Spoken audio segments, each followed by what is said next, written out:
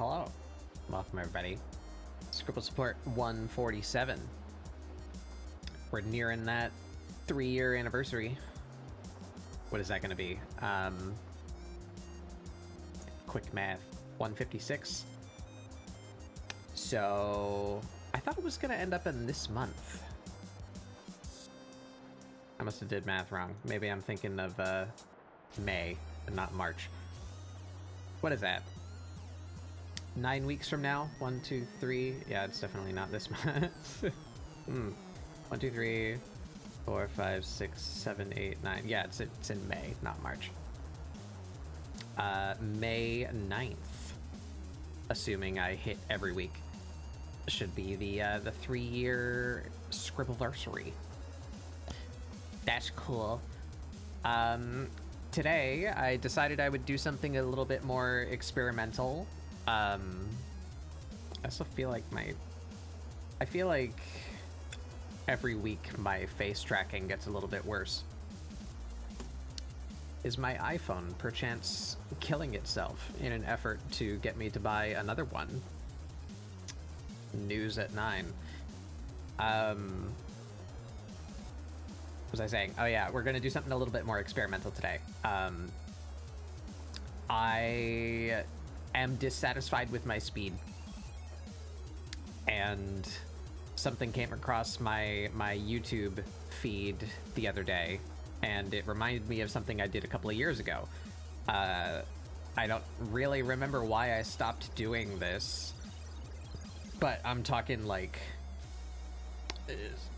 sometime within the first 10 Scribble supports I was doing this, and I just stopped for some reason. I think it was because of the brush I was using. I was getting frustrated with it, and then I probably meant to make a change to that brush and then just forgot for 3 years, as one does.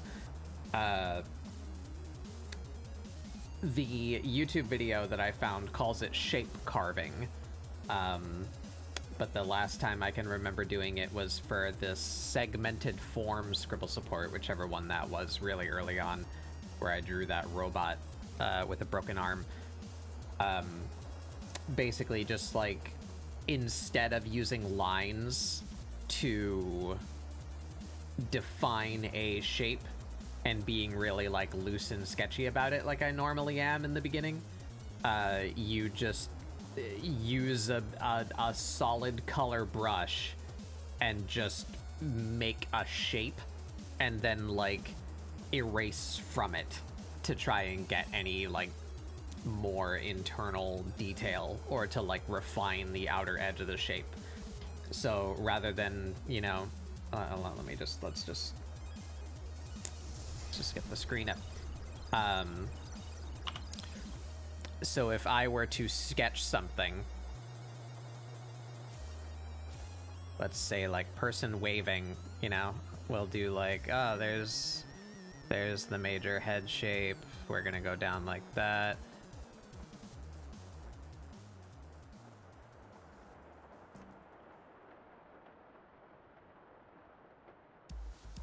You know, I'm sketching. I'm using lines.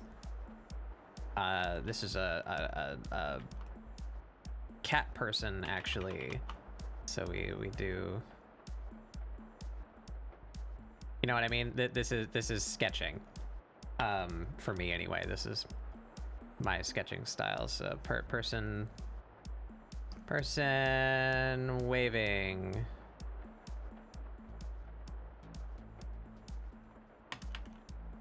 You know, something like this. This is how I would sketch a figure. Hello. Whereas shape carving, if I can find the brushes that I was using, this one. Whoops. It could be like, well, here's something that I might do today, like a draft for Journey, the video game, will say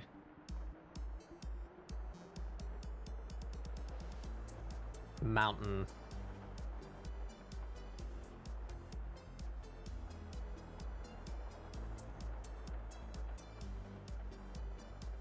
Now, I don't really like this brush in particular because it's got a lot of texture in it, and I want to just focus on the shape of the thing. But, like, there's the mountain from Hit Video Game Journey, right?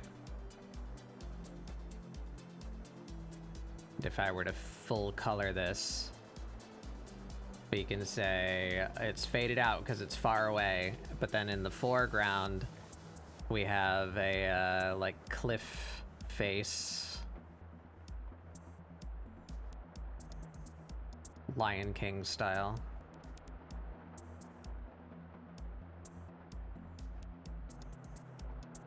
And then back here, I don't know. We can go up in value.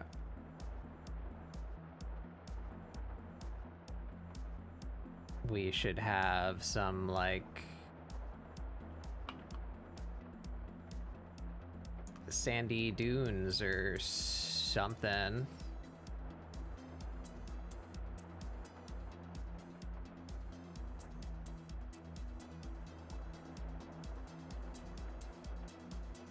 And then, like, a cloud layer.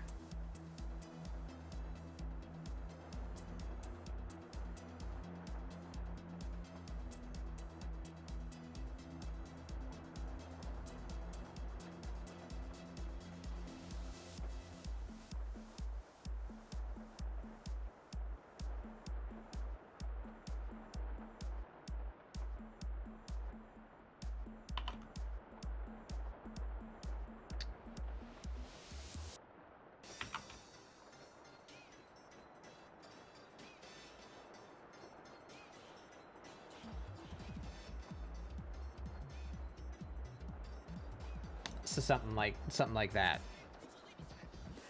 And then if I wanted to get some detail in, like, say we're gonna have our little traveler.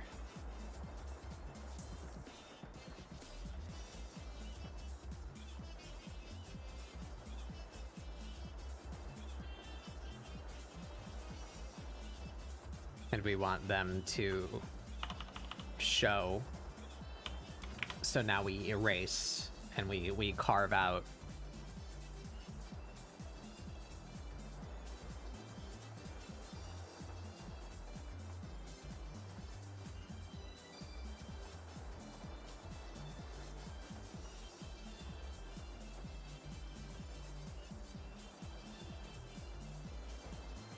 so they have, like, they're casting a big shadow from the light of the mountain.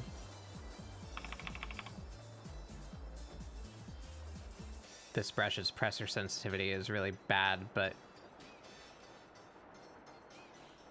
you can get the idea, hopefully, that, like, if this is the top surface of the rock, and that's why it's a different value.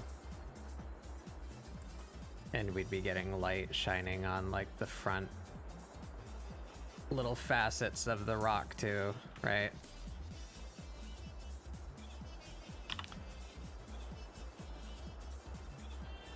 So then, like, that's our thumbnail right there.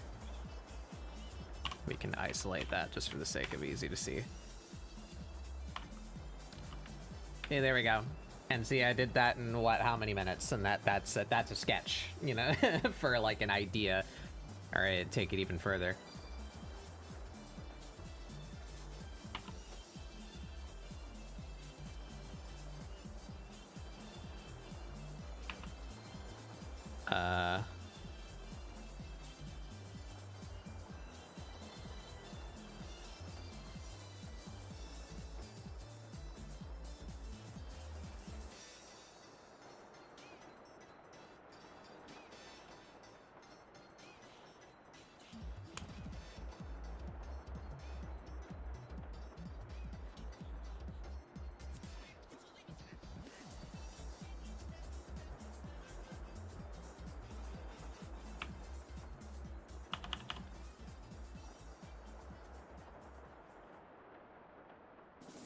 Yeah, see.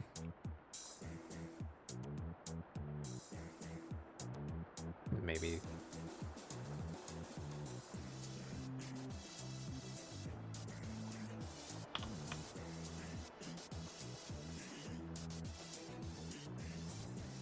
Journey.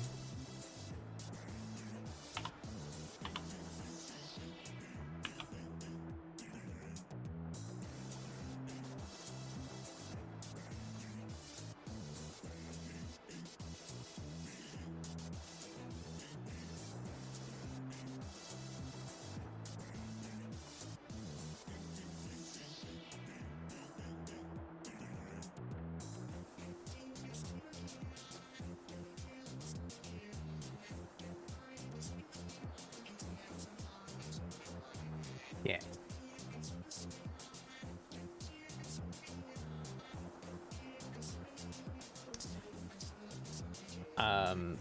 So yeah, I used to do this and then I stopped for some reason. I can't remember why. So we're gonna fuck around with that a little bit.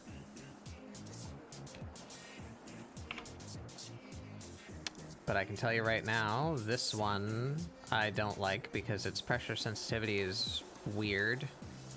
I'm pressing lightly right now and it's basically not doing anything. But yeah, so I have isolated a few paintbrushes that have individual properties that I like about them. And I think we're gonna mess around with them for a bit and see if I can make a custom brush that does more what I want it to.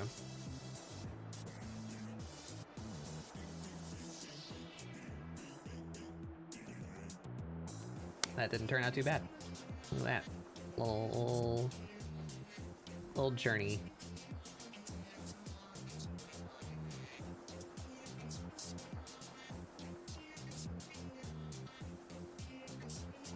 Maybe we even...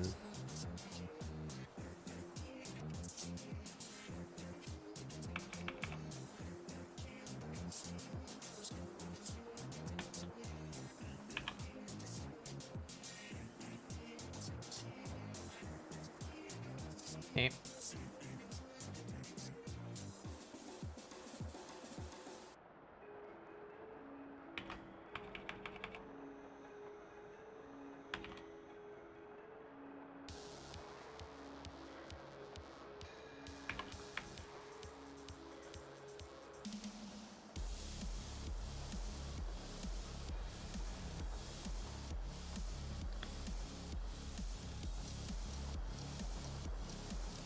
But something good that this brush does do is it has a really irregular shape.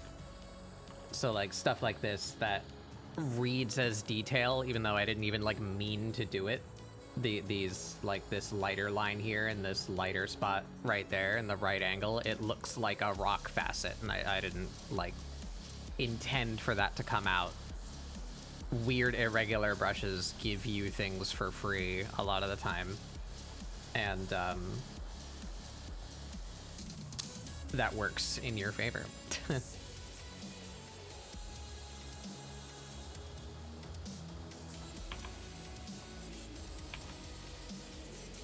Shit, I don't remember what value I used for the mountain.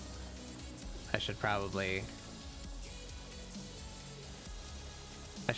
have some set grayscale values to be using.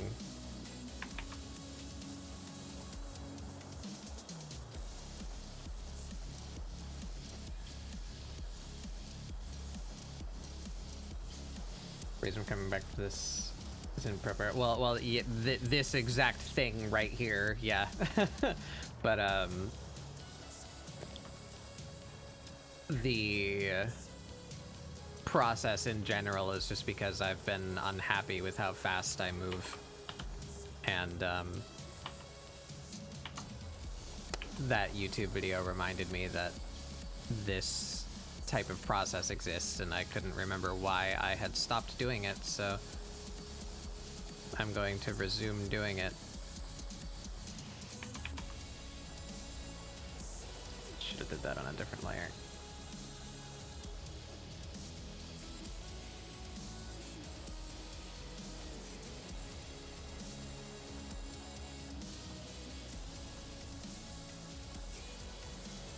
Yeah. So that's what we're doing today. Figure out a drafting brush and do some drafts. So I should save this somewhere though.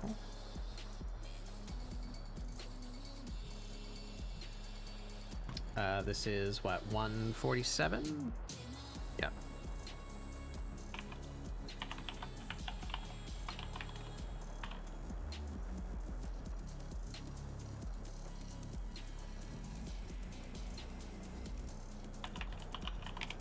There we are.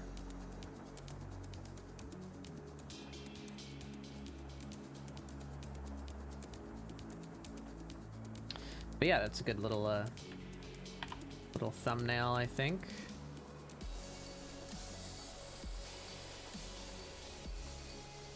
There we are.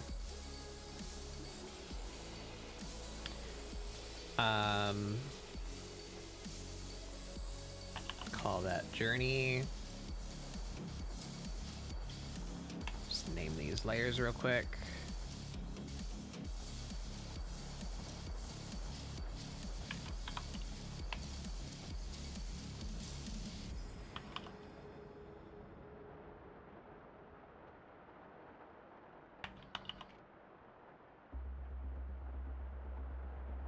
There you go. A little journey thumbnail.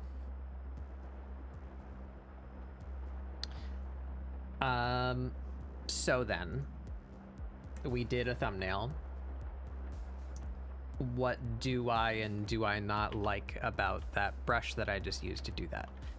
This one's pressure sensitivity blows. It's got an interesting shape to it, but I don't think I like how vertical it is.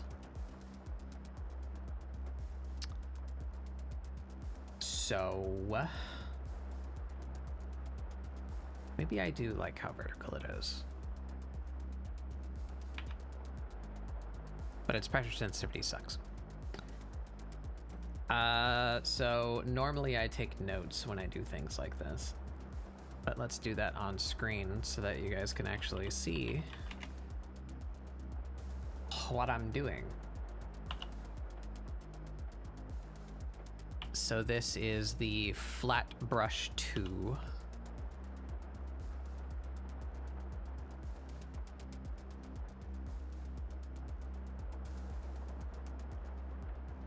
My position's all goofed. There.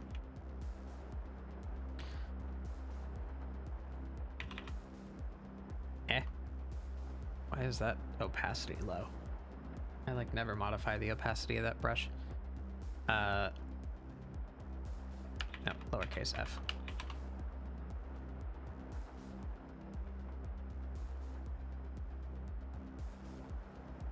Flat brush 2.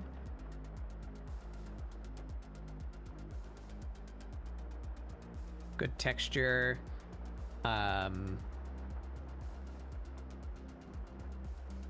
Bad sensitivity.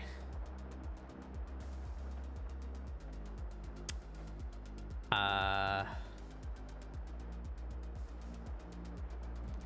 gonna say bad density too, because I think I should be using color value, not opacity.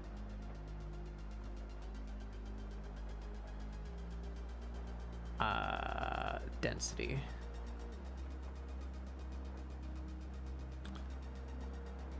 Good flow. Flow is what I'm referring to, just its ability to go across the screen.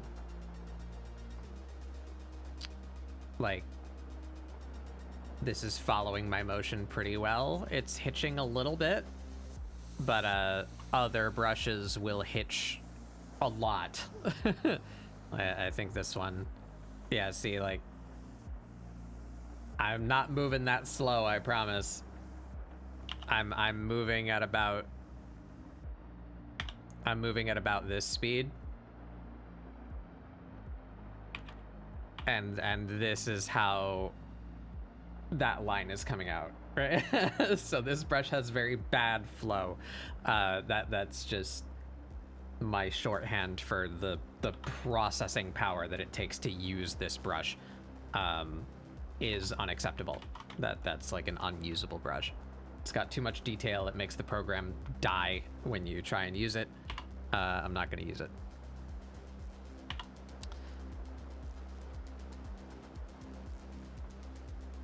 The way to get around that, though, would be to just use like a flat round brush with no texture or shape. But then you don't get the benefits of having the texture and the shape, you know? So it's about finding how much texture and shape I'm allowed to have while the brush maintains usability.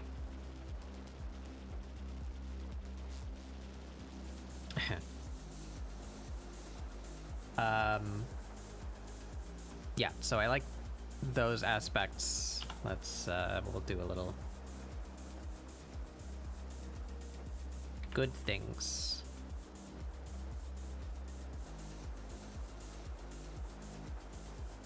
That's too hard to see.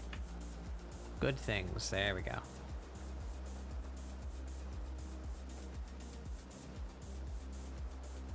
All right. I guess just for the sake of the exercise, why don't we just do another journey piece? And why don't we have a consistent size thumbnail? How can I make that happen?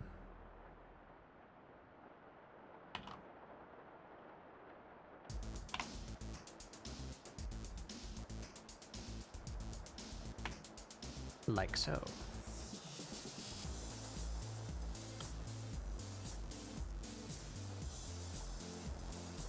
Can I fit 4 of these?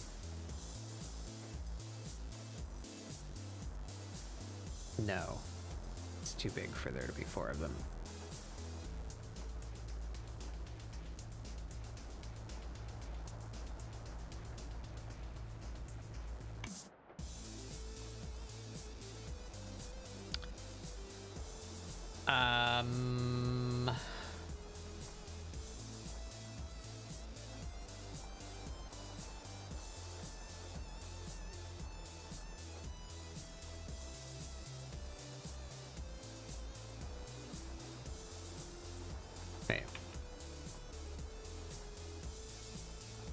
Don't need to do that.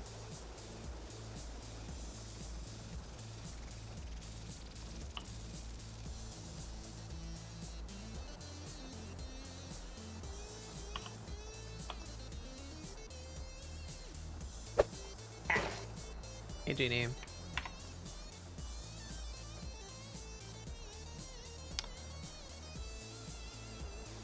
Let's do this scientifically. Bop. Boop.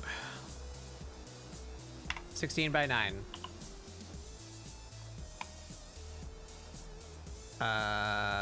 Change it so that the height is under 1,000. What's a good round number? Let's just say 900.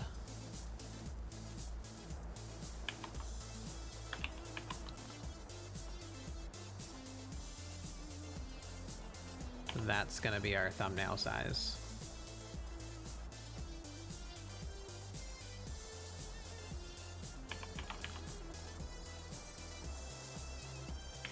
And then we just separate them enough like that, and then we can select these 4 things, and we slam them to the left edge, and we distribute them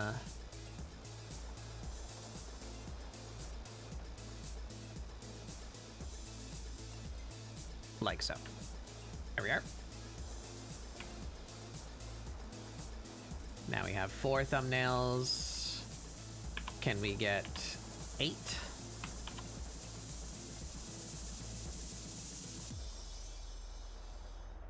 We sure can. And we have a bit of room over here to scribble notes.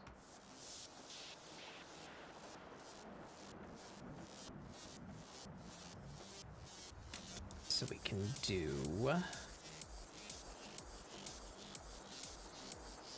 that.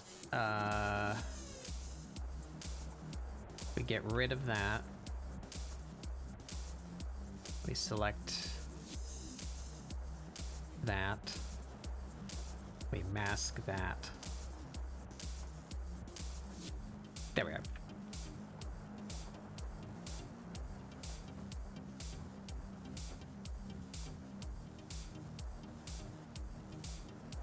All right. There's thumbnail number 1. And why don't we even do this?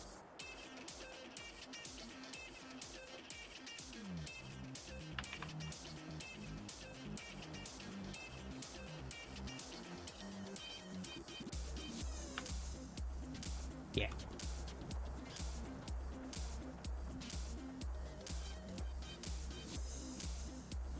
Can I have you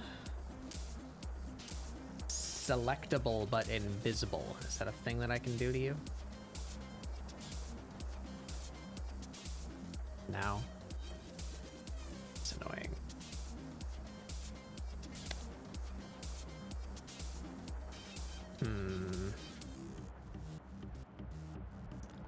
I guess I could just put you under. Yeah, that'll do.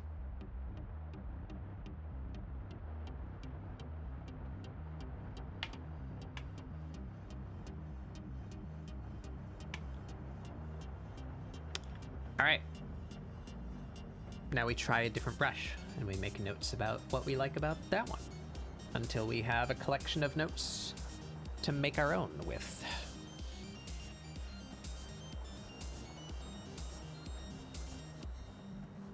Actually, I want you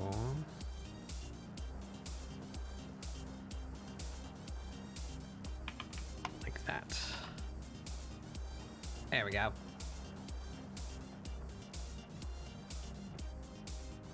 Alrighty.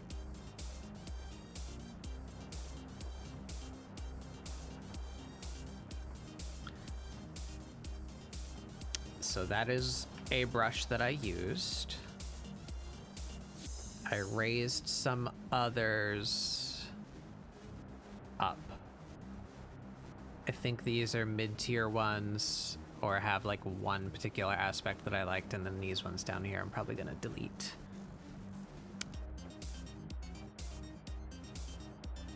Here's a little tip, by the way, for those of you with complaints about organization. Like, you find it hard to find the brushes that you actually use, and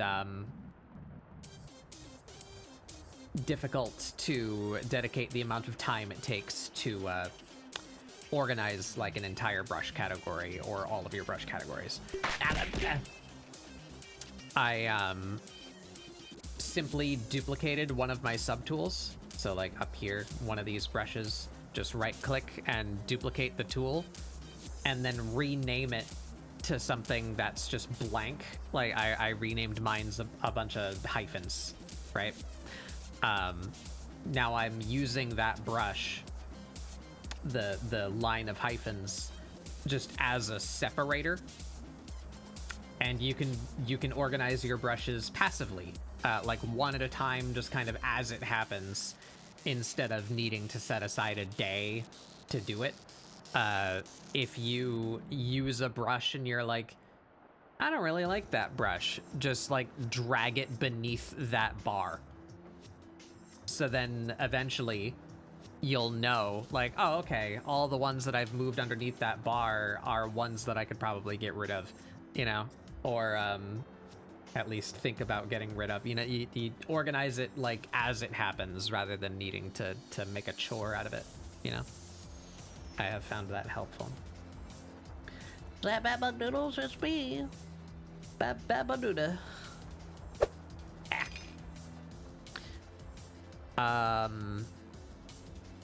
Yeah, so which brush are we using now?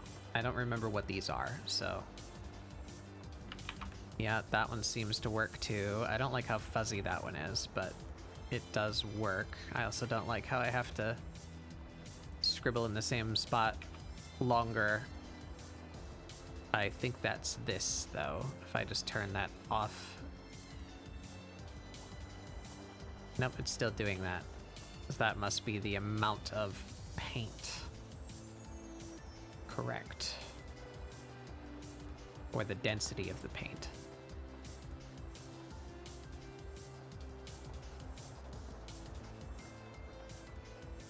Yeah, there it is. I want it to be flat color. Wow. Blow up. Ugh. Thank you for the prime. Scribbling, yeah, we're drafting today, or while I'm doing a bunch of little thumbnails to...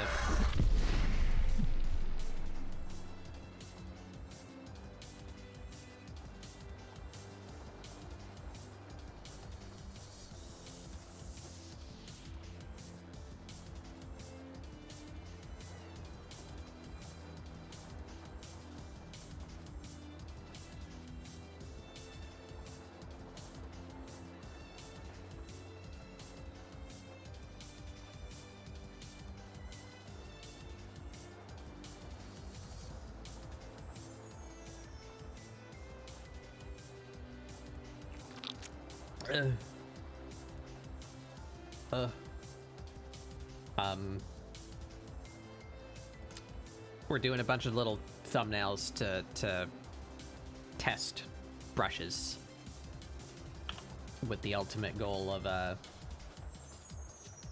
amalgamating a bunch of them so that I can make my own brush.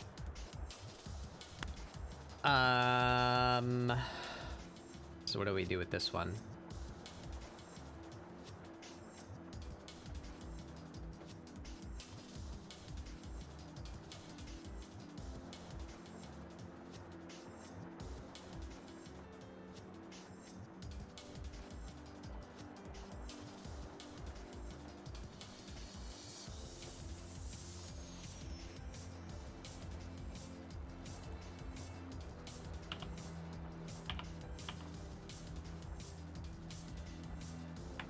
Right there.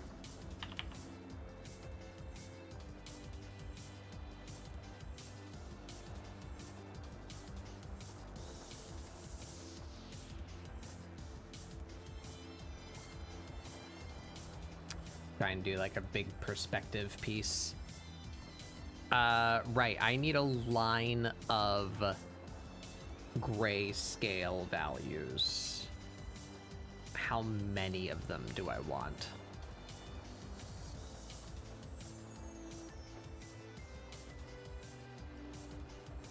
Maybe like 6? But let's figure that out.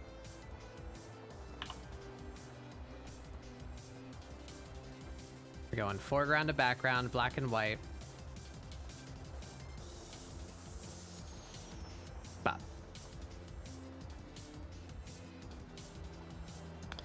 That's about every value between black and white, right? So now if we do a posterization filter on that, look at that. Oh. I want 6 values. That does not seem to be working. 1, 2, 3, 4, 5. Oh no, that is 6. Okay.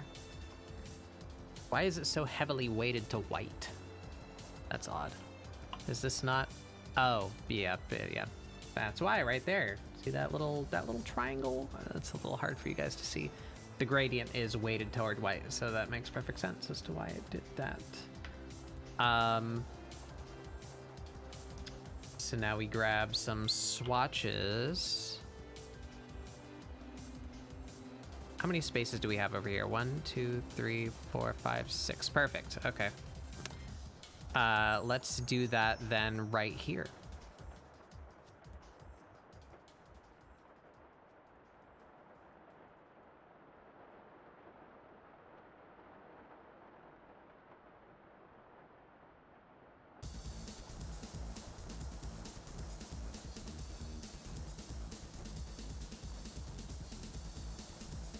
There we go.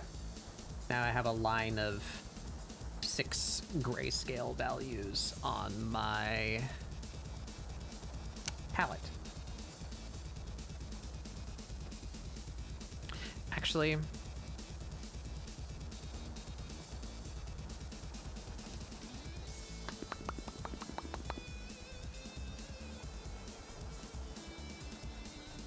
yeah, well, we'll just mess with that for now. I don't like this organizational scheme, but it will work for now.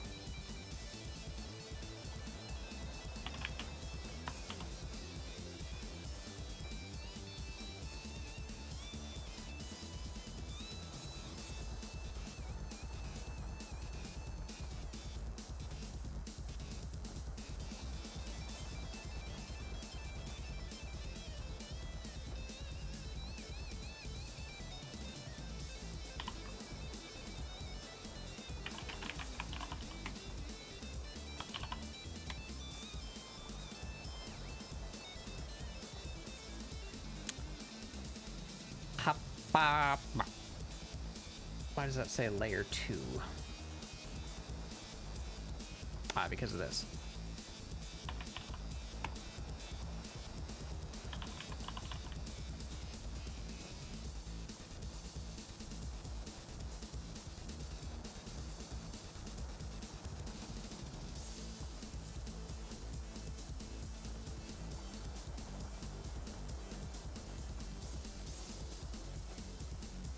Clean up this document since I don't need most of this that comes with my template.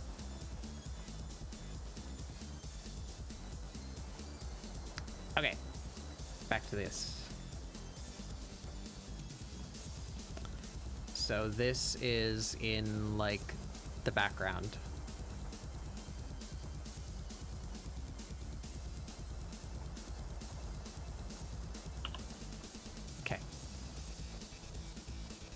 Now we're gonna have close to the foreground.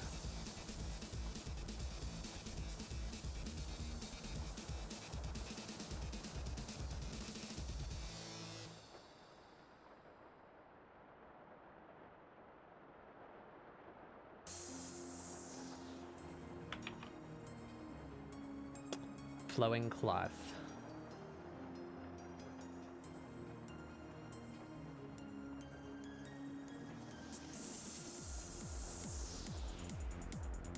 Something like that.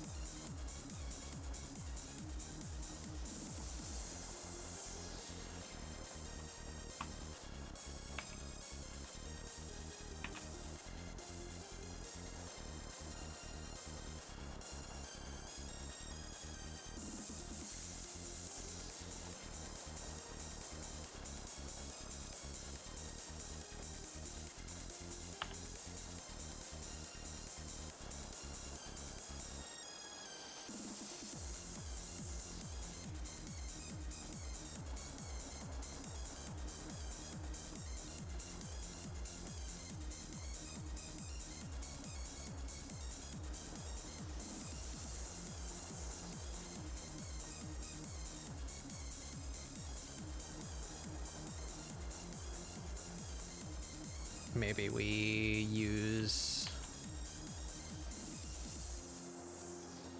an extra brush just for the sake of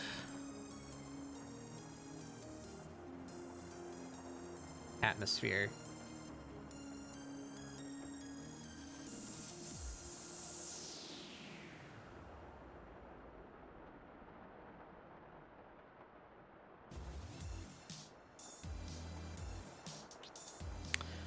rough paint's kind of working for me, though.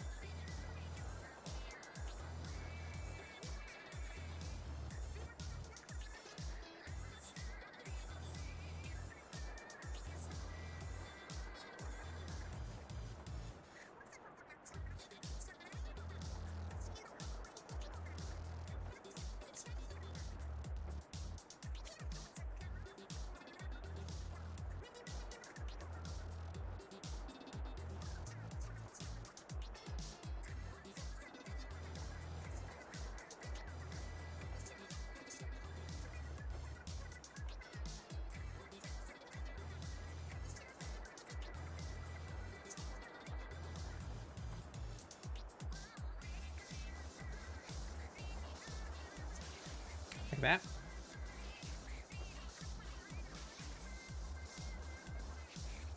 And then if we lock the transparency and we can go like one value up from that. Is that this value? Yeah. We can show a little bit of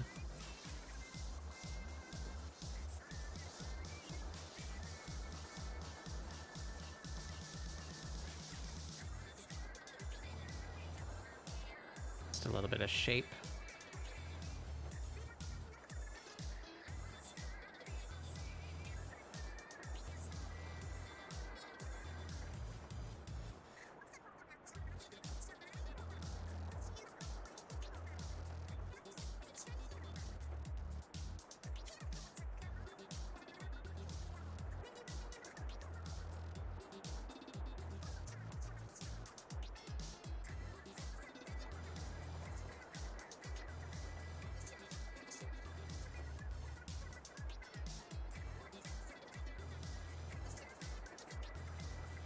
And maybe even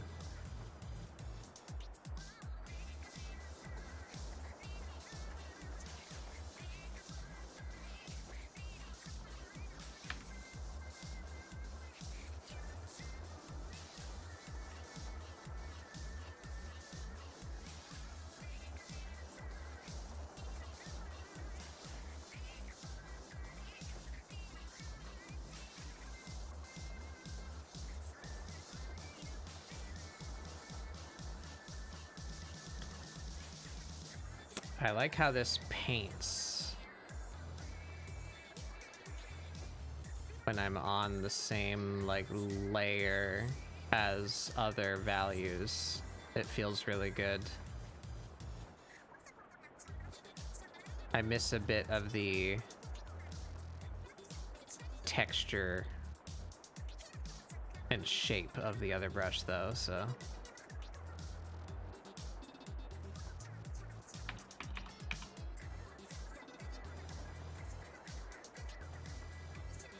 But see like how I'm doing that right there. If I start on a lighter value and drag upward, the color comes with it.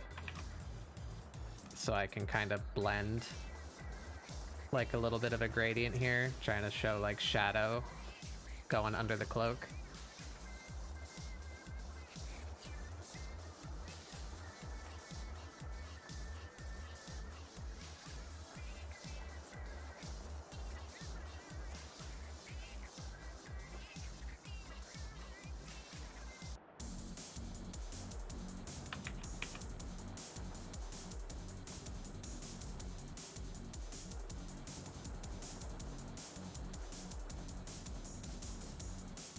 Yeah. Got a really janky shaped mountain, but it works mostly.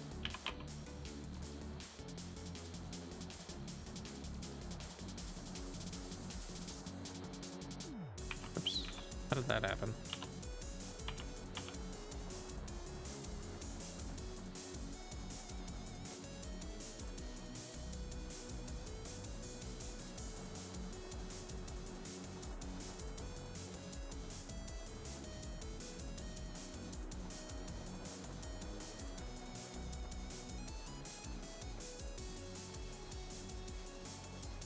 And then likewise here, we can lock the transparency, and then we go back to our brush, and we hit a lighter value, and we can just like...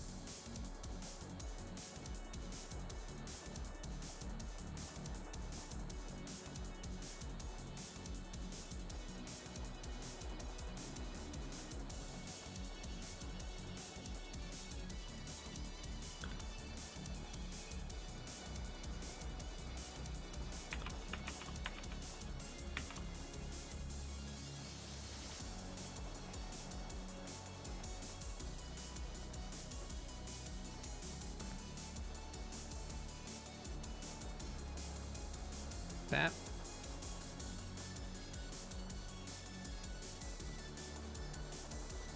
That's a cool one. All right, so what do we like about that? And this was rough paint. Let's put that in here.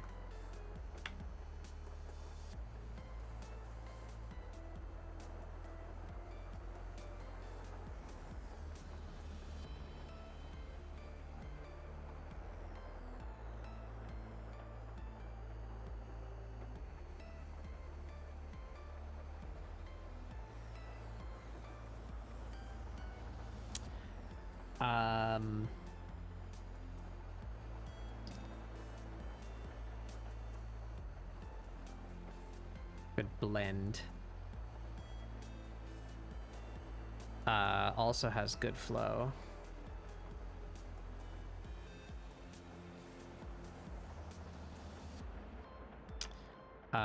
Good density.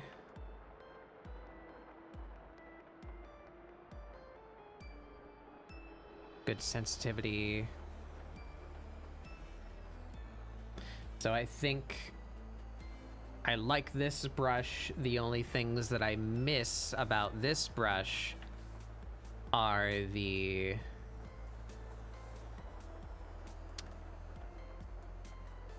texture and shape.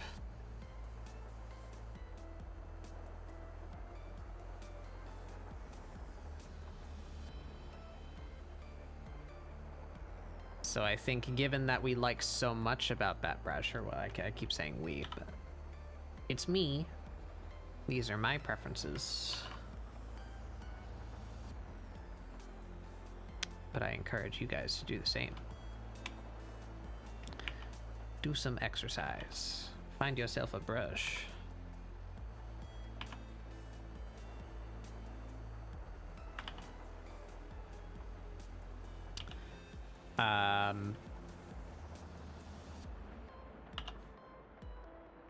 Underline that one because I might start there. Oh, welcome in, Wolfie.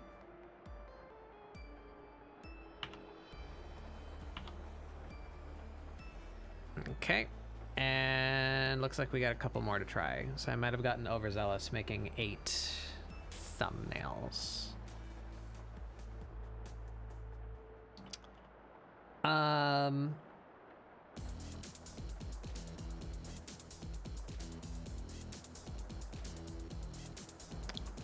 Another one.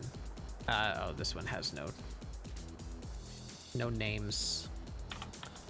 Name those layers real quick.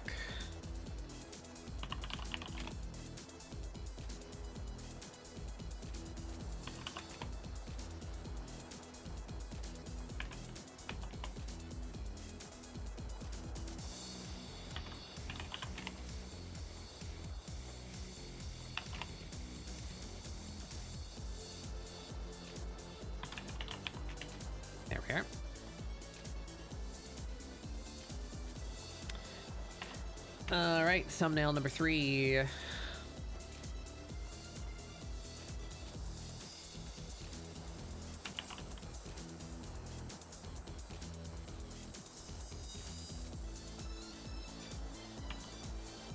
This is going to be the wet brush.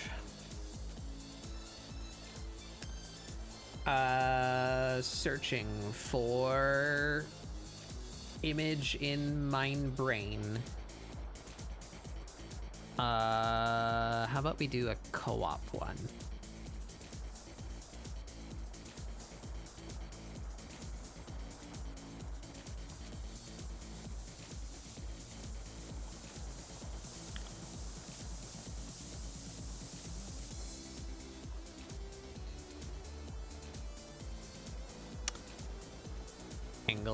Angles and such.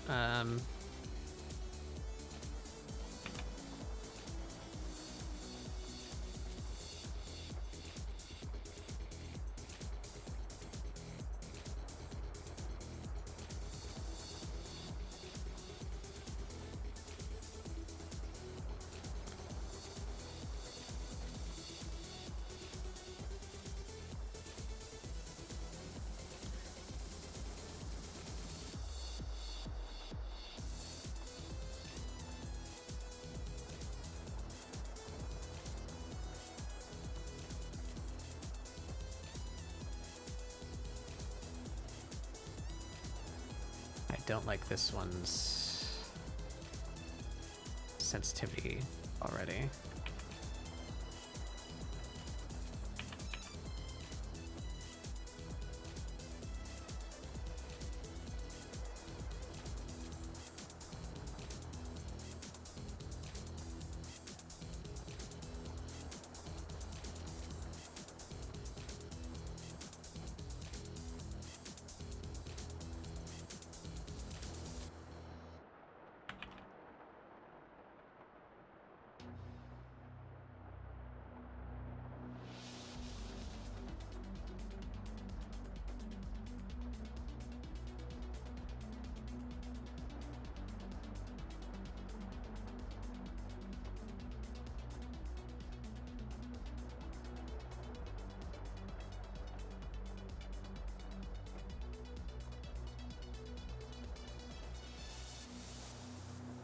I don't remember what their masks look like.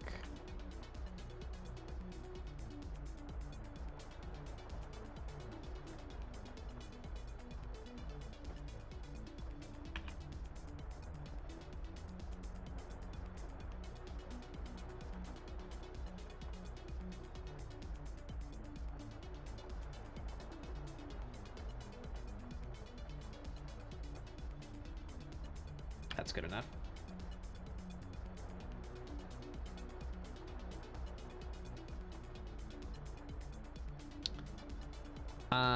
And then we'll do another one.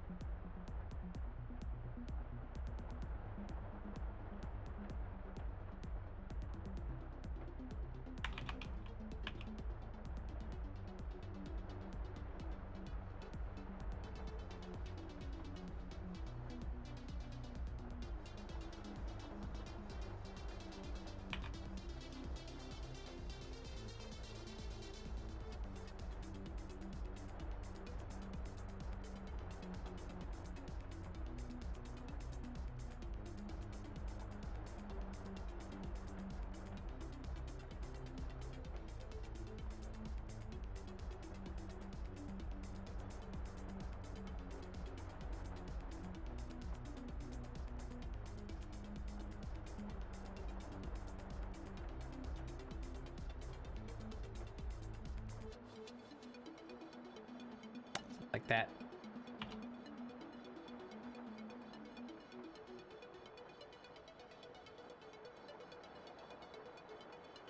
But this thing is the wrong values, but I should be able to just change that.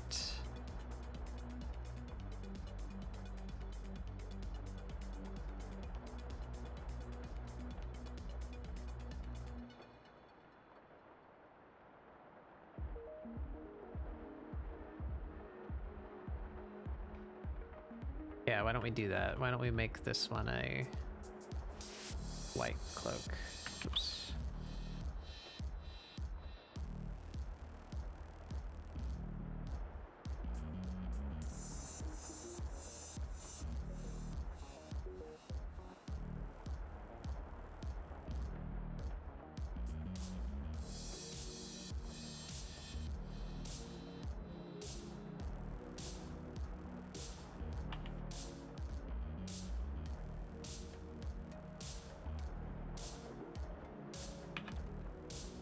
Ooh, bad.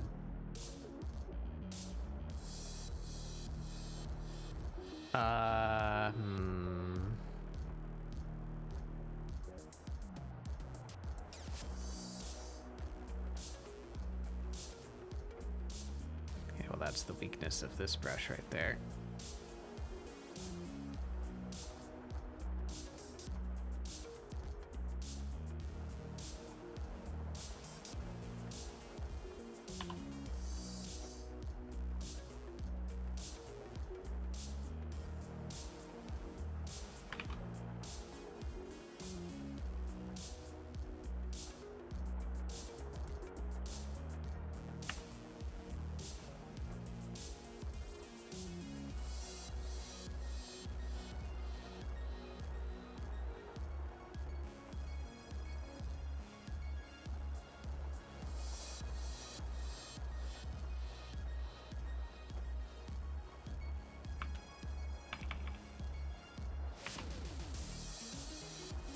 It's so not doing what I wanted to do.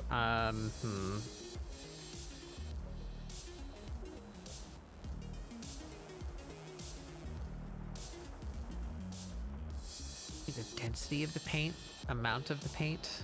Ooh, yeah. That's why you're being gross. Minimum, yeah.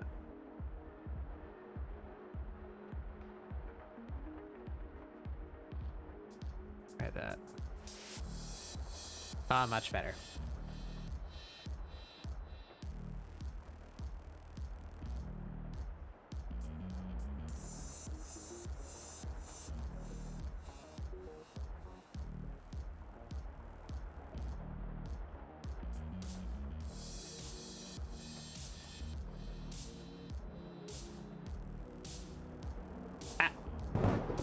Silky Moth, welcome in.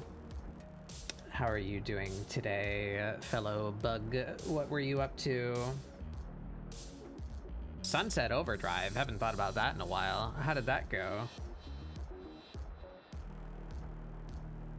Give Lamp, there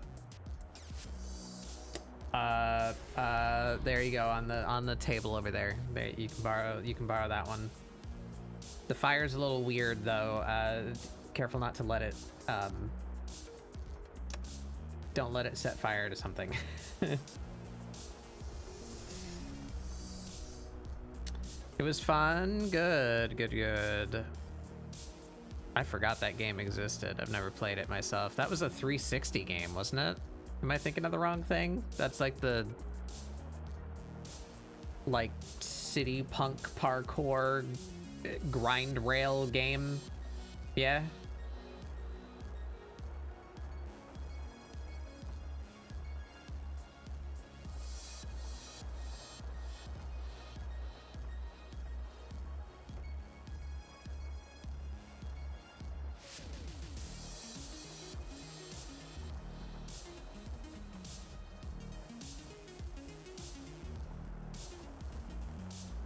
It's also on PC.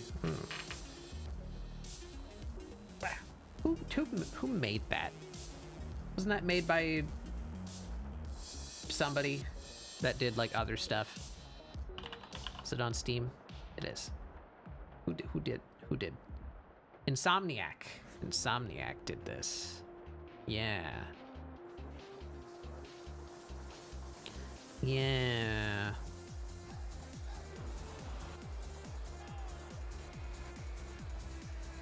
Maybe I'll try it at some point. Anywho, we're doing doodles today. We're just doing some thumbnails about Journey, one of my favorite games. It's on my bingo sheet. Bingo sheet. Right there. I've been dissatisfied with my speed lately, so we're trying a, not new technique, but something I've not done for a very long time, and I can't remember why I stopped. So, we're trying it again. Because a recent YouTube video popped up that kind of reminded me that this technique exists. I was like, why did I stop doing that? The YouTube video calls it shape carving. I'm not sure what I would call it, but just the idea of rather than sketching lines, just like throwing down little blocky shapes and then like cutting into it with different values and like erasing and whatnot to as a form of speedily producing something. And I think we're doing good because we're an hour in and I have more than one thing. But yeah, go ahead and raid and run. I don't mind at all. Go do your stuff. Thank you for coming by. I hope you have a good rest of your day. And for those of you that do want to hang out, I'm Batbug. Hello, this is ScribbleSupport, my weekly art show where we doodle, try and get you guys to doodle along. Today we're testing some brushes for the purpose of doing this technique. So I want to start doing this technique again. So we're distilling brush properties that we want to use for this purpose. So hopefully by the end of the day, I'll have my own like custom drafting brush that does everything that I want it to do. And then I can put that on the Clip Studio Marketplace for you guys. Yeah. Anywho.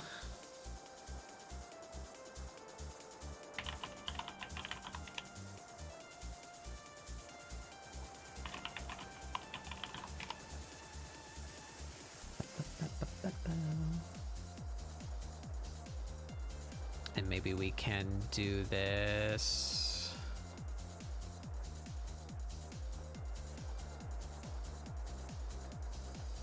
I will aim to depict a specific scene toward the end.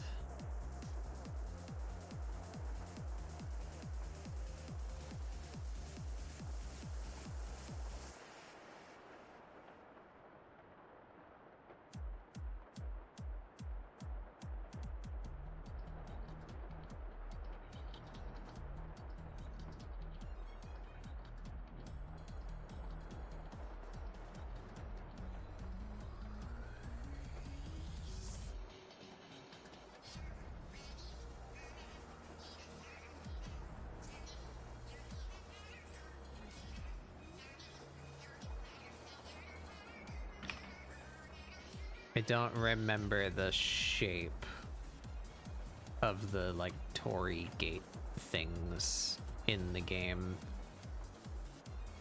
so we'll just do some generic.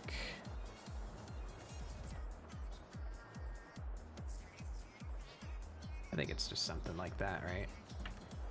Is there like a sub level maybe?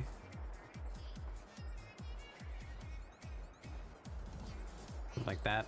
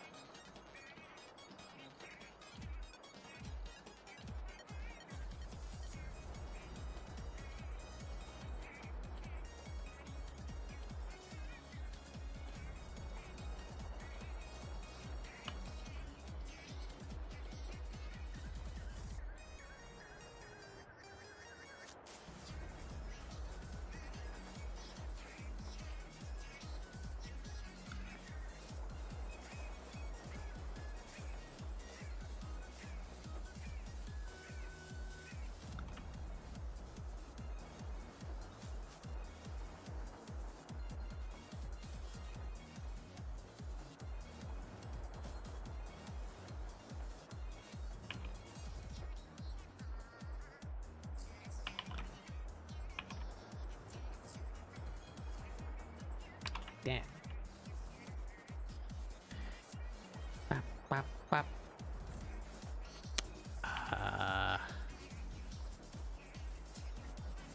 We're gonna need a separator of some kind because that's the same color as that traveler.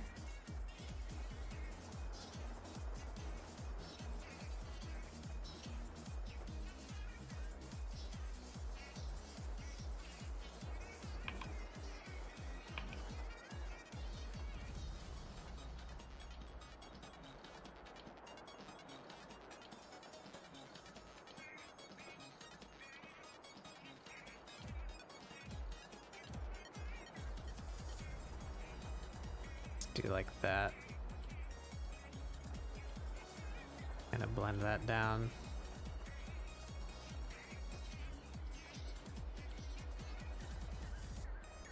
Hey, Han.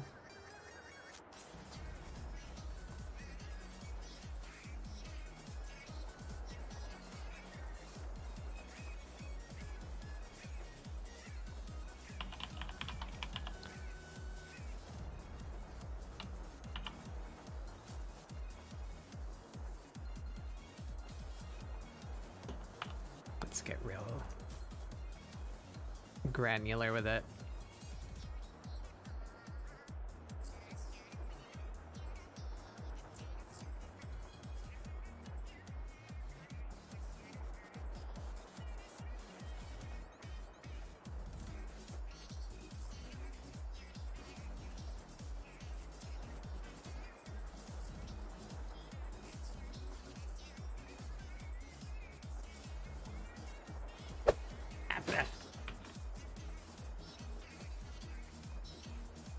Hey, Stroma.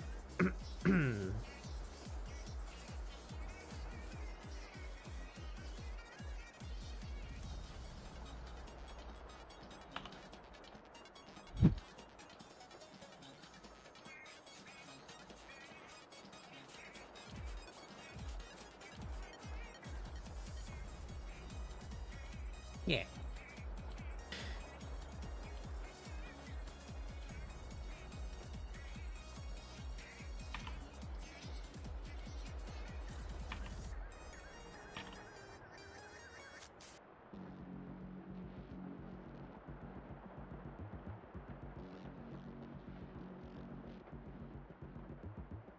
And just ever so slightly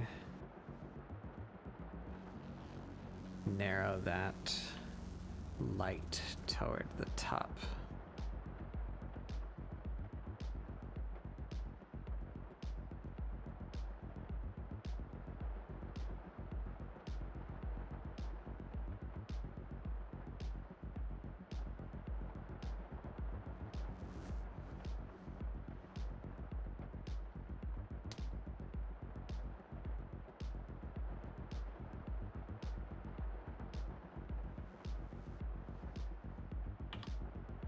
Pick you back out.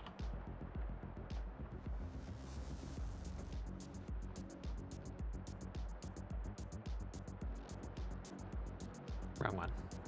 There.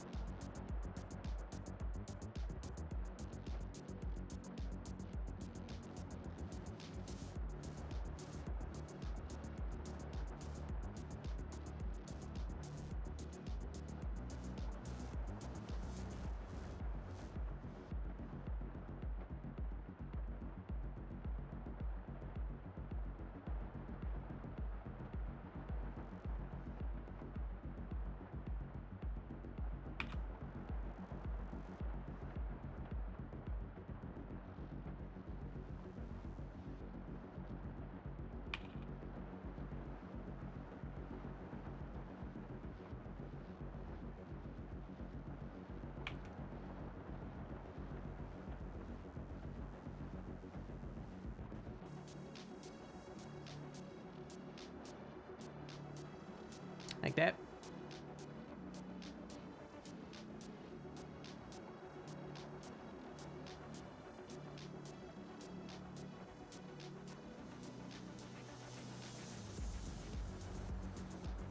extra good.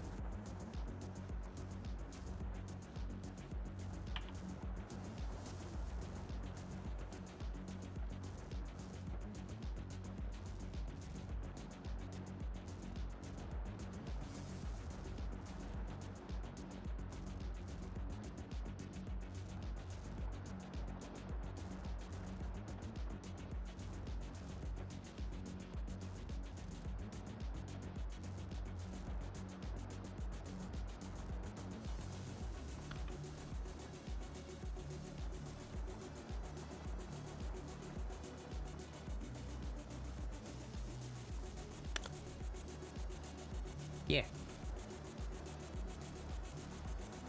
Just name it.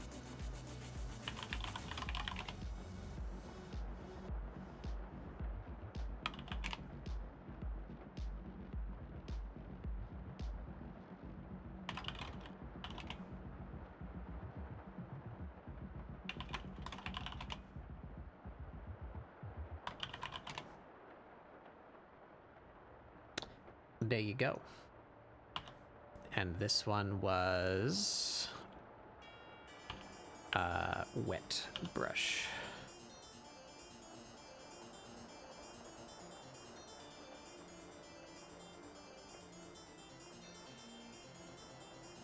Oh, I made my brush bigger by accident at some point.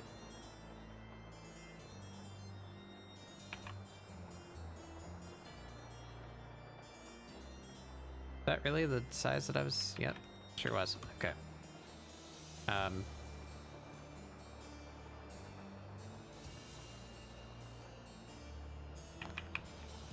Is it all lowercase?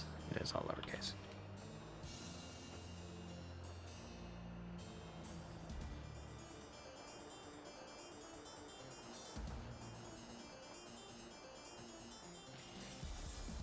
All right.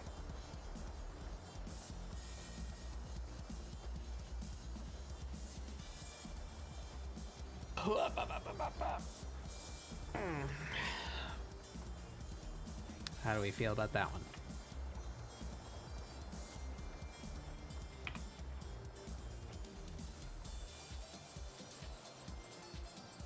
Wet brush has good blending, bad sensitivity, bad shape.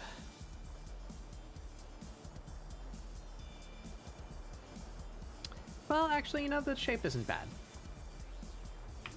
Bad texture, though.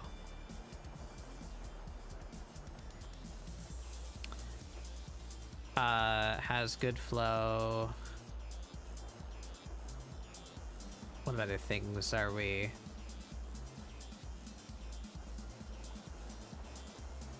No, actually, I fixed the sensitivity, so we're not going to count that against it. But what do I want? Do I want to be able to control its size with sensitivity? No, I want to control the blending with sensitivity, and it does do that good.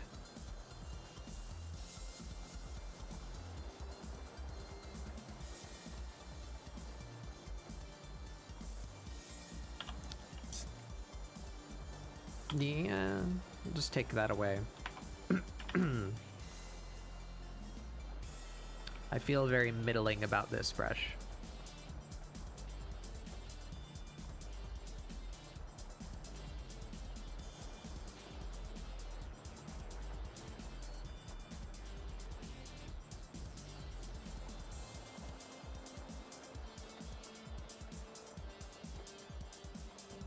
So that's about it, I suppose. That's all I'm going to say about that one.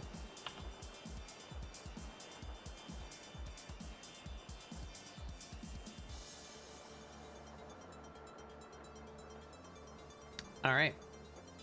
Next, I think, yeah, we have the last brush. I'm just going to fuck around with these other ones real quick.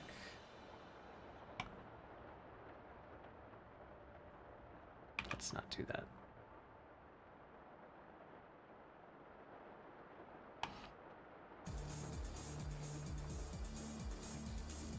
I want to see if any of these deserve to be raised up.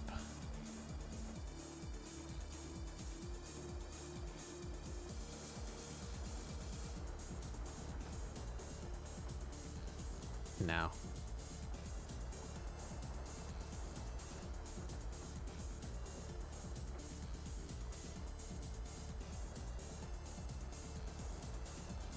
No.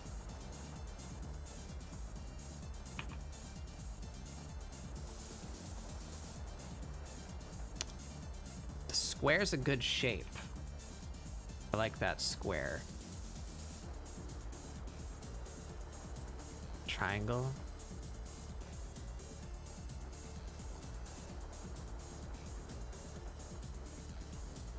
Triangle's not bad either. I don't like the brush properties of this brush, but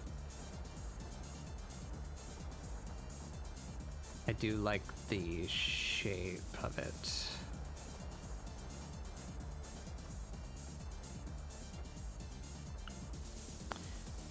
This one's a nice paintbrush that has a good, like, bristly texture, so that might be nice to use for when I want to actually start painting, but not for what I'm doing right now.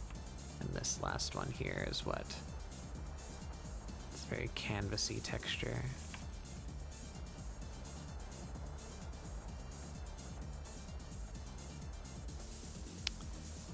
I like that blending property that it has, but I don't know if that... I think this is also a, like, paintbrush, not what I want to use as a drafter.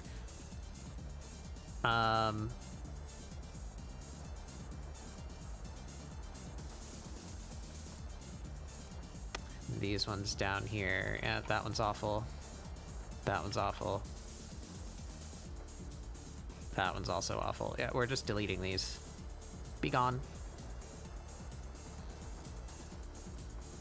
So I will move these down because they deserve their own category for when I start actually trying to paint things proper. Okay, so we like the square and we like the triangle.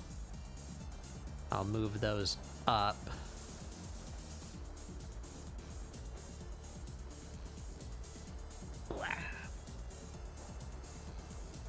Okay. And I'll just note those now, because I'm not going to actually draft with those brushes. They are called MT, Square, and Triangle.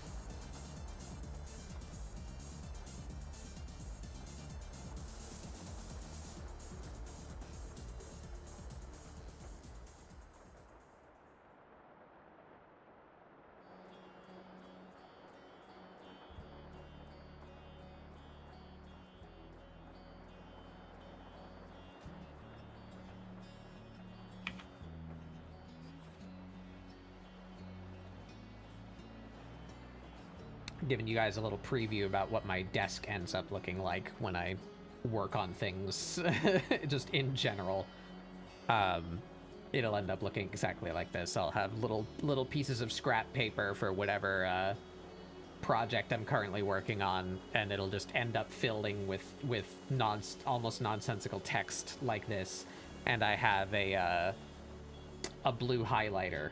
So I'll write things and then I'll put like dots and lines for emphasis with the highlighter, like where I find things that I like or things that I need to pay attention to. I'll do a little dot or a line to make it stand out to me.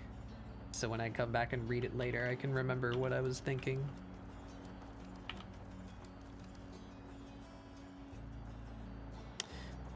All right. So we have one more to do, correct? Yes, I've not used this Japanese brush yet. So one more.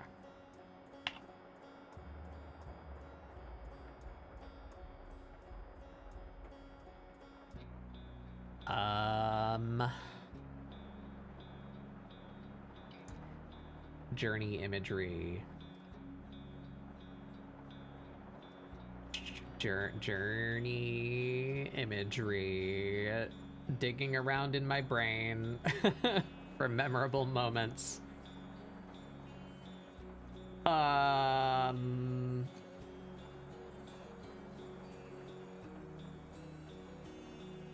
I got one.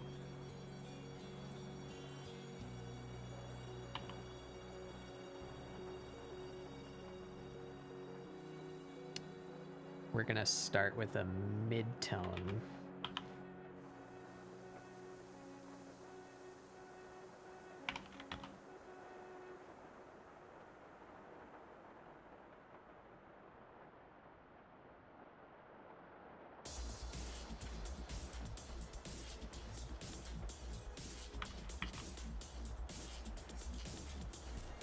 Okay, this one has a density problem, but it's also good for paint.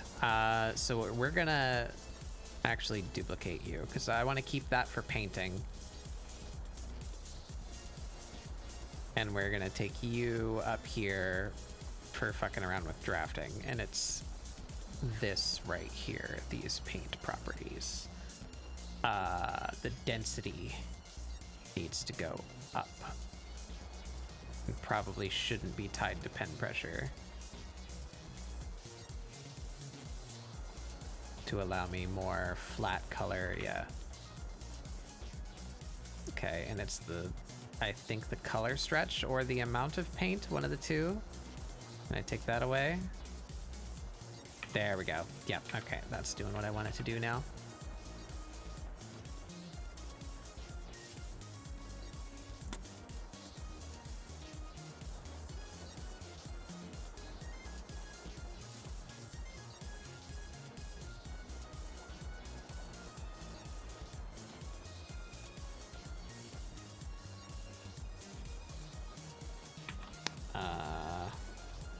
Hey, Meta. Blood Bond. Has anyone gotten the key yet? I don't think we have. Do I still have? That's some kind of... Ah, there it is. Did you catch that? Ugh. I think this is my test button that just includes, like, all of my custom items. Ah, that shouldn't be in there anymore. No, that's a default item. That shouldn't be in there either. Order, yeah, no. Alright, that button is, not doing what I wanted to do. We got one key in there. Oh.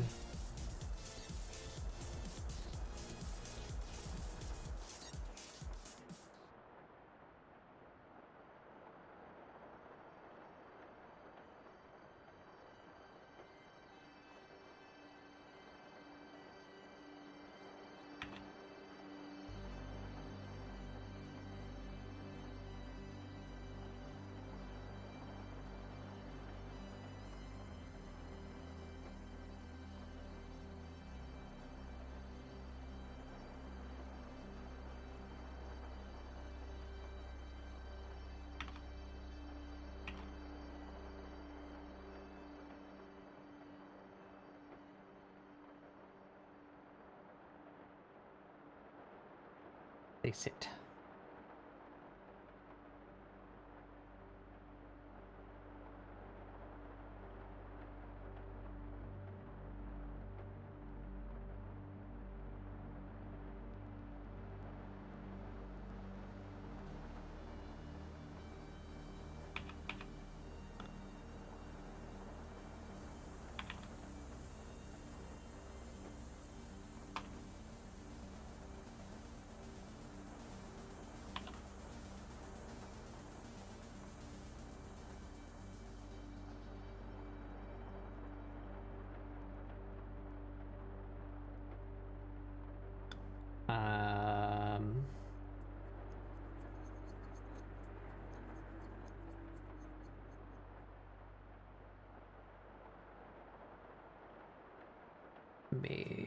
maybe we make them lighter. Oh, I drew them on the mid-tone layer.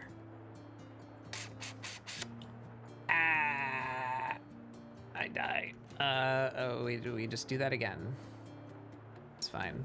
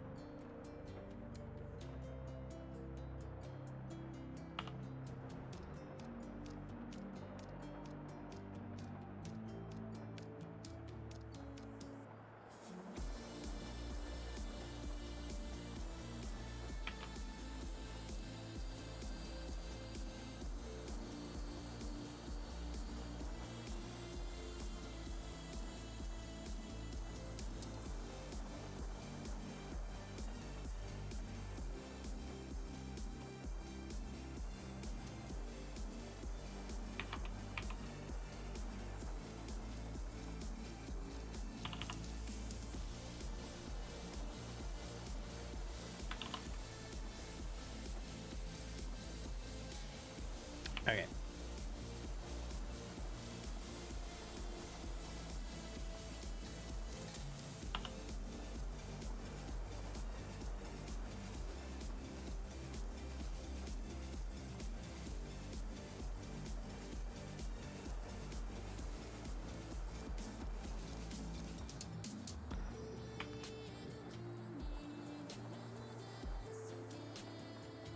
Yes, Gav.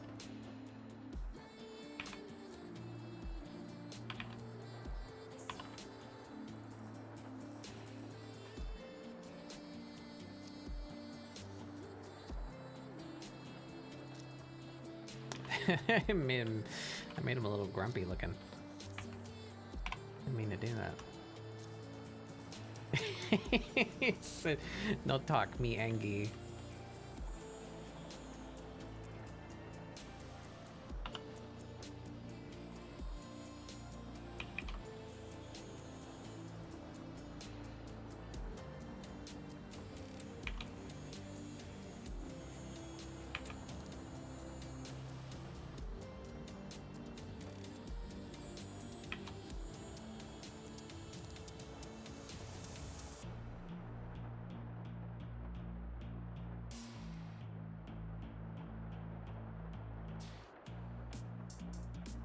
There we go.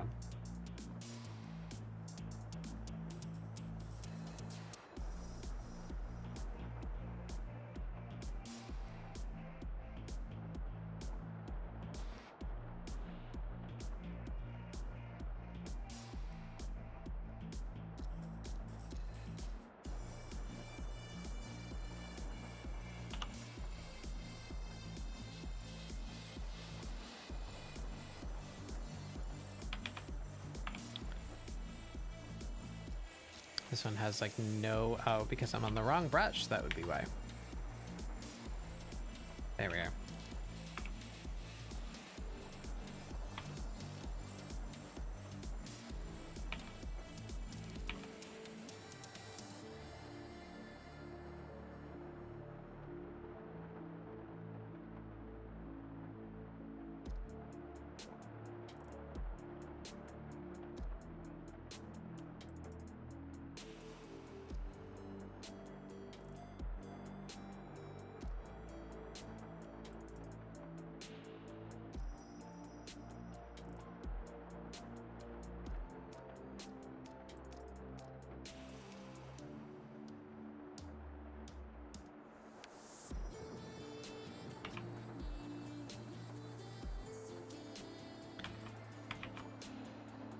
Yes, it has bad blending.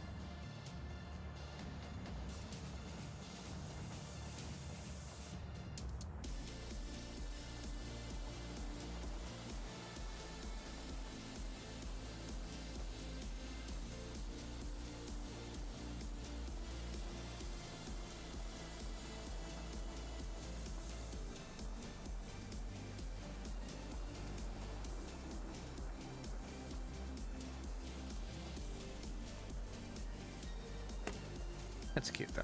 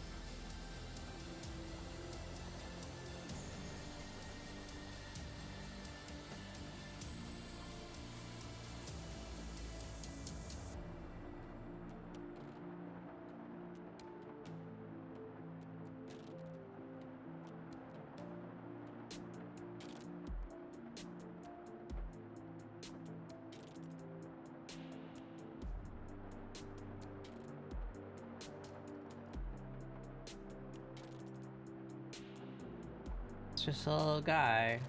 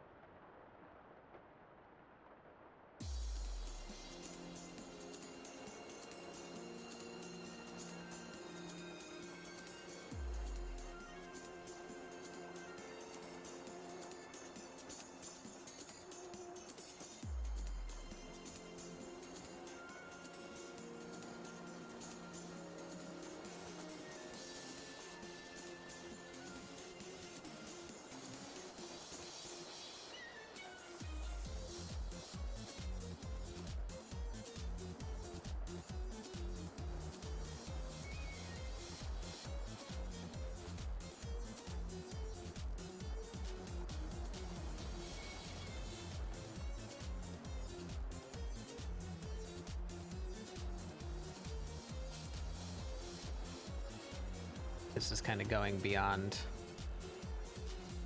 the project, but just want to be artsy with it.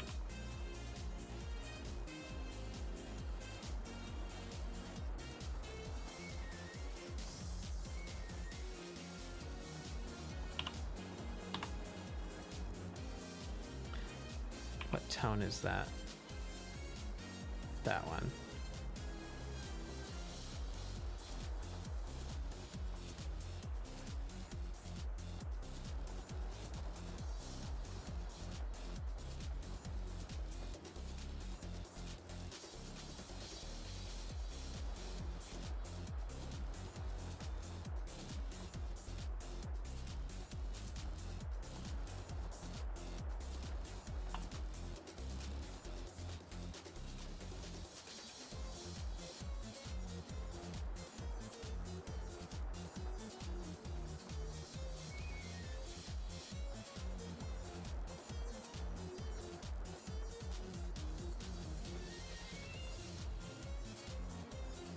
Hmm.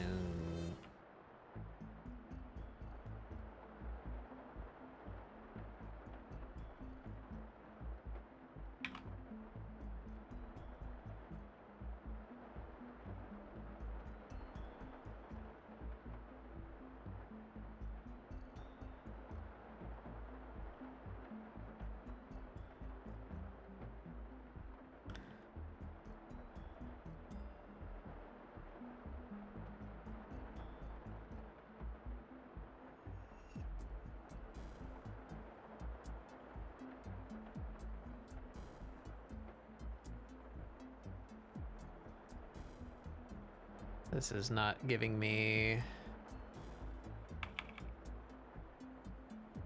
what I was after.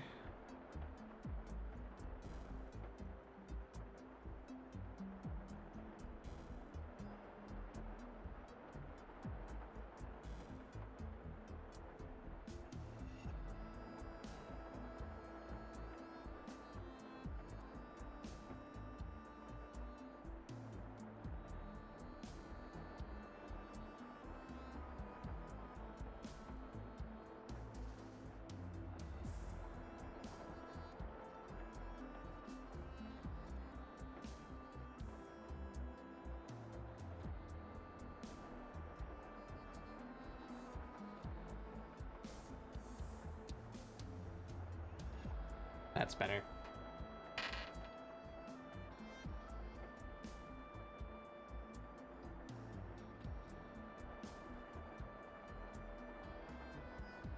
All right.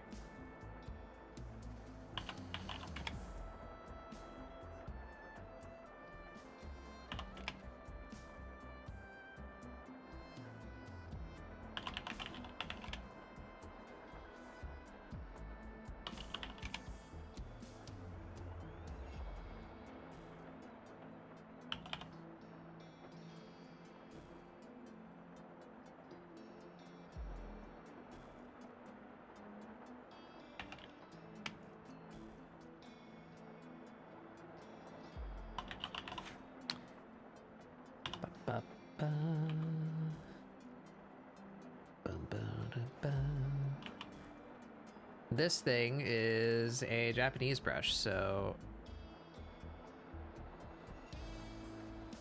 how can I...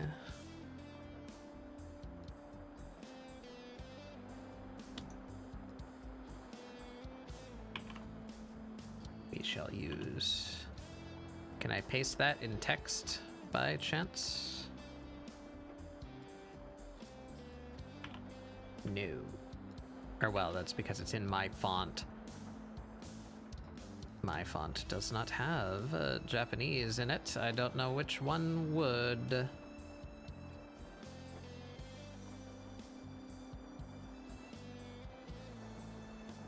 Oh, that it works in the layer name though, so that works. We'll just hide that. And now I can copy that.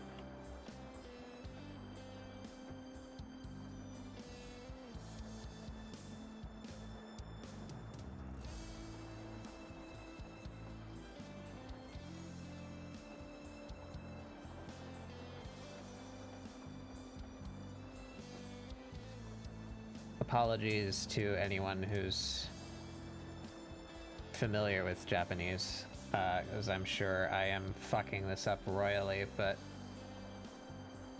this is just for the purposes of remembering which brush I did this with, and not actual fluency.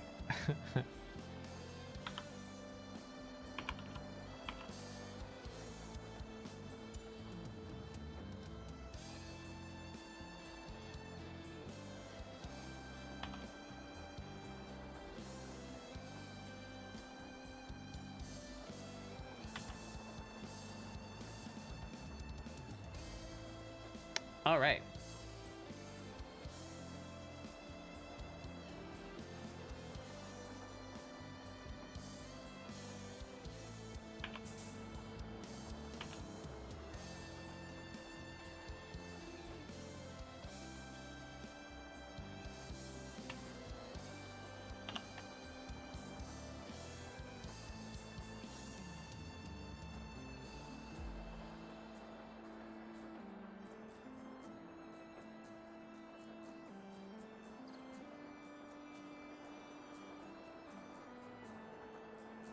I really don't need to be doing what I'm doing right now. Why am I doing this?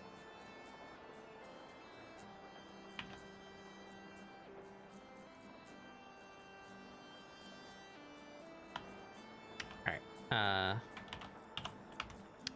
What do I like about that one?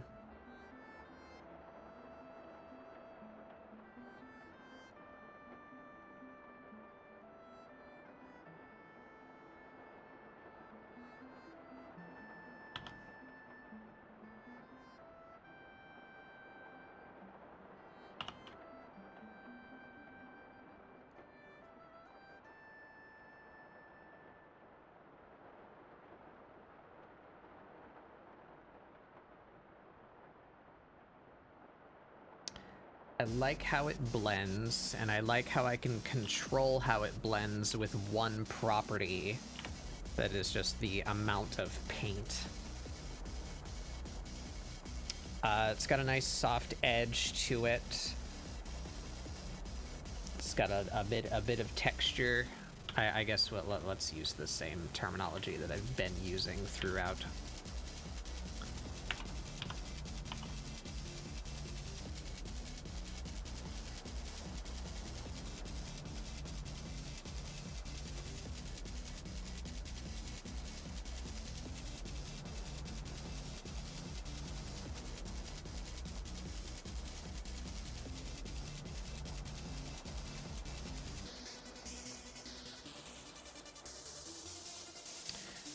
So, and that, yeah, I'll just say good.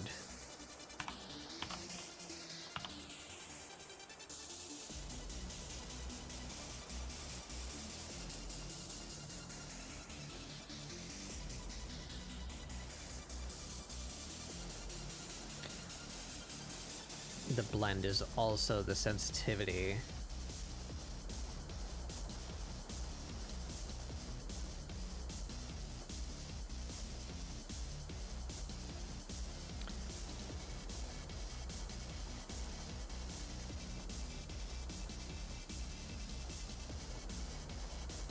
And the density.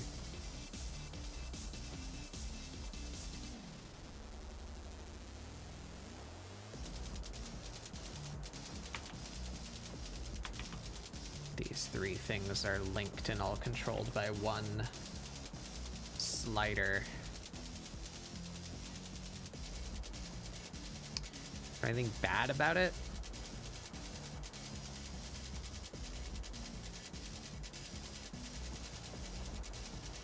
Oh wait, no, the sensitivity isn't controlled by that. Or that is not controlled by the sensitivity, so it actually has bad sensitivity.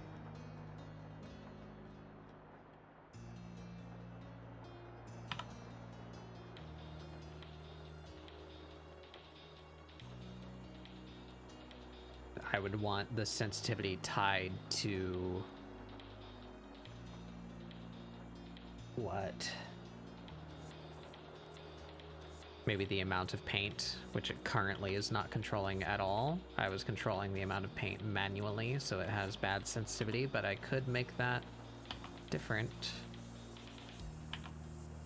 But yeah, we're just recording the goods and the bads so that we can compile a list of things that we want to do to our brush. Our job here is not to fix each one of these brushes. It is to deduce a set of parameters to make our own brush with.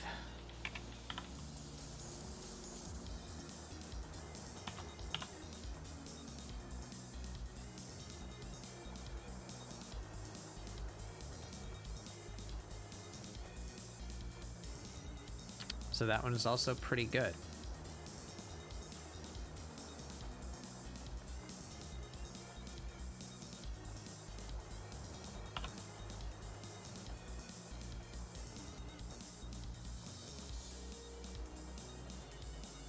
I'm kind of in the middle about the shape there. What is this thing's shape anyway? It's just round. Yeah, it's a bad shape.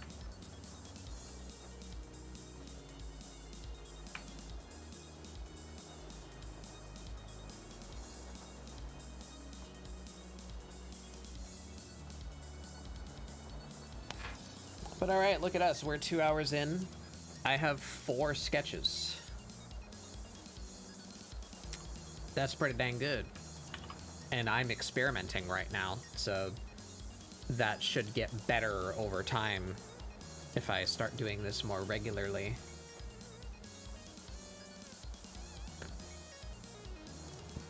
A worthy endeavor to pursue, I do believe.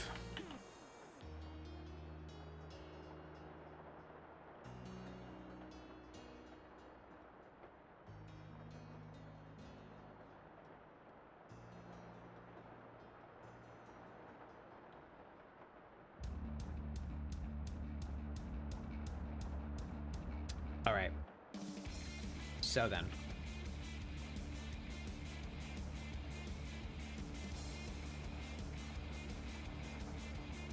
How do I handle this? Let's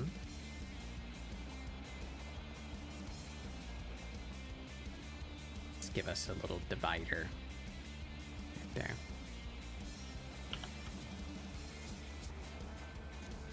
So what do I pull? We need a list of these parameters. So what are we saying? Texture, shape, blending, sensitivity, density, flow.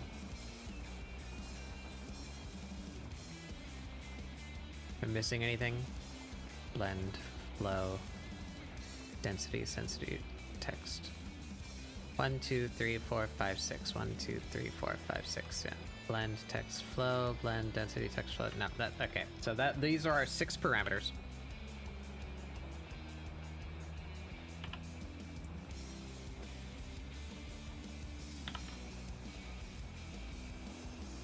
Let's separate them a bit so that we can note each section here. Each parameter is a section.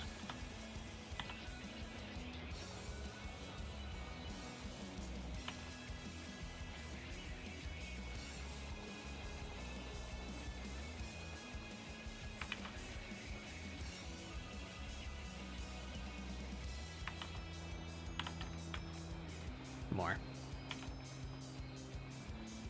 Not enough to write like a little paragraph about each one.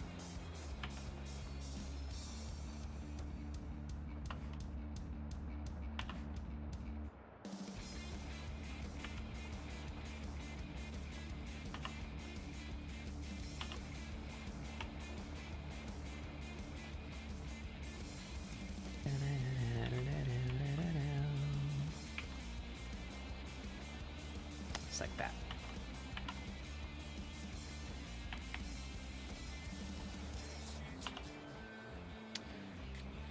All right. And we're gonna give nicknames to each of these.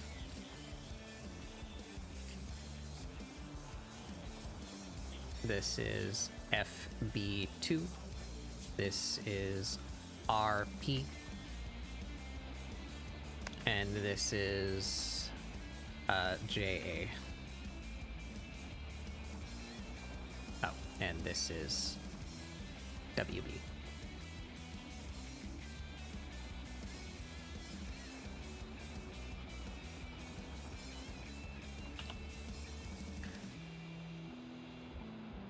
So, which ones have good texture? FB2 does.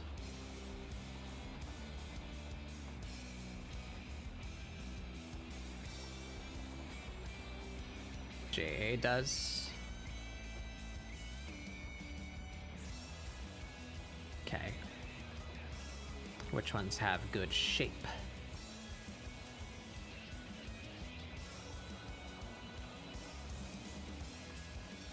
The square and the triangle.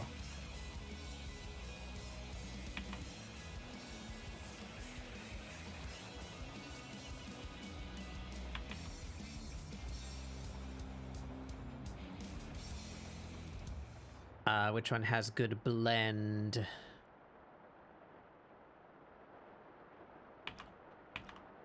WB.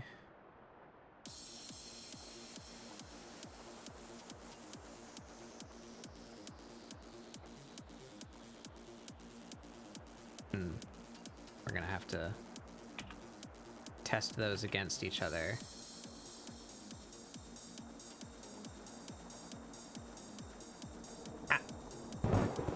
Mason! Gregnant. Did somebody Gregnant? Gurganante? What happened? I assumed it was Infinite Fusion. We fused Vaporeon and Groudon, and it was pregnant. Oh. Okay. Alright, Pokemon. Sounds like you guys had fun. Welcome in, everyone. I'm Batbug Doodles. This is ScribbleSupport, my weekly art show where we do doodles to try and get you to doodle along. Today we are doing a little exercise, a little training, a little work, as opposed to just producing an art piece. I am interested in improving on my speed, and from absolutely nothing, starting this stream today, I have 4 drafts. So I think I have made a stride on doing that so far.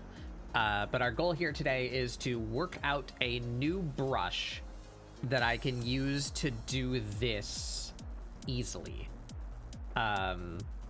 So I have collected a series of brushes that I felt could be good at it, and we have done a thumbnail with each of those brushes, and I have recorded what I liked about each brush, and now we are compiling all of those traits together so that I can make my own brush that does everything that I want it to do.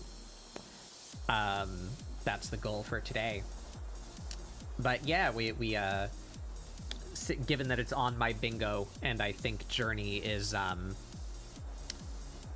really good at, you know, simplistic shapes and like mood within that simplicity. So we drafted a bunch of journeys. So we got the typical, the view of the mountain. We got a more dynamic perspective. I quite like this one. View of the mountain. We got a little co-op scene with a white cloak guiding a red cloak. And I quite like this one too. You got a little friend. They sit.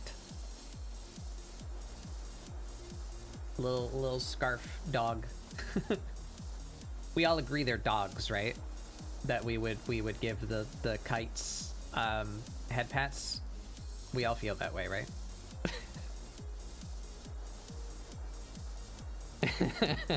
They're dogs. They're good boys.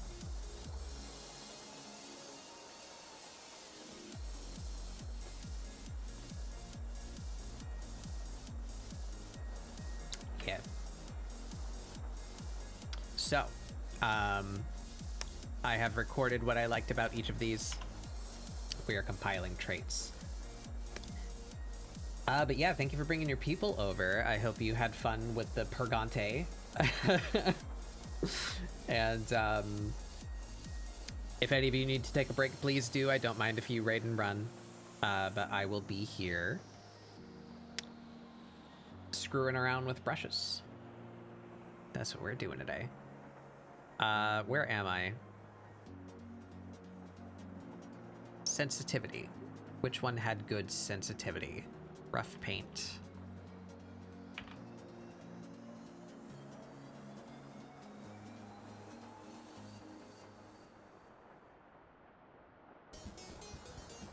Just rough paint had good sensitivity. That makes that easy.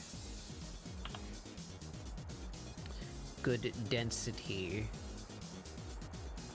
Rough paint and JA.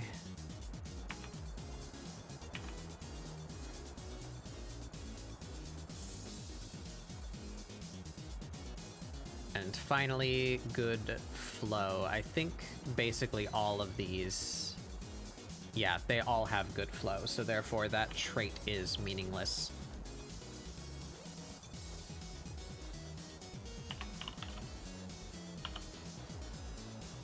So we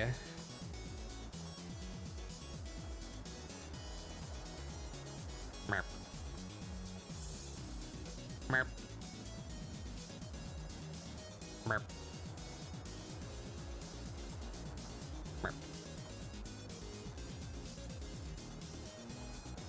And we don't need that.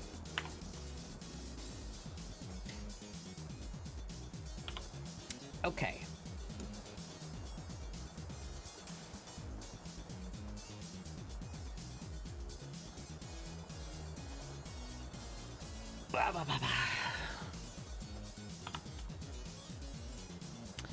The shape can be done last. This entire thing can be built on a round brush and then given a shape later if I really wanted to, so we're not going to pay attention to that too much. So what's the most important thing? These three things. The sensitivity, the density, the blending. And actually, the density, I feel, is pretty fixable, like, immediately. So we'll start with that. Then the sensitivity, then the blend. And then lastly, the shape and the texture. Whoops.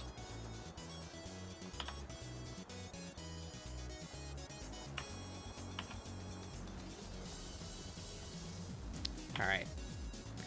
So this is our hierarchy of importance.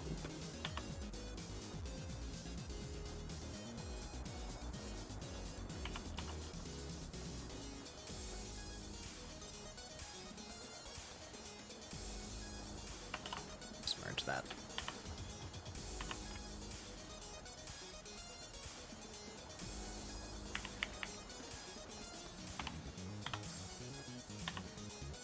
Okay.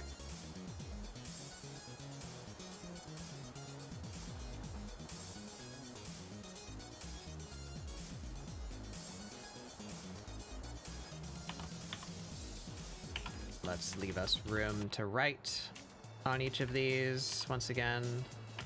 But this is the order that I want to tackle these parameters in.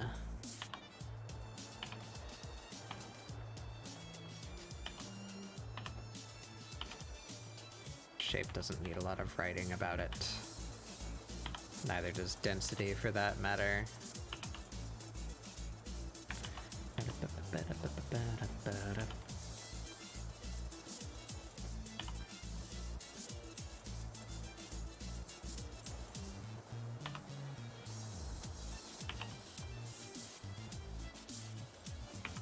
Actually, neither does texture.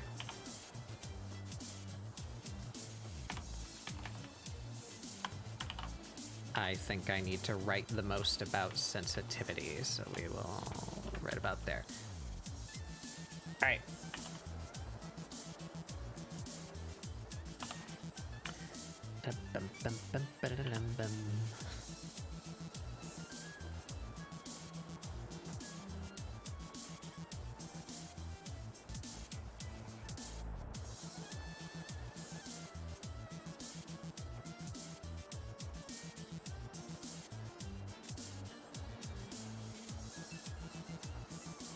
There we are. Nice and organized. So, density.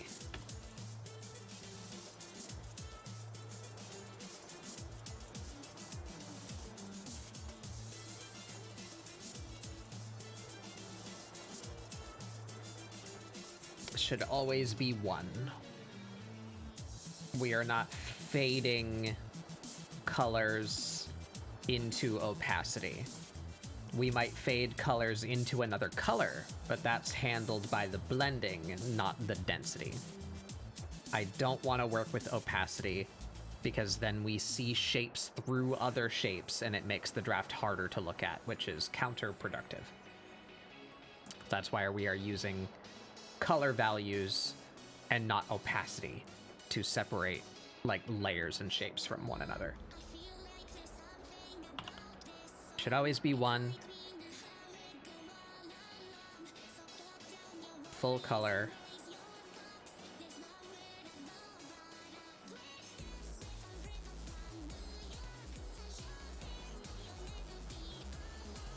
Use value, not capacity.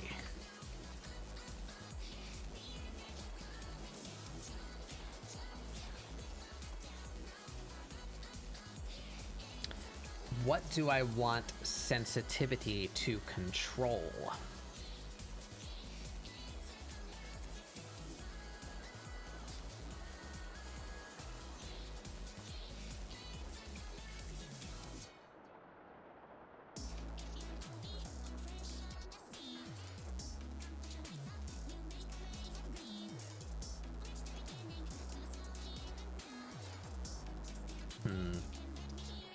Notes here.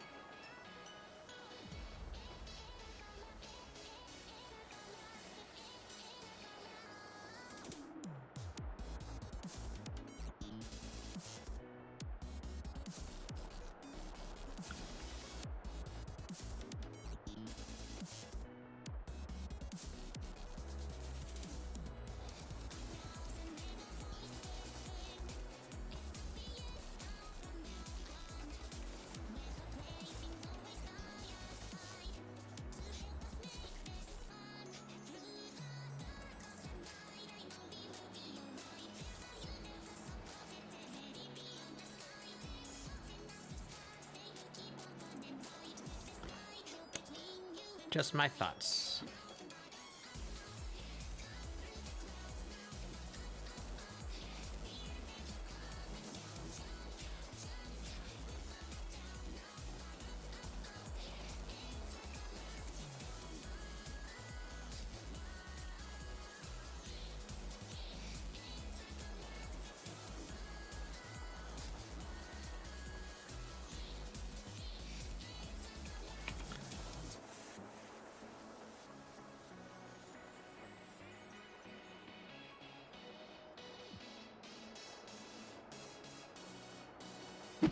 There.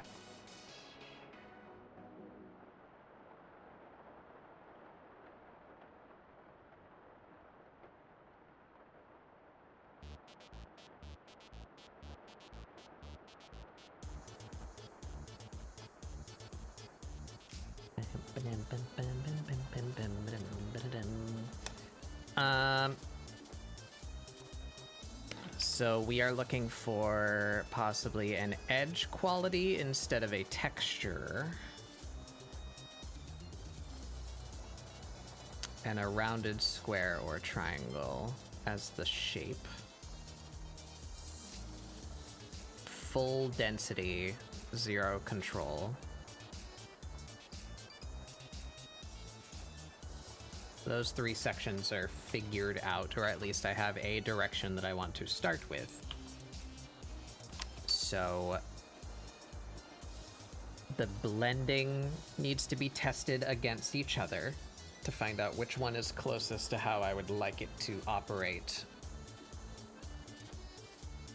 And then I need to know what the sensitivity is going to control at all. So what does the sensitivity, I only liked it on rough paint. So what is rough paint controlled by? The brush size. Oh, and the texture density. It has a texture? Oh, it does. I didn't notice.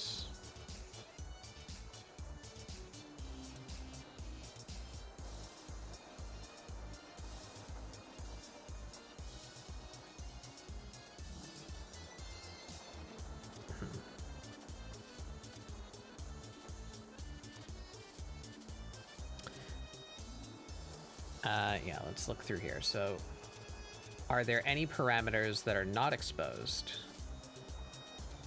that are being controlled by the pressure sensitivity.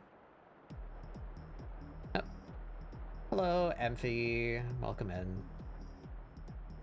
My meeps, peeps, and nondescript eeps. That's me. Patchy and Koi sent you. Yeah. I think I think you came to me last night from Patch's place. Welcome in.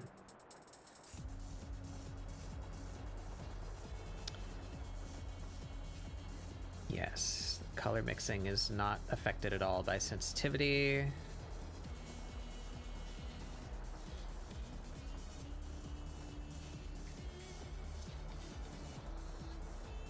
The texture density is, but I don't think we're going to use the texture, so you can ignore that. There's no second brush, no edge. Okay, yeah, so I think sensitivity should control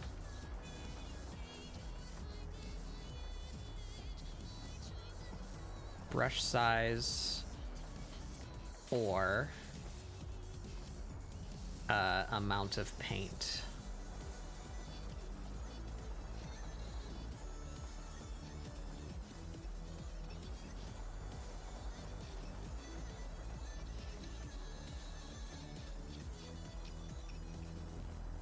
You thought you followed me? Yeah, it happens. Don't worry about it.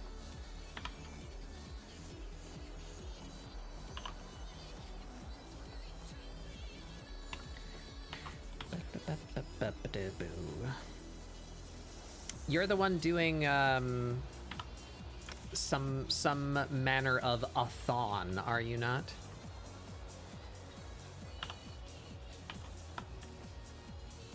Or was that somebody else that I met through Koi? Are you doing some kind of marathon? Oh, no, that's I think that's Buffy, not you. Never mind. My brain is small and shriveled.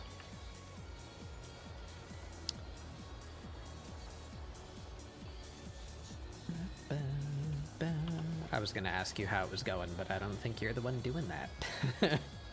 Never mind.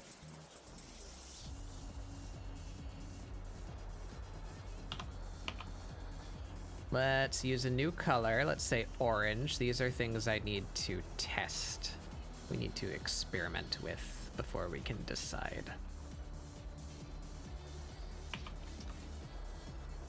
All right, so now we just have the blending properties of these three brushes that we like. So let's compare them to one another and see if they have any common denominators that we can eliminate.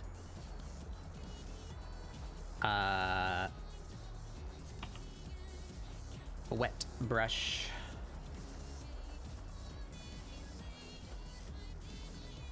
That's all gonna be in here. Ooh, wet brush is controlled by amount and density. How can I do this? You're gonna do one when you hit 200? Yeah. I've never done one. I mean to at some point. I've just not found like a good... I'm a artist more than anything else. So I've not thought up a compelling series of activities to do to fuel such a marathon. I haven't thought of anything like compelling. It's like, okay, I can do this for a long time, or here's a whole bunch of lists of things to do that I could do during said event. I don't know how to provide myself things to do to like make the marathon fun to watch and participate in. Something I have to work on. We're just gonna take snips of all of these brushes' blending properties.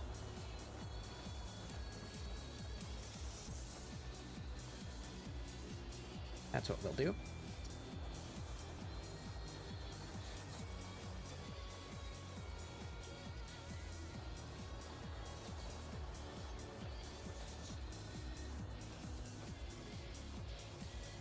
Yeah, I have done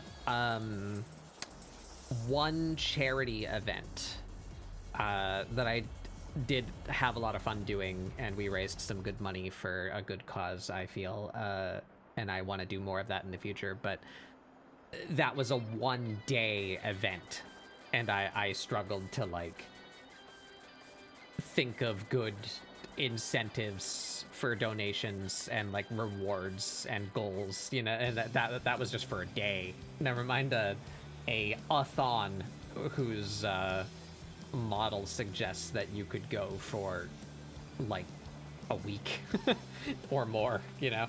I don't know how to handle that. And so I haven't. But I want to do something eventually.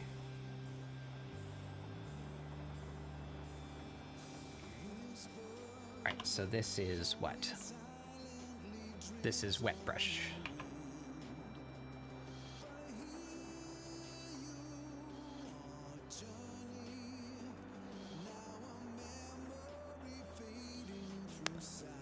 So now we need the Japanese one.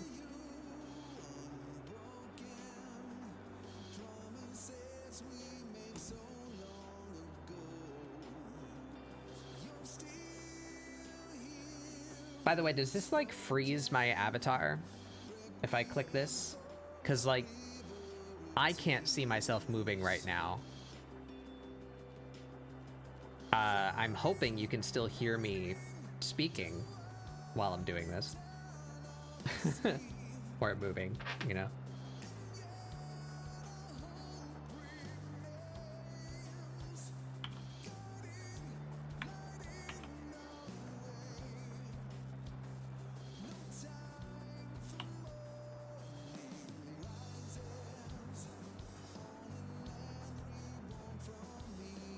Still hear and see? Okay, good. Because when I'm snipping, it, like, grays out everything on both of my monitors and just lets me see, like, what I'm cutting out. So I was worried that it was freezing the stream or something while I was doing that. What else do I need? There's one more.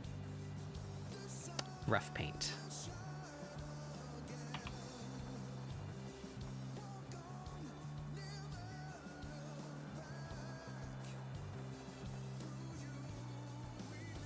Tales of loss and fire and faith.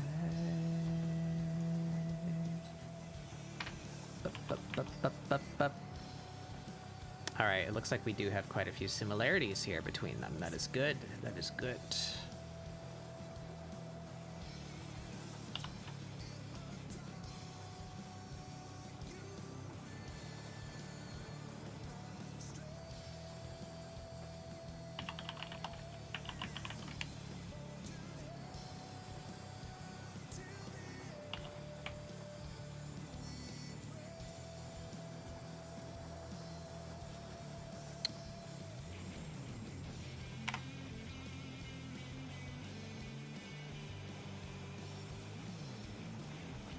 Alright.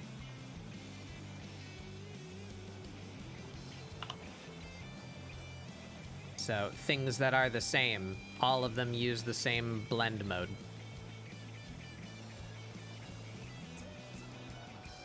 All of them use 100 density.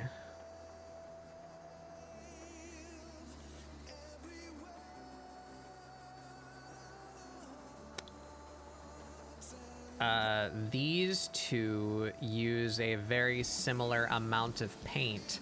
This one does not, but it is pressure sensitive, so it has the potential to output a very similar amount of paint as the other two. So these two have the same color stretch value. whereas this one does not.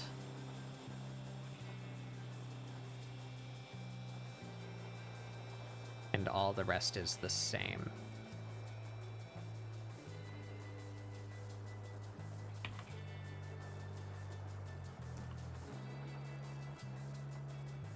Okay.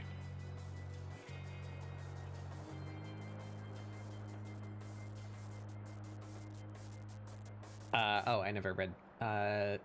You're using very tired and abused laptop. Yeah.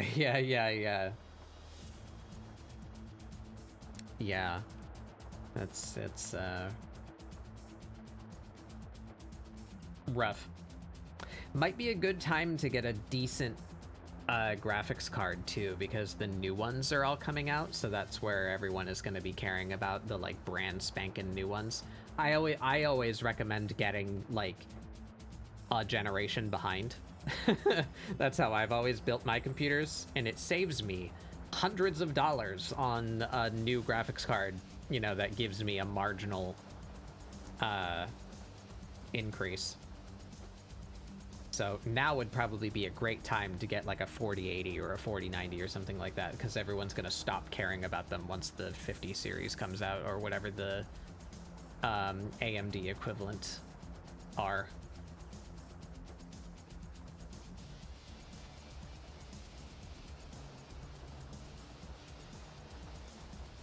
But yeah, it's all about what you can afford.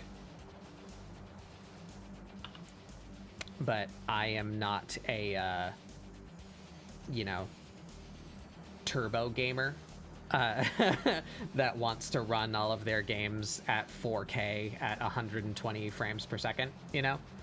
I can generally run everything I want to just fine on, like, a step below the top of the line graphics cards, and that makes it significantly cheaper. So if that sounds good to you too, that is my advice for building PC.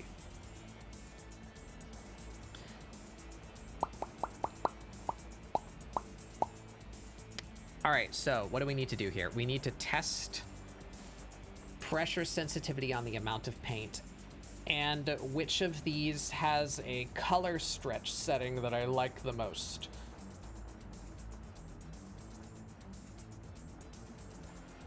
Why, AutoMod, I have told you 100 times to stay in the closet, AutoMod.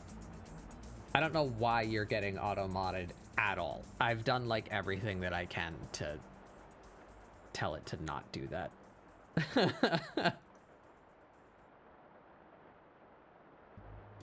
Because you're Australian, auto-mod's racist. You're Australian too, though? That's interesting. Met a weird high influx of Australians and Hawaiians recently. Interesting. Like Patch and Squeaks are both Australian too. You're Australian. I already had a couple of Australian friends. Yeah, Koi is in Hawaii. I recently met a friend of mine, Pox, that's in Hawaii. I think one or two other random streamers. I didn't really stay interacting with them, but just strange coincidence that I was running into so many people from Hawaii, like over a month period. There was like 3 or 4 of them. I used to live there. Aussies adopt more Aussies? Yeah.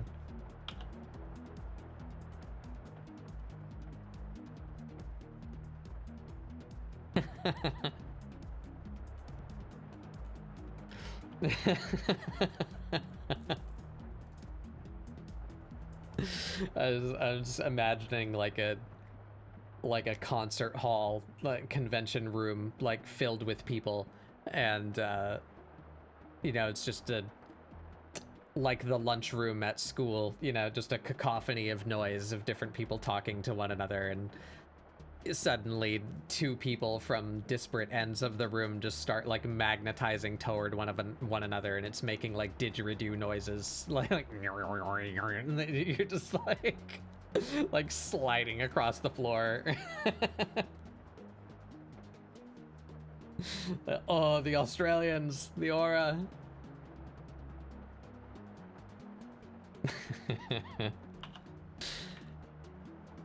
Anyway.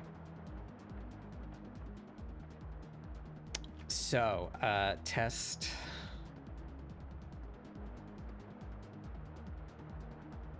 pressure on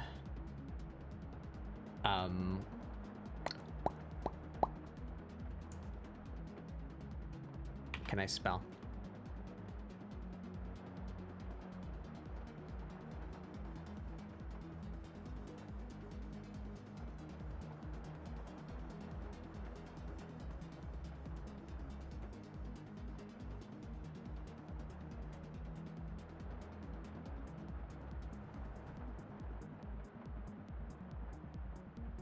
All right, that is our goal.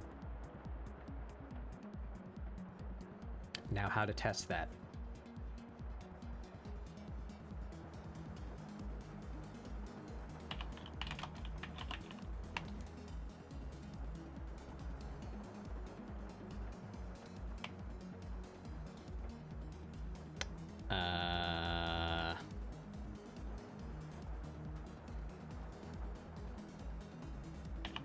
Blend tests.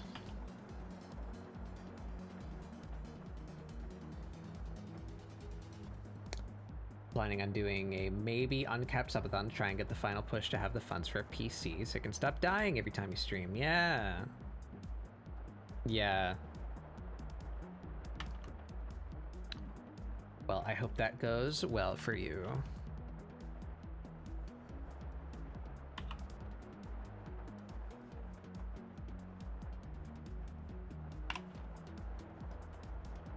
My PC is starting to make unhappy noises with its fans too. I think a couple of them might need to be replaced. Might be good to redo the thermal paste on the GPU and CPU too while I'm in there. And then check and see if any maintenance needs to be done on the cooling unit. I'm not really sure how to do that one. Be able to see it? Yeah, definitely. If the laptop's not like dead, it's definitely a useful thing to have, especially if you're in school. All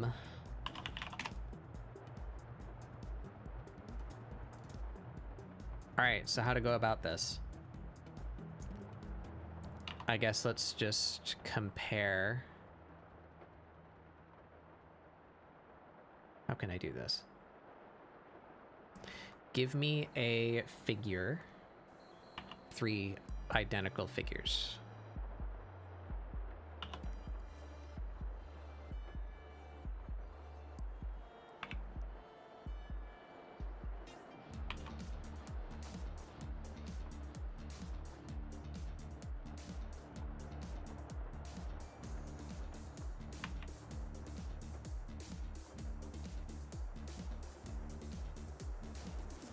That's way too large.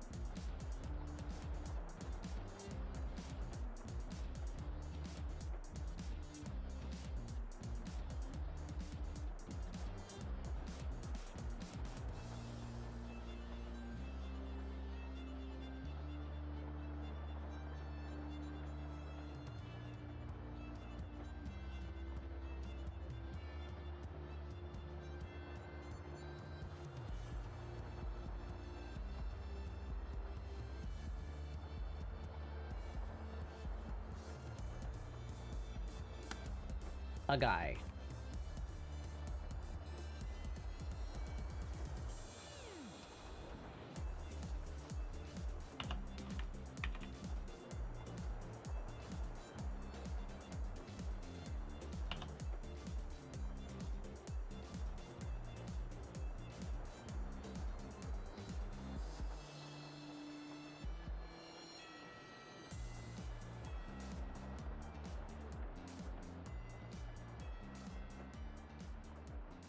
Okay.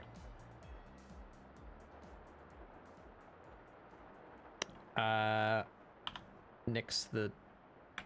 Well... Yeah, fuck it.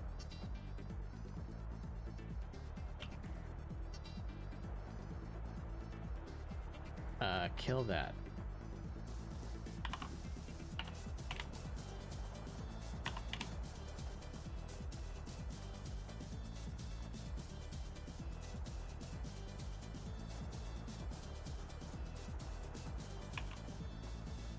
Two, three.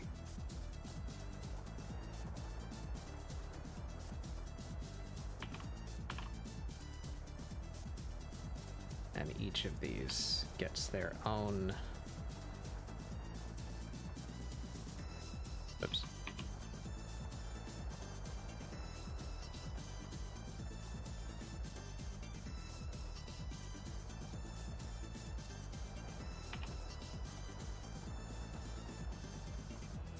Why isn't that working? Ah.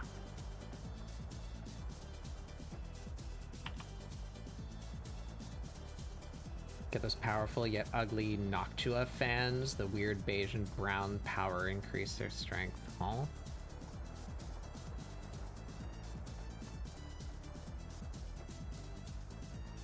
Love my art. Thank you. Thank you very much.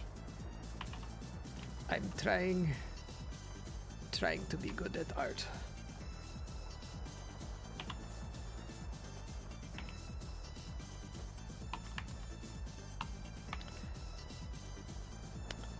I just started trying to take this seriously 4-ish years ago.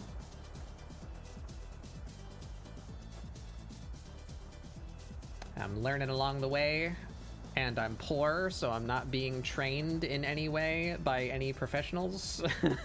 I'm teaching myself everything, and my goal here is to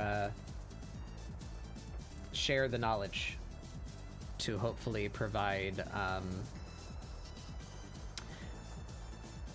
the easiest way I can think of to describe what I'm trying to do here is like hanging out in the classroom after class is over.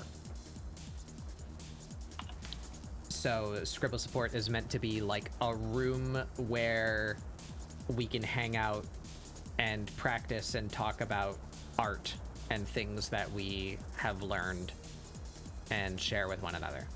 That's the vibe, what I'm aiming for. Specifically centered around digital art. Any participation is welcome, but digital art is what I am trying to do, so that's what I will actually be able to answer questions and such about, you know.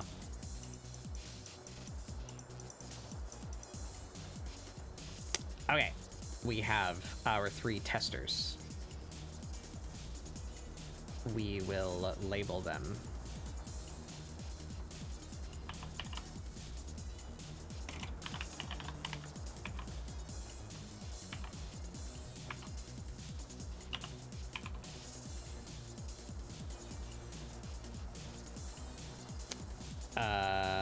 That's number 1. Yep. Let's order these in a way that will make sense to me.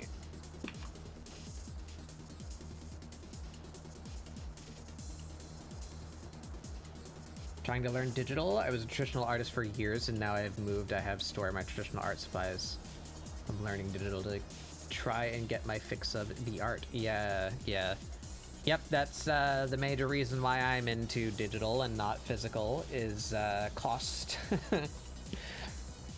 I required a one-time investment in purchasing Clip Studio, although I have paid multiple times because I really like Clip Studio and I want the new versions of it. Although that is not necessary, which is awesome. Thank you, Clip Studio.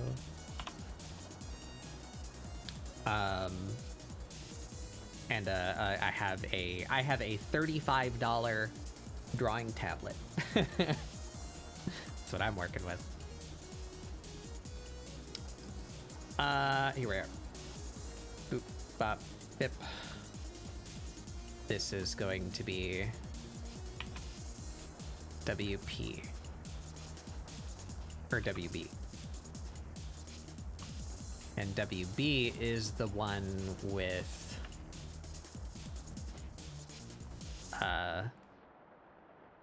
paint sense. This is going to be JA.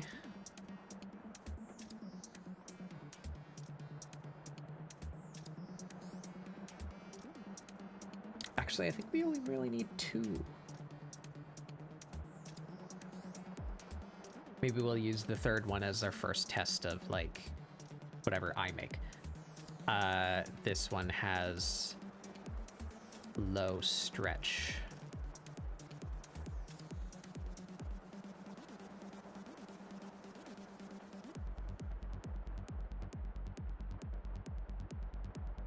Okay.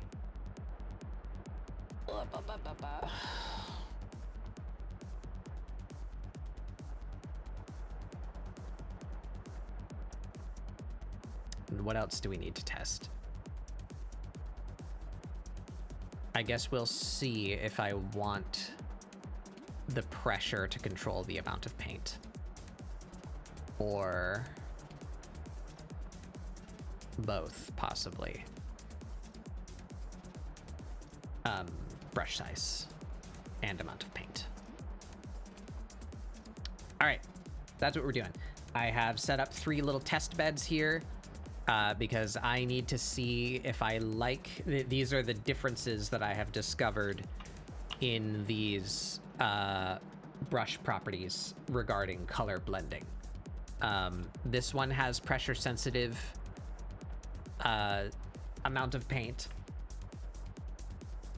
And this one has a lower color stretch than the other 2. So I want to see, do I want the amount of paint controlled by pressure? And do I prefer the higher color stretch or the lower color stretch? Because we are trying to figure out what this parameter sheet will look like on my brush. And then side test whether or not I want the pressure sensitivity to control the amount of paint. Do I want it to control the size of the brush as well? I'm thinking no. And actually, I'm going to make that note here. Let's put a little...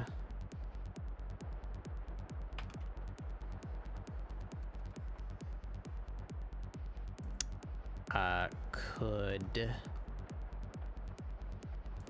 control by screen size.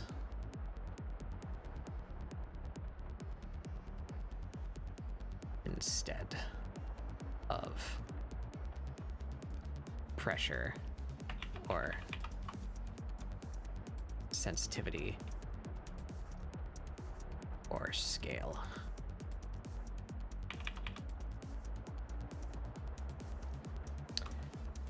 And what I mean by that is what I have been enjoying recently on my eraser. Because with digital art, at least for me personally, I zoom in to the area that I'm trying to perform more detail on, right? So when I'm trying to be more precise, I'm going to zoom in on the thing that I'm trying to be precise with. And there is a sub setting here under your brush size, a little checkbox here that says specify by size on screen. I have started using this recently. My line brush, I like to be the same size all the time, so that way my line art is a consistent weight, and I can choose where to change the weight deliberately, rather than it being all wibbly wobbly because I'm zooming in and out. But when I'm erasing, I've really enjoyed this parameter where, like, so I can be out here, say, we'll use this one as an example. I want to change the shape of this mountain, and I can be here and just like hit it with an eraser to change the shape of the mountain, right? But then I want to get way more granular with it. So can I zoom in here? That gives you a little bit better view. So see the size of the circle that is my brush here on the mountain. I used that size to change the edge of this mountain. But if I wanted to, say,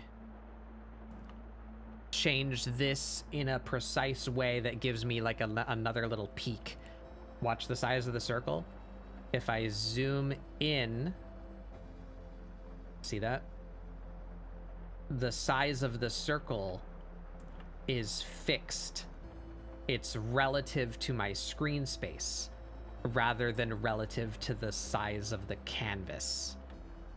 So that means as I zoom in, that eraser is relatively smaller compared to what I am trying to erase. So then I can, you know, get my finer detail out of what I wanted. Or I can zoom out and do like a huge broad stroke. So I didn't have to change my brush scale at all. I didn't need to look down at my keyboard and push this button to make it bigger or smaller. I didn't need to look away from my art and come over to the settings to drag the scale around. You know, I just needed to zoom in because I'm going in for detail anyway. It like automatically becomes smaller because it's based on the relative screen size rather than your literal brush size. I have enjoyed the smoothness of that process. So I think this exercise we're trying to build a brush for would be a great place to implement that functionality. So anyway, we have a goal. We're going to test the differences of color stretch and whether or not I want the amount of paint to be controlled by pressure sensitivity. Those are our goals. Once we figure that out, I can start making my own brush. So before we fiddle around with finger paints for a while, I am going to take a short little break. I want a drink and to use the restroom real quick. So I encourage you all to do the same. Get up, stretch your legs, grab a snack, refill your waters, check your meds, whatever you need to do. I will be back in like 5-ish minutes. BRB.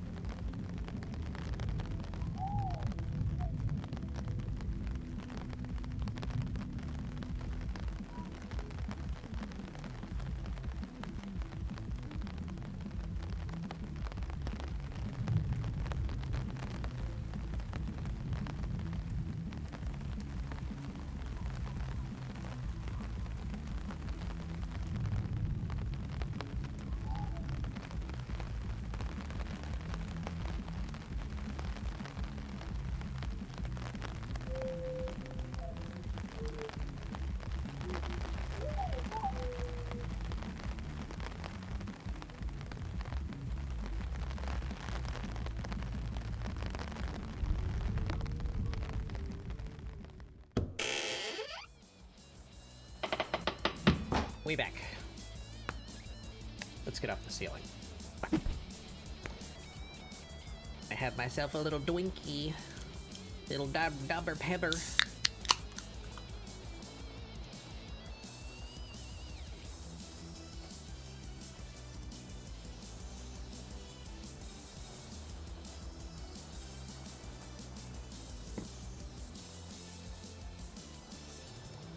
Alright. So, we are testing against the wet paint,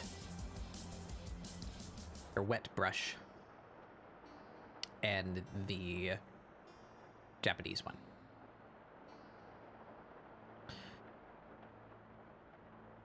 So, I guess the test being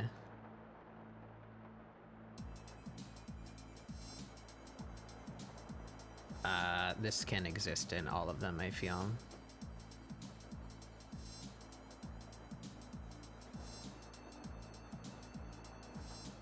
We're gonna try and shade this traveler with each of these brushes and see which one I like the feel of more.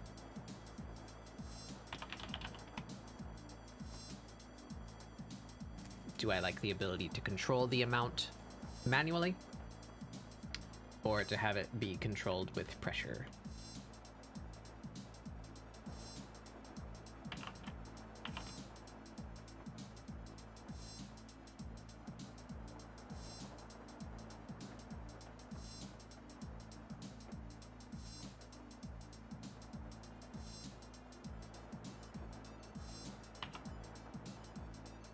All right.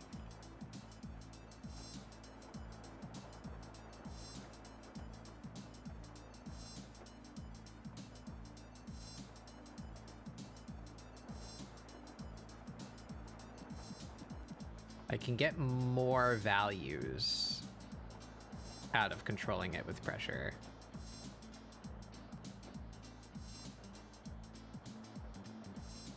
Which is cool.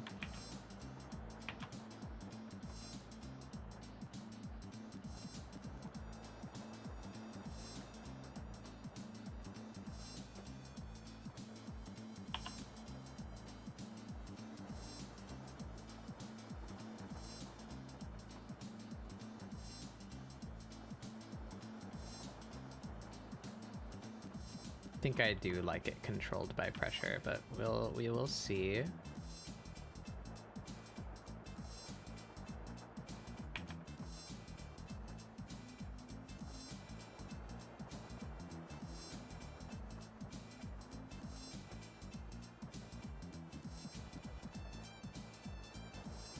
Like more angry than I meant.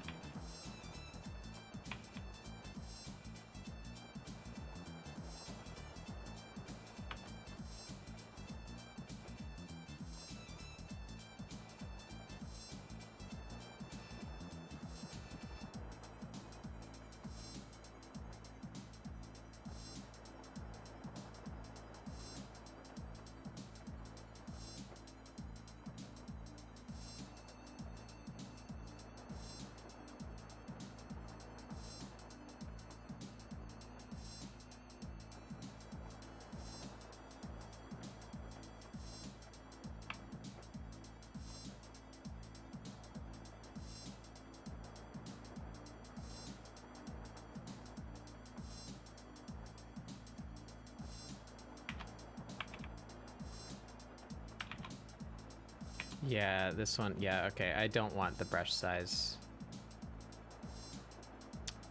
We're gonna set these parameters as default before I start fucking with stuff. So that way, if I fuck with it too much, I can revert to the defaults.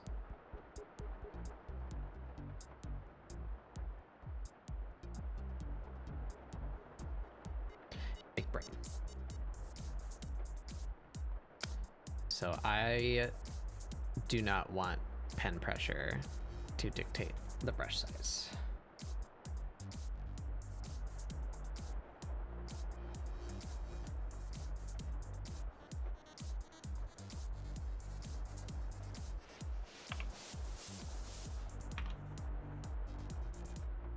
I don't know if I like the pressure controlling the amount either. At the very least, I feel it should be more curved this way. And a reduced minimum.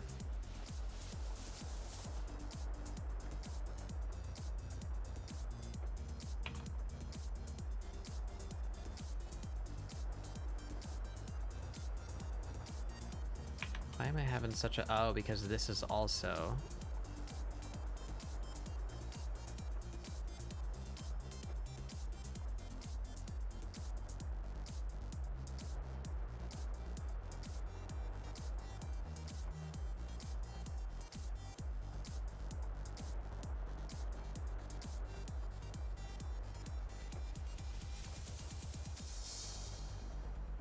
I'm trying to get...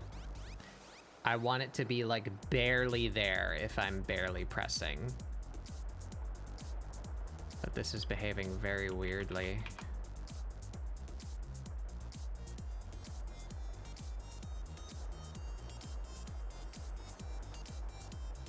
So what is the parameter that I'm trying to get here? It's not density at all.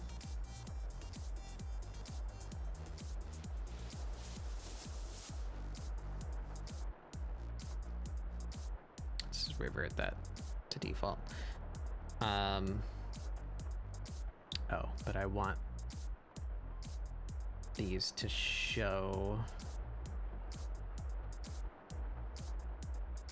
and we don't need to see the hardness. I don't think. No.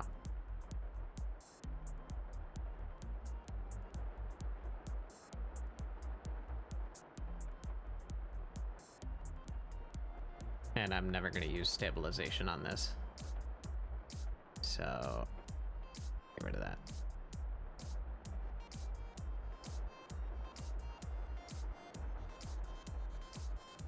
Save that as default.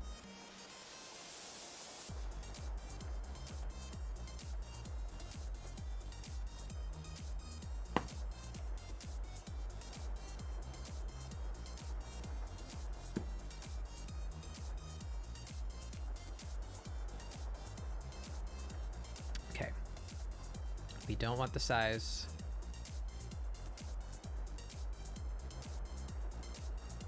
Okay, there we go. I'm having an easier time now making it like be barely there.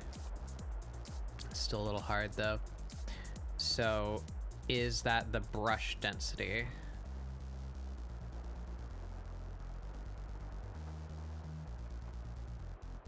I think so. So if I move the density like all the way down, but like all the way down, that makes the texture show up.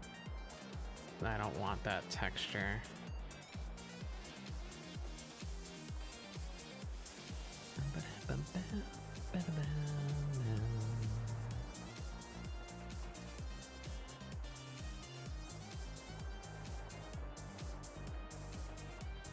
Yeah, there we go. See, but see, for some reason, I guess that's just because it's the density. Yeah, maybe no, I can't control the opacity this way.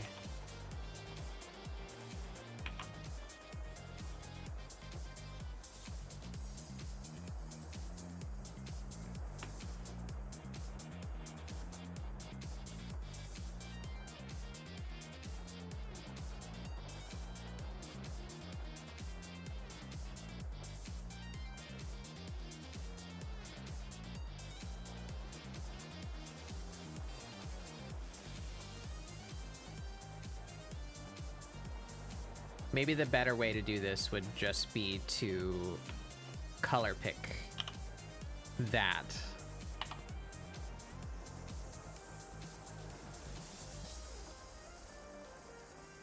And then you'd just go over everything.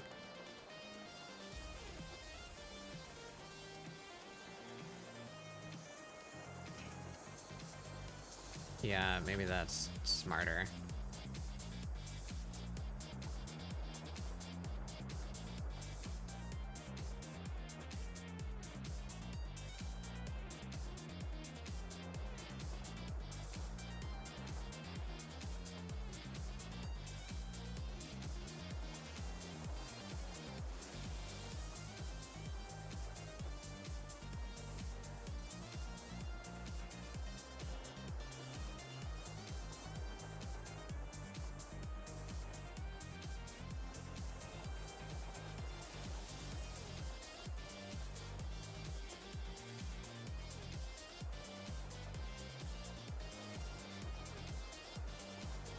Yeah, that's working.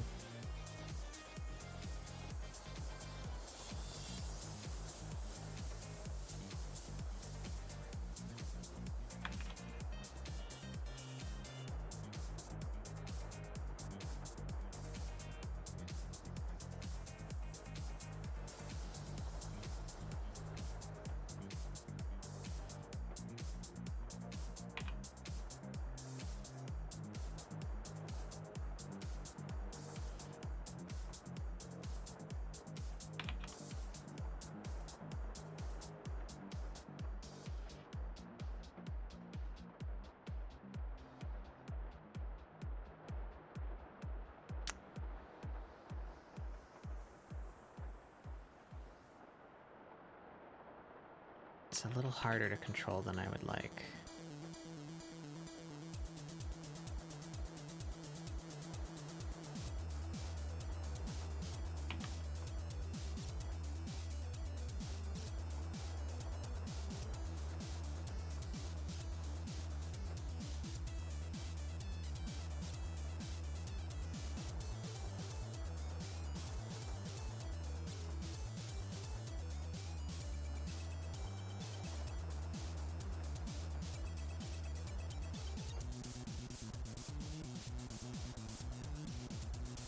I want to be able to blend. Yeah, I need something.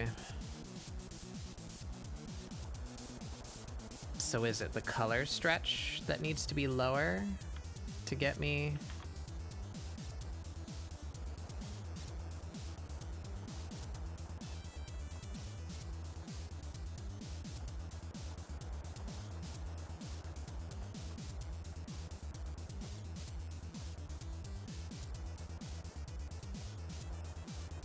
No, actually, I think it's the color stretch that needs to be high. If I start. If we carry the black all the way down, and then we go up a tone, and we very lightly... Yeah, okay, I can do what I'm trying to do with the high color stretch. All right, so I'm almost certain now I want the high color stretch, so we're gonna note that real quick.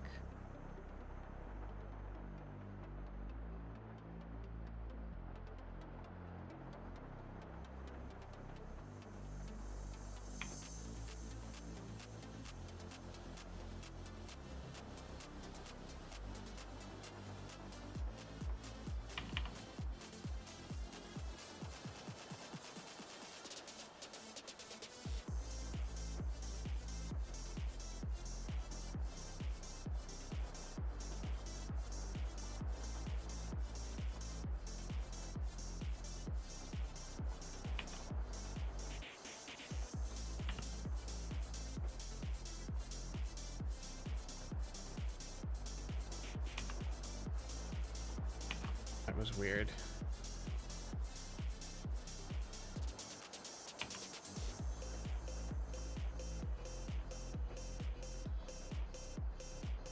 How do I get...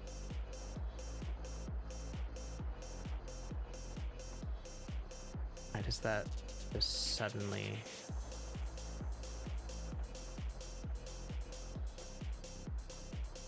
I'm confused.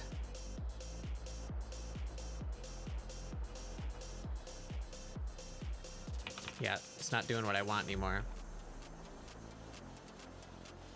Is it because I lowered that? It is, okay. So that's not how I need to do it.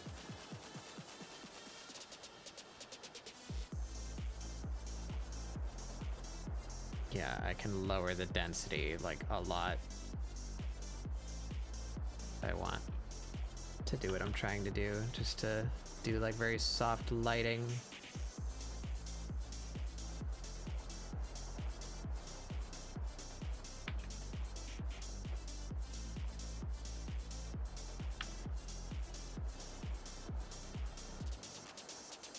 So maybe the density could be partially controlled by pen pressure.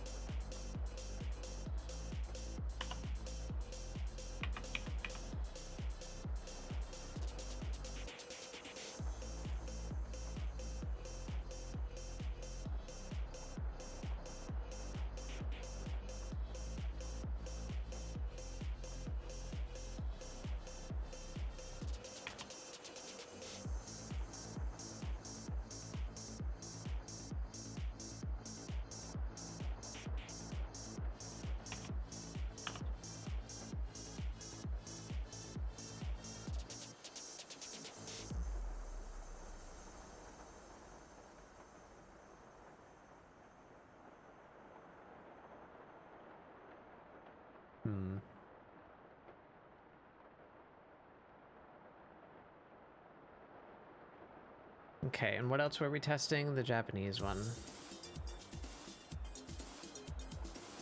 Let's mess around with this for a little while. See if we feel any major differences.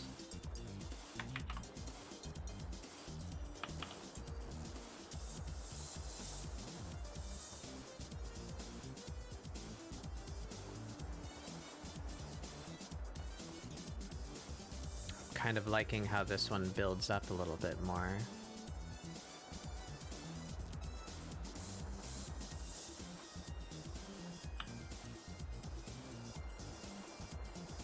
But I want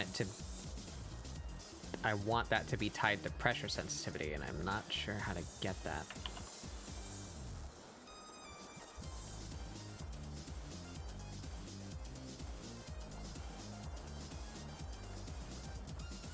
Oh, I went the wrong way with it again.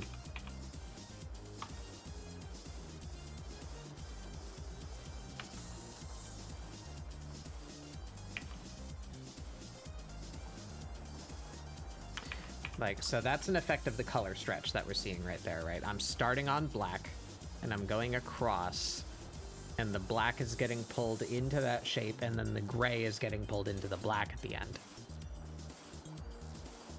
But I want, like, a gray band of the value that I have selected. That's what I'm trying to do. But it's like smudging and smearing around instead. I don't know if you guys can even see that, but right around here, there's like a off gray area because it just, rather than coloring over that area that I just did in black, it's kind of like shoving around the gray that's left from what pulled out of here on this side. It's not quite doing what I want.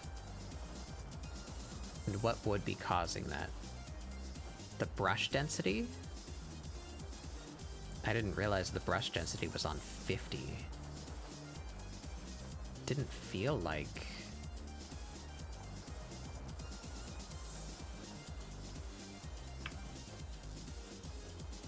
Like, that's just black, right?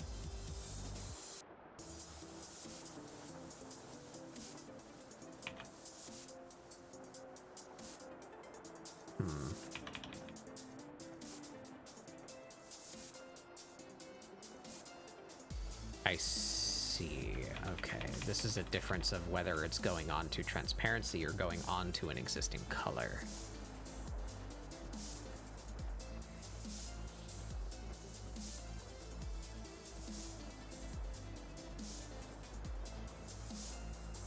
No, it's not. So what is this brush density slider doing?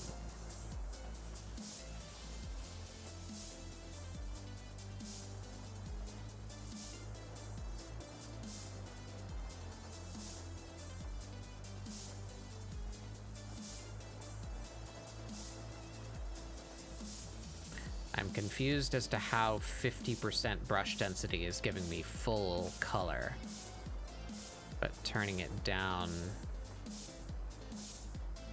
Yeah, no, I don't want to be fucking with that, like, at all. I think brush density should be just 100. Or, well... Yeah, 50. I'm gonna note that up here.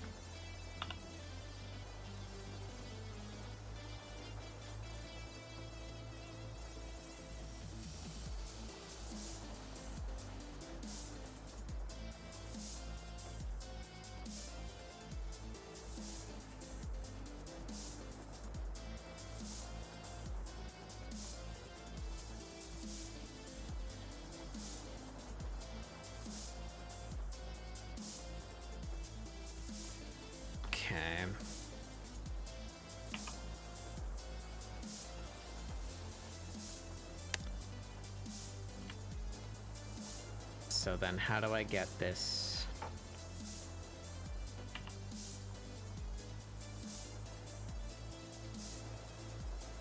if I wanted to draw a black line across the mask, what makes that happen? Is it the amount of paint?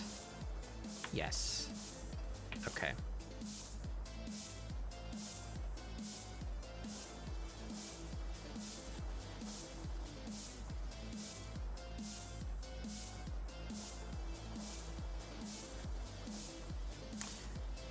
So if that were tied to pen pressure,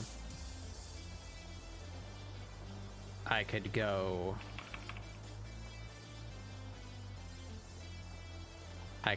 light to allow the color to stretch, or hard if I wanted. Okay. So amount of paint 100% needs to be controlled by pen pressure. That's what gives me what I want.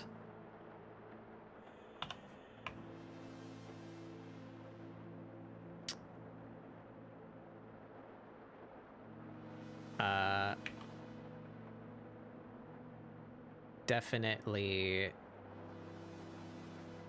sense on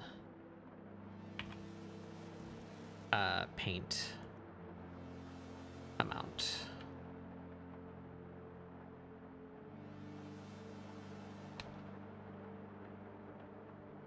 Okay.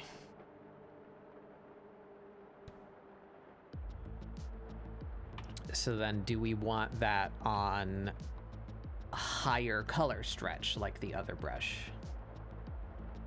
Did I make any notes about color stretching yet? No.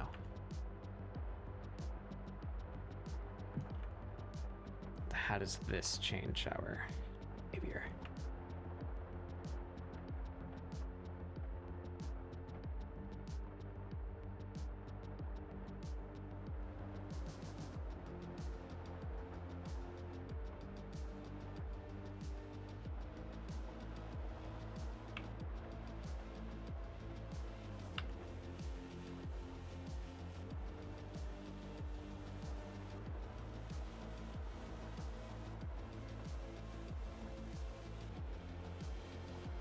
Yeah, I don't want 100 color stretch.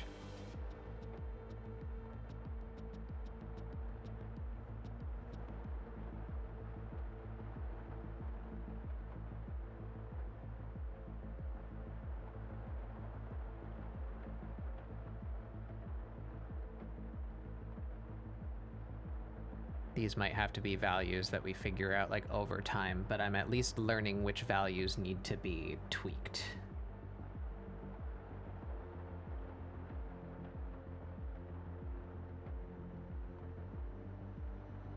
I can't tie the color stretch to sensitivity? That's weird.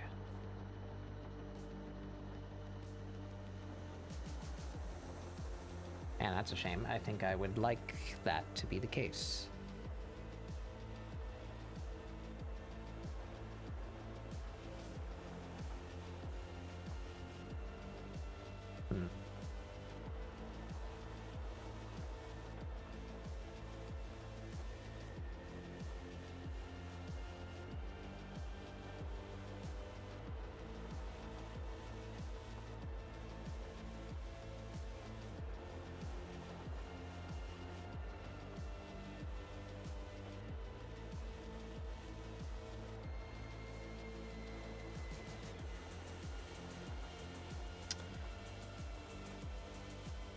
That's not gonna change.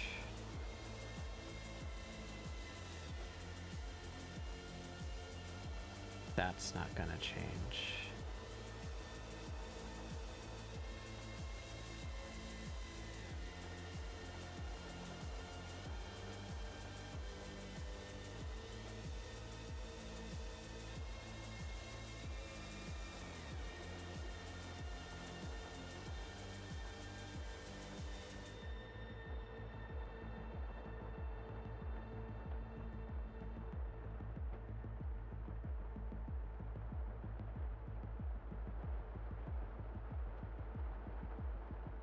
Brush size.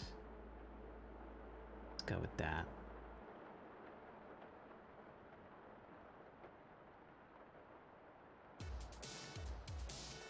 All right. Those are my parameters that I want to actually be exposed, I feel. So now here, I would want a very high amount of paint, because I want deliberate black lines.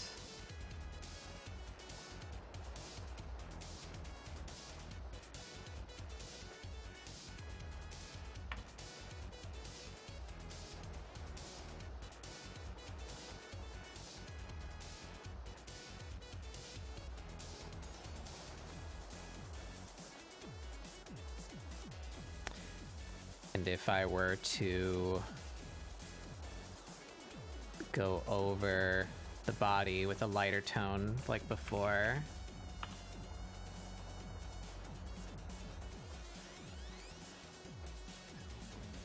yeah, see, I can just lightly build up to that lighter value.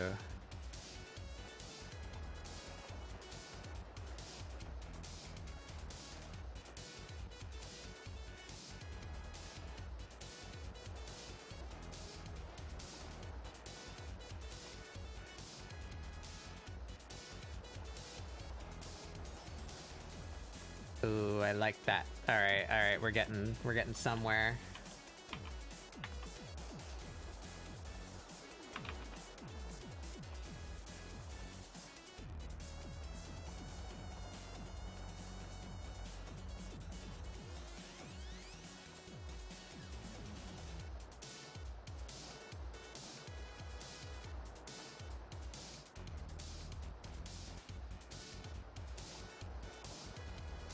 A little shade on the top of their head.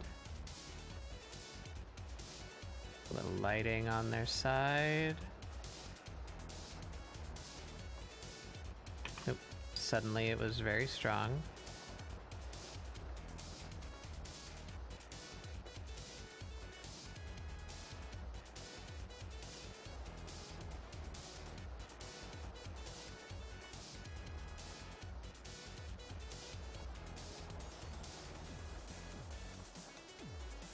Uh-huh.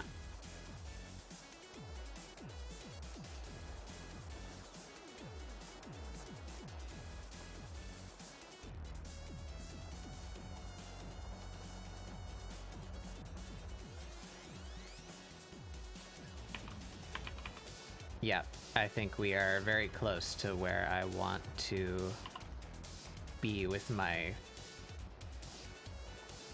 own brush.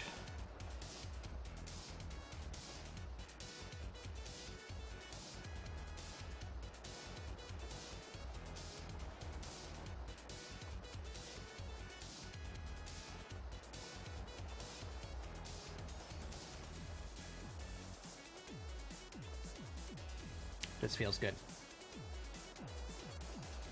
And if I were to make a new shape over here, it would just be black. Yep, perfect. Awesome. Yep. I'm getting close to where I want to be.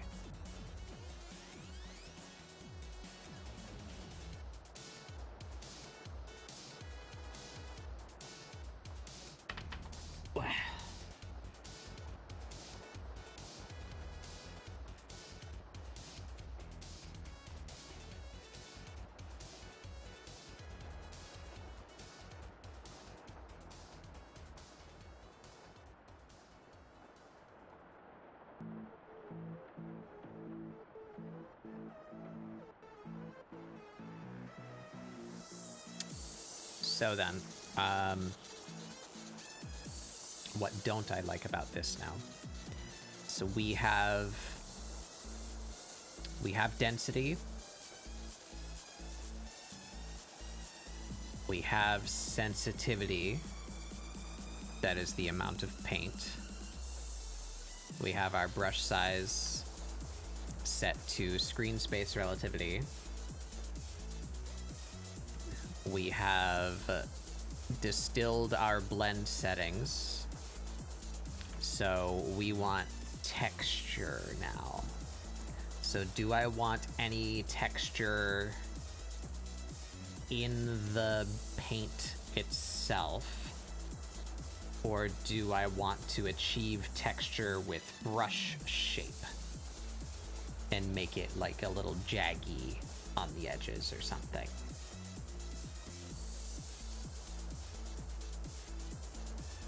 So these last two things are kind of happening at the same time.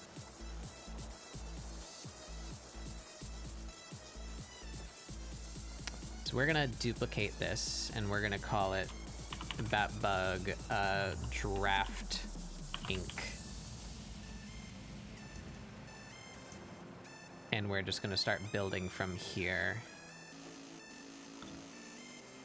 We're gonna set these settings as defaults. Because I think I have touched everything now on this brush where, like, nothing inside of it is what it was when I got it. So we have begun constructing our brush. Yeah, these are all the settings I want to see. So, texture.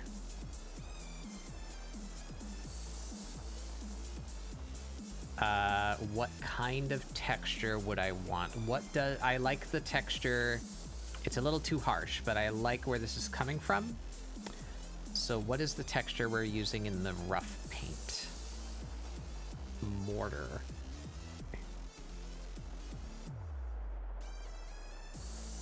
We're gonna snip these texture settings, and I'm gonna leave them over here. And we are going to one by one enable those settings so that we can see exactly what they are doing.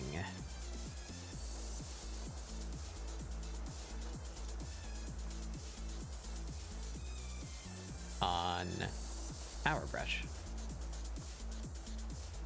So first of all, this is using mortar. Okay, and that's just a really noisy, high contrast, like, dot texture. Oh, and now all of a sudden, oh, and it's you're right, it's because I'm painting on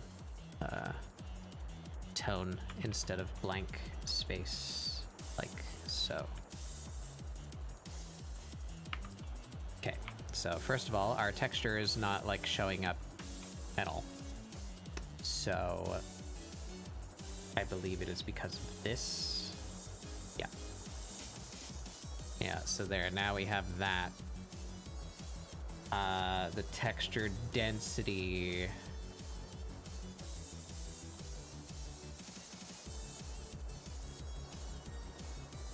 Why can't I enable pressure sense on that? That seems weird. Ah, this.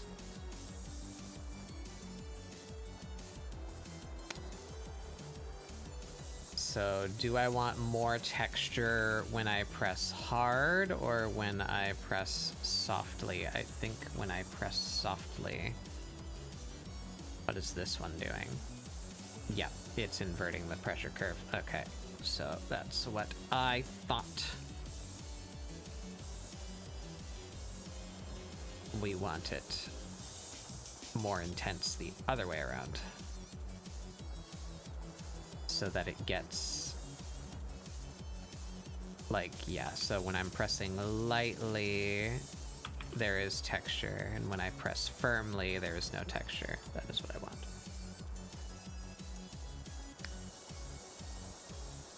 This needs to be, like, way smaller. Yeah, give me a nice grain there.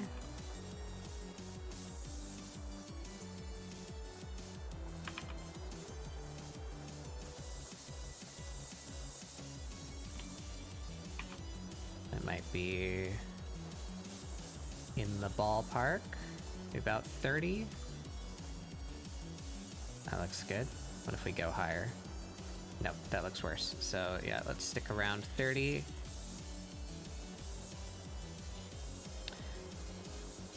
I think it's a little too high contrast for me, though. I think I want a similar texture, but with more gradation. Like, what if we just blurred this texture?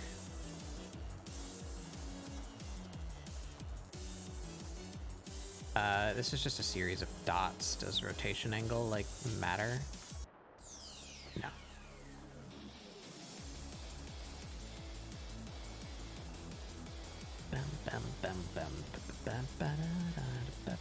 What if we lower the contrast then? Yeah, there we go. Well, now I'm getting banding.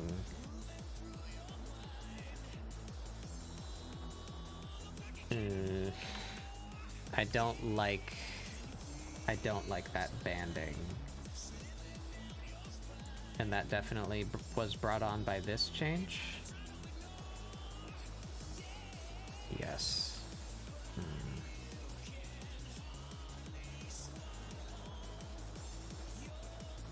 Higher contrast should fade me up to dots. Oh. It's kind of not. It's got a weird background to it. Why? Is it because this is capped at 50? Yes, that is why. I'm learning.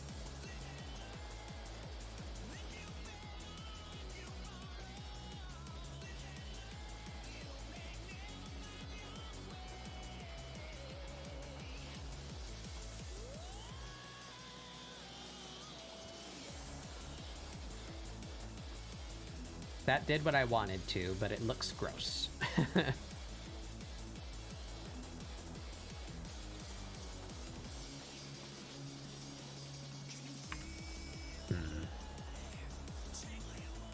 Yeah, I don't like this grainy texture.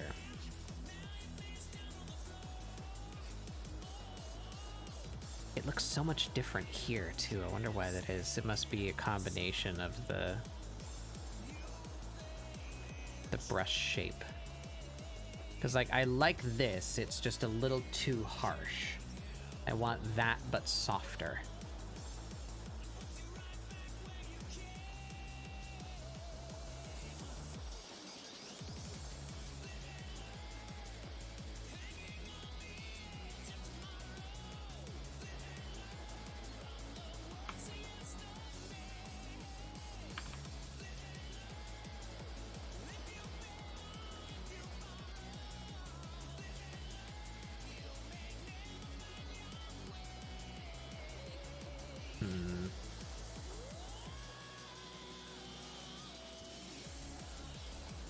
Oh, wait a minute. That's the flat brush, not rough paint. I'm a goof.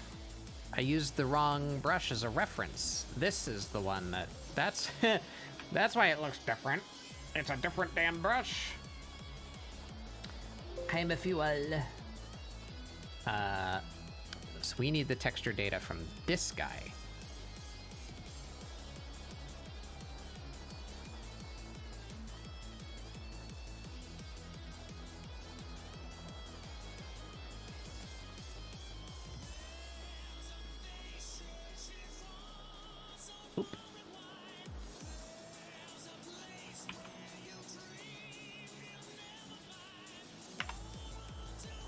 Okay, so we're going back to ours now.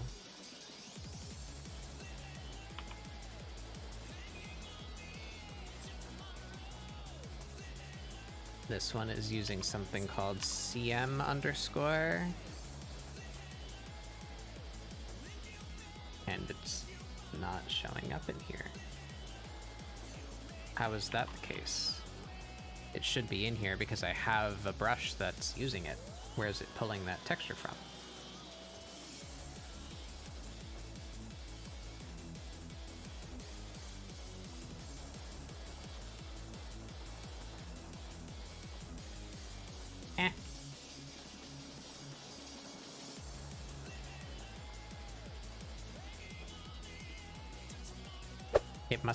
It must not be like the same glyph. Yeah, it's like weirdly sized CM. Okay, well, there it is. That's odd. So we're in here. Hey, Kaylin. Text. Right, yeah, funny enough, that's close to what I was describing. It's grainy, but it's also cloudy, like it's blurry. That gives me more the effect that I want. So we'll start at about half like I did on the other one.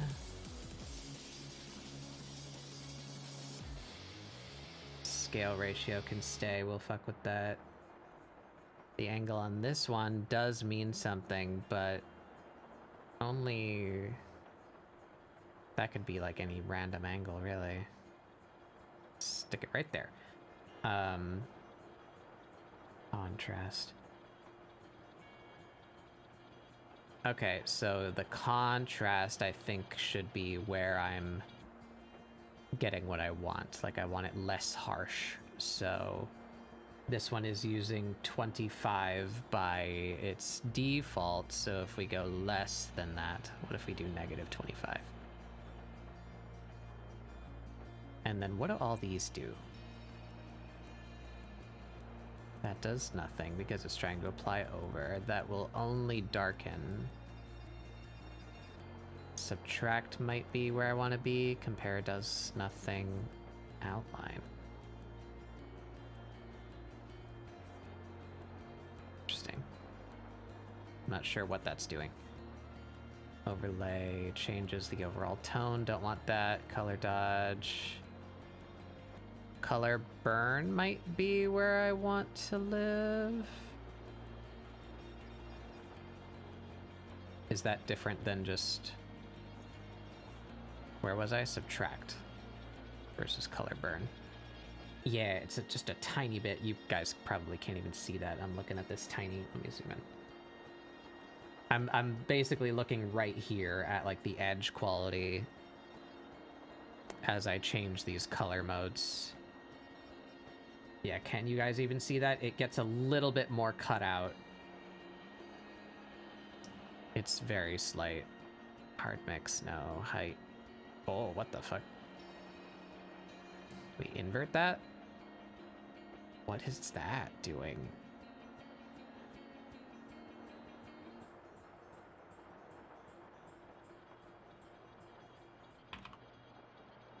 Aw.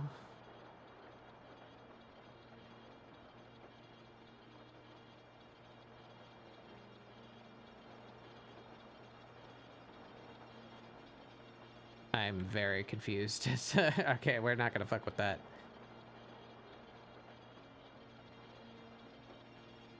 It's giving me the color banding again.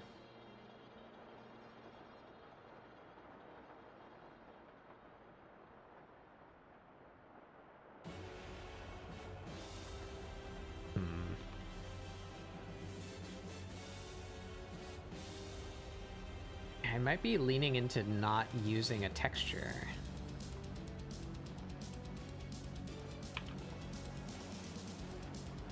Yeah, I like that. Like, it's giving me a little bit of mess.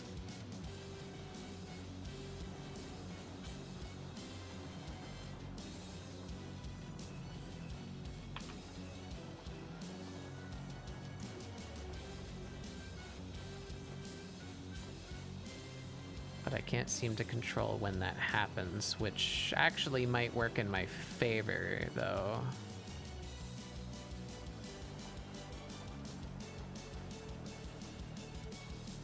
Yeah, I think we keep the texture.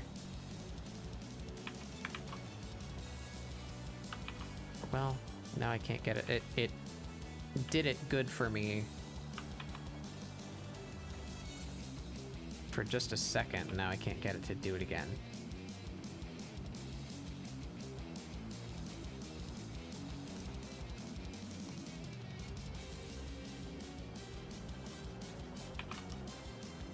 What I'm aiming for here is some irregularity in shape that I don't feel in total control of.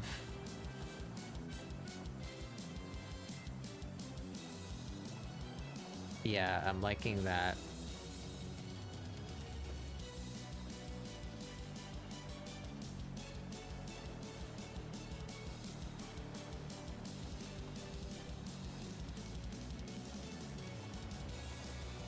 Yeah, so see, we end up with really artsy looking, like, stuff like that. These irregular, like, painterly shapes instead of just a flat taper. It kind of cheats in detail.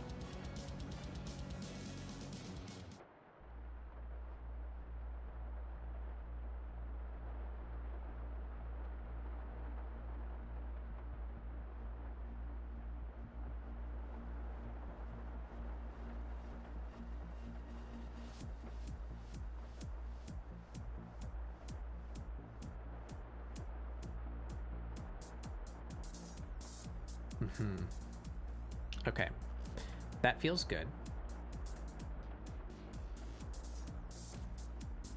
So do we want higher or lower contrast than this? That's at basically 0. Higher contrast would make it rougher, yeah.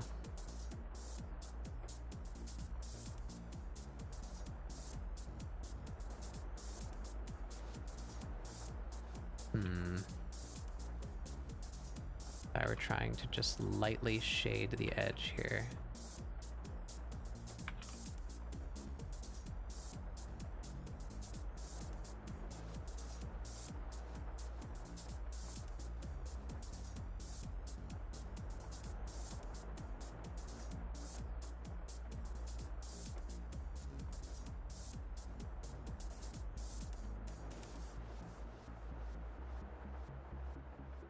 Yeah, I think we're there.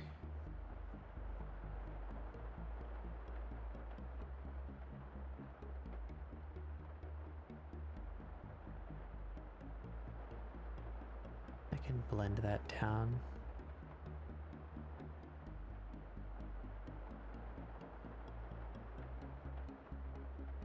Yeah. Yep. I think we've arrived. We're gonna save those as default settings. What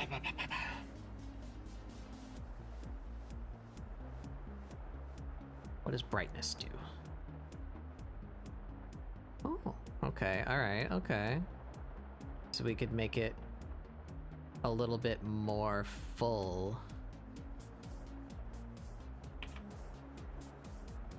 Yeah, yeah, so this weird area here. Yeah.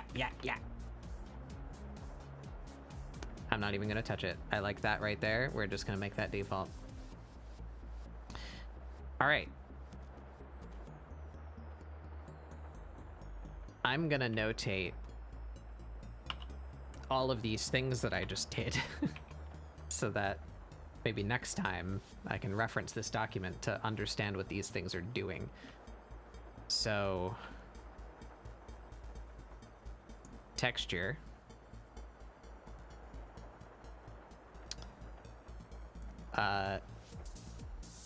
Invert density to appear at the edges.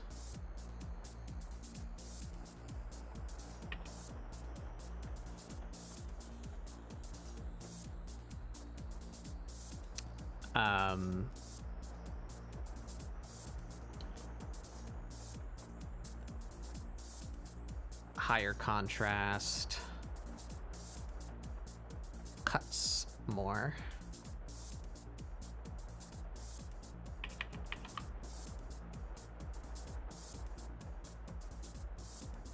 And then raising the brightness. Yeah.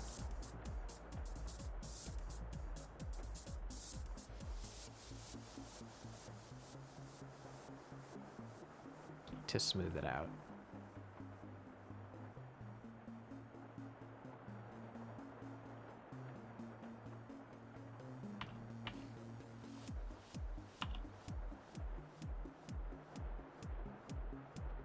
An important note that should go at the beginning of that.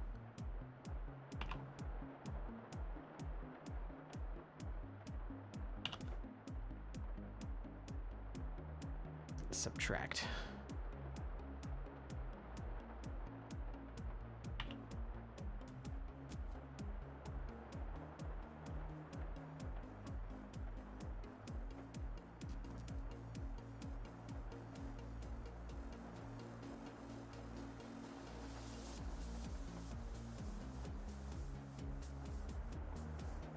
Very good.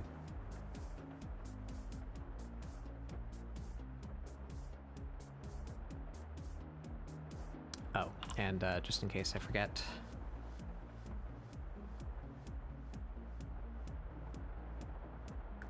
apply by each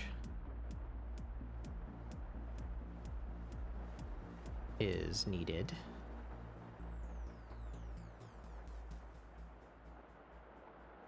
To allow sensitivity.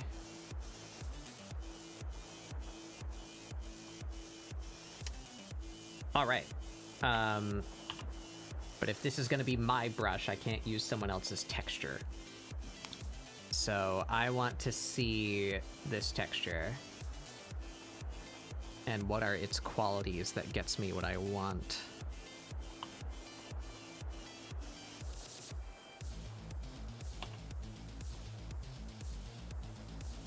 It is this. I'm gonna do this on a different canvas just so that it doesn't show up in the time lapse.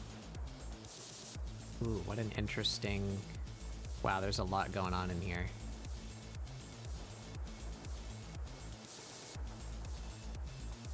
What does that look like? Looks a bit like leather.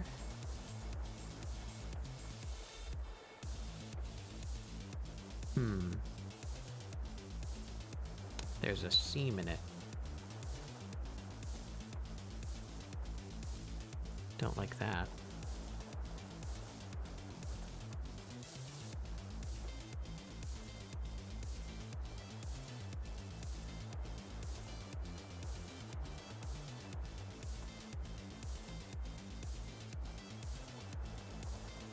Yeah. So we could make a tiling version so it doesn't have a seam in it like that. And I guess I would be looking for like leathery...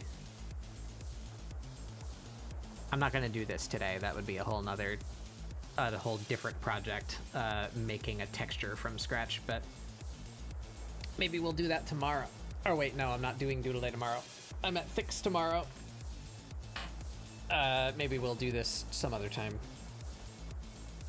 But before I can upload this brush for you guys, I need to make my own texture from scratch. Because I can't use, you know, I can't relist other people's assets, even if they were free and available to use. So we will have to handle that another time. Let's write that in some other color.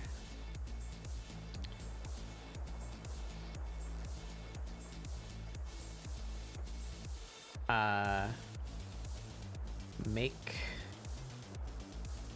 texture based on this one.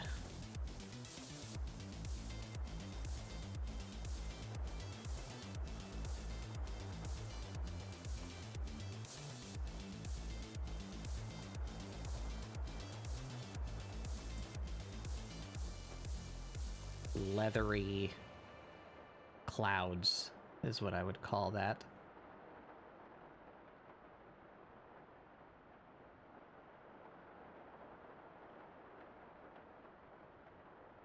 Okay. I think we have a brush for now. Did I do anything else?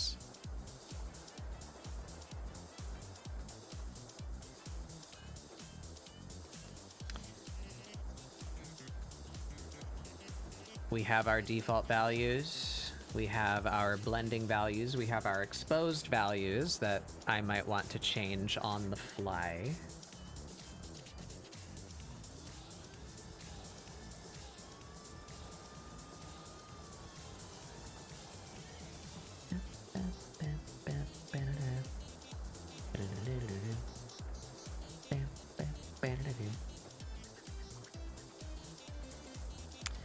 The shape, right, the shape of the brush. So we have a good texture now, and this brush tip is default. It is a default circle.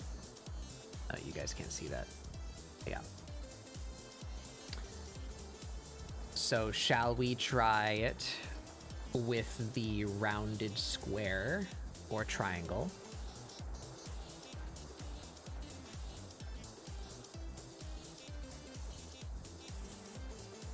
And if I do that, I might want to change the thickness.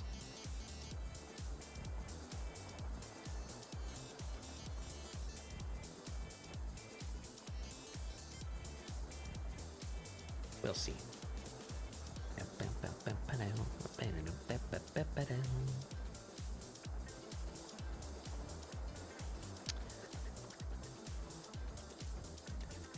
That is coming along quite nicely, though.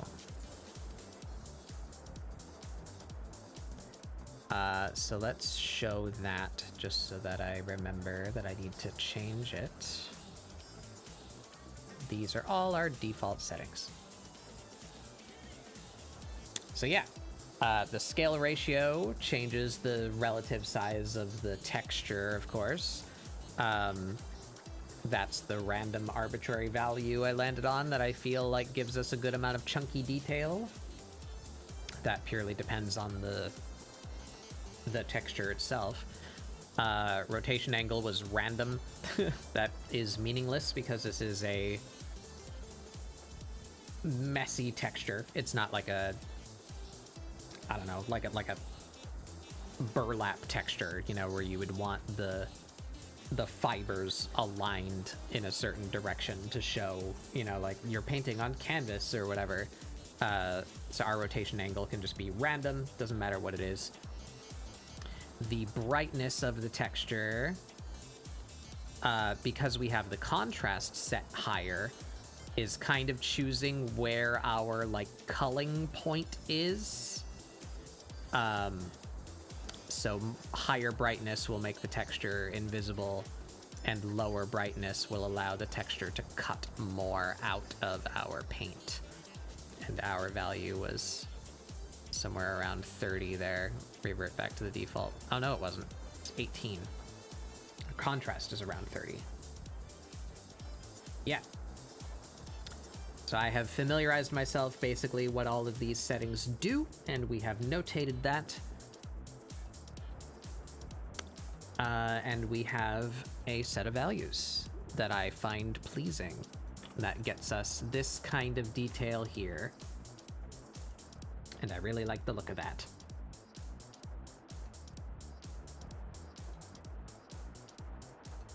And then the other important settings are the ink settings, color mixing set to blend, lower amount of paint, and lower color stretch, maxed out non-variable density.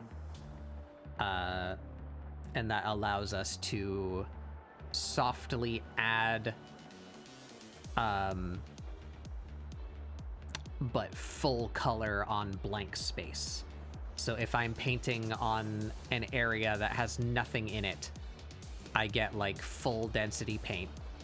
But if I'm painting over an area that is already a color, the low amount of paint will... See, I can just slowly build up on it. It doesn't immediately turn white. So I have familiarized myself with these settings and what they do. And we have our brush. So then, very last thing is brush tip. Do we want to try the square? I don't think I would like the triangle, so we're just going to go straight to the square. So what is this texture? Gabu. We're going to try using that. This.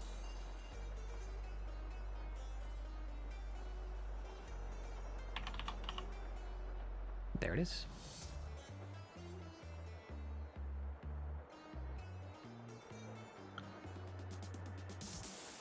It has an angle. It sure does.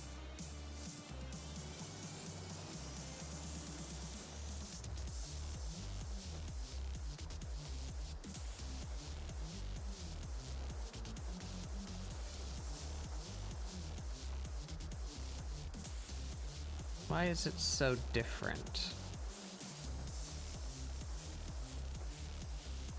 79. Ah, obviously, because it's tilted the long way up. It's not quite a square, it's more of a rectangle.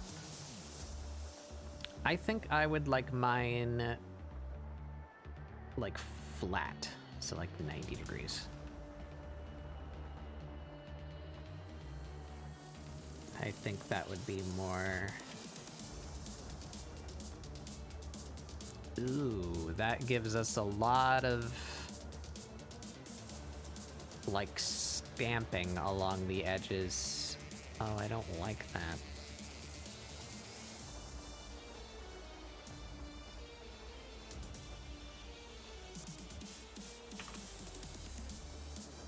I like how it changes my shape, though.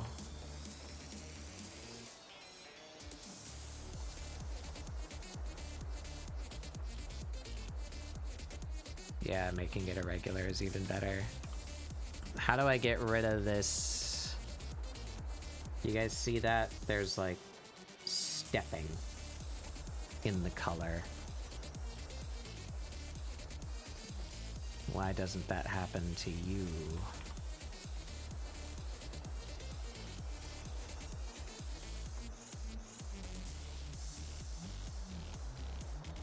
It's because of that. Or is it because it has no texture?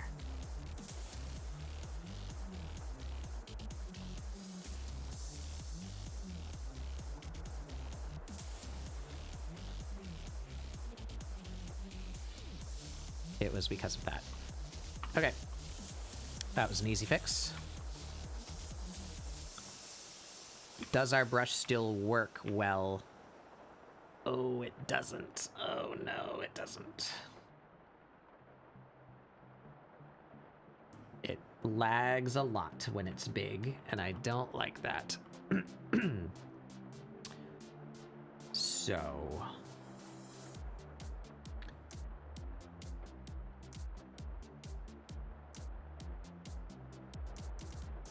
let's save that as default. Does killing the texture? No, it doesn't. Does killing the brush tip? No, it doesn't.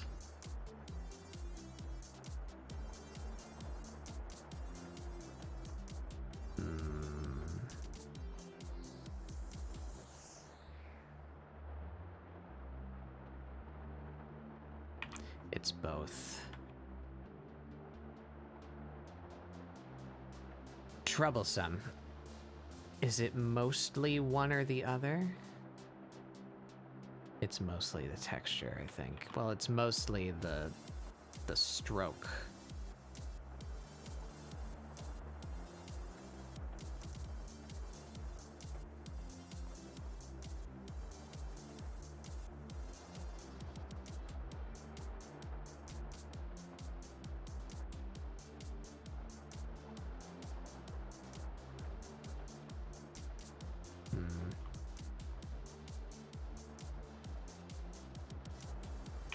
Shit.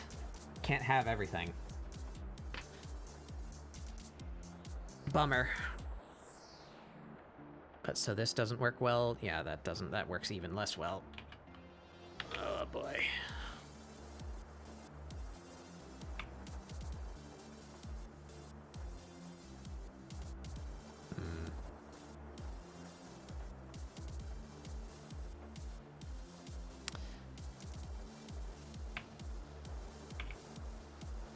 Yeah, none of these work well big. Alright, so that's just not really something I can ask for, is for it to still work good big.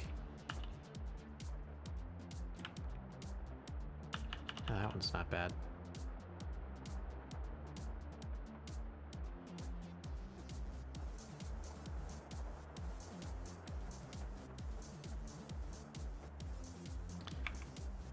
Brush size 100, brush size 100. Yeah, it's about the same as ours.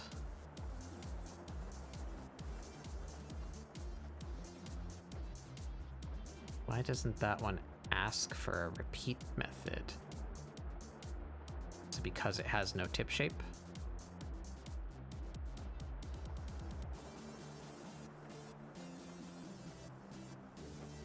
Correct. Yeah, so okay, we get more out of it with no tip shape. How much do we lose for not using a tip shape?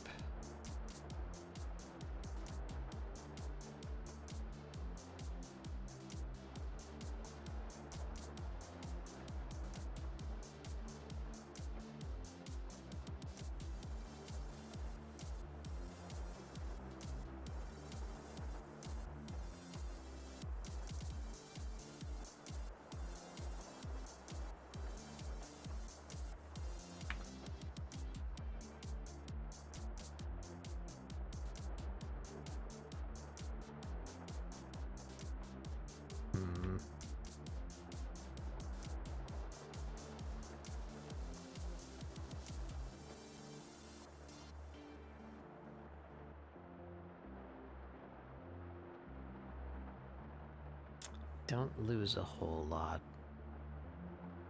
We don't gain a whole lot either, then, so maybe we just keep using the tip shape. I can't expose that as a setting. That's a bummer.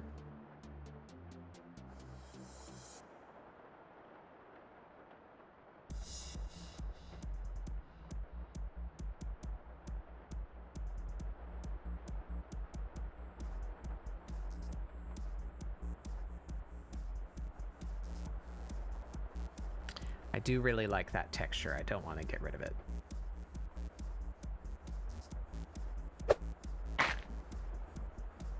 Hey, Almage. Set to narrow. Yeah, setting it to normal gives us that banding. We might have to just deal with the banding for the sake of smoothness.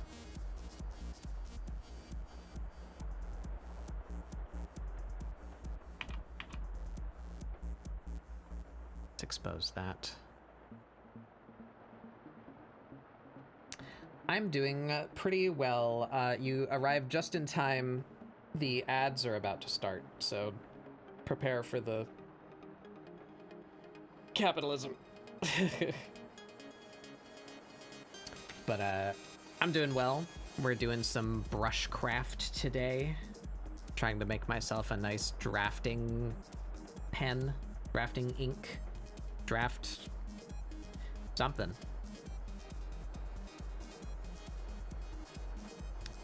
I like where it's going though. I'm just stuck at the last parameter that I would like, which is usability at scale. Ours is kind of suffering when it's larger. But it works really well small, which might be all I need.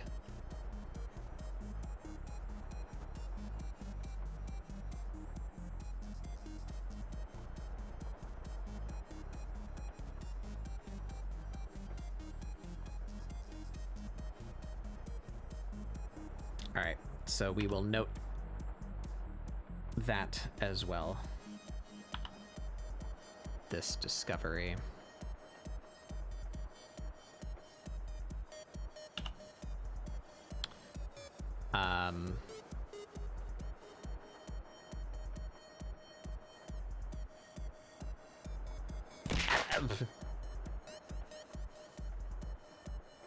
With tip shape.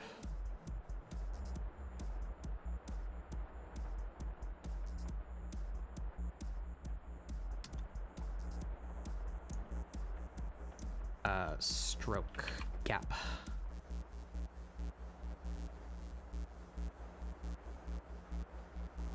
Controls. Banding.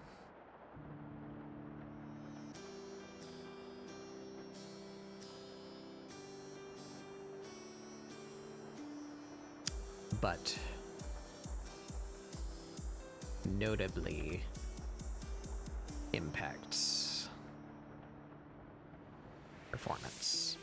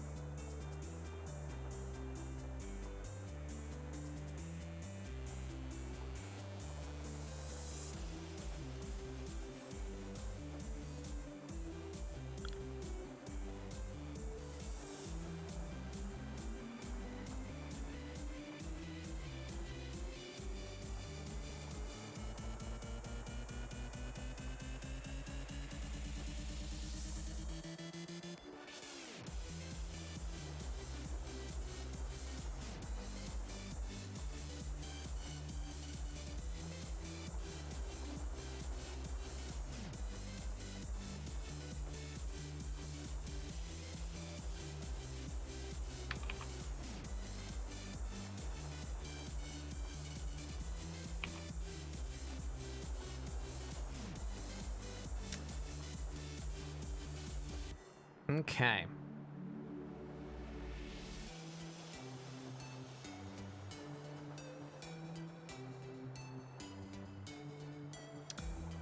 So for now, I think we have a brush.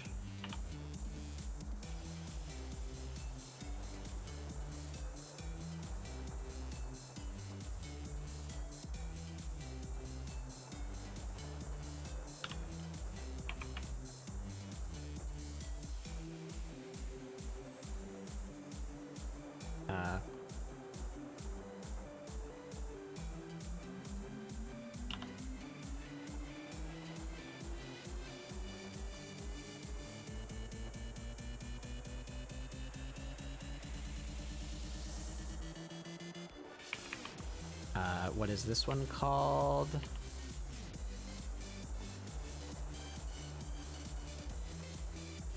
Gabu.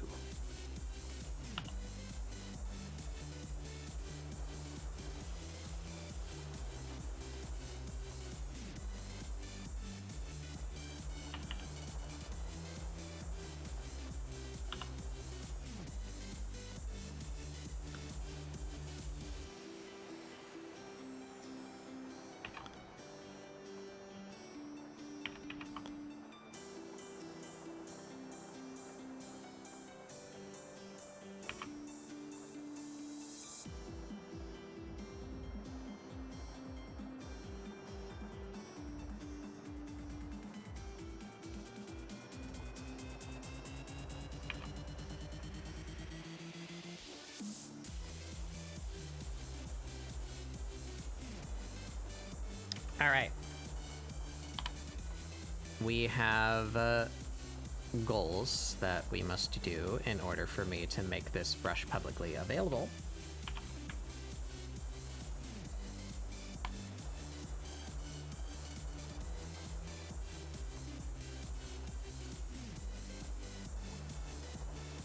Actually, let's keep that down there.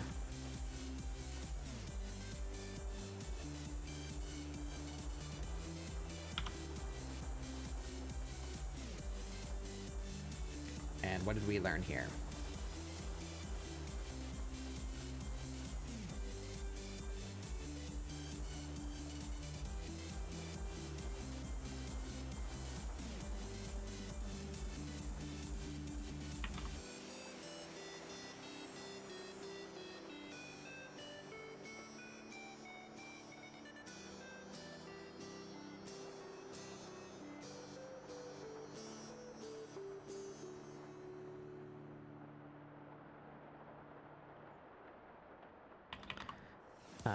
Requires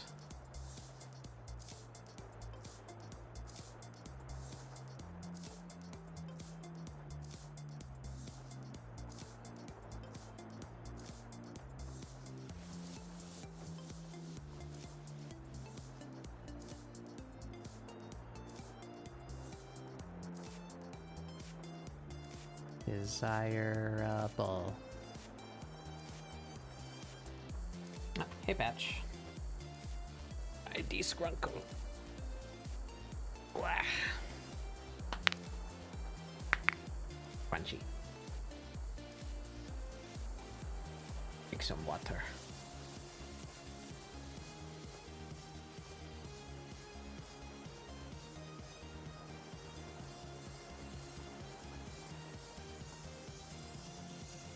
All right.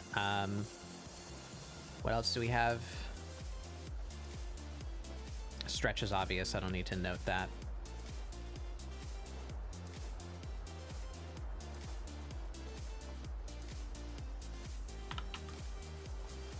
Let's note. Whoops. Let's note here.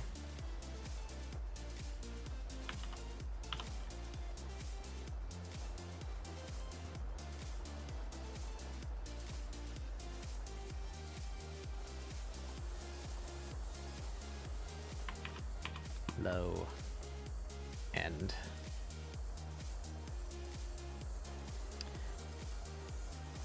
How's it going? It's going pretty good, I think.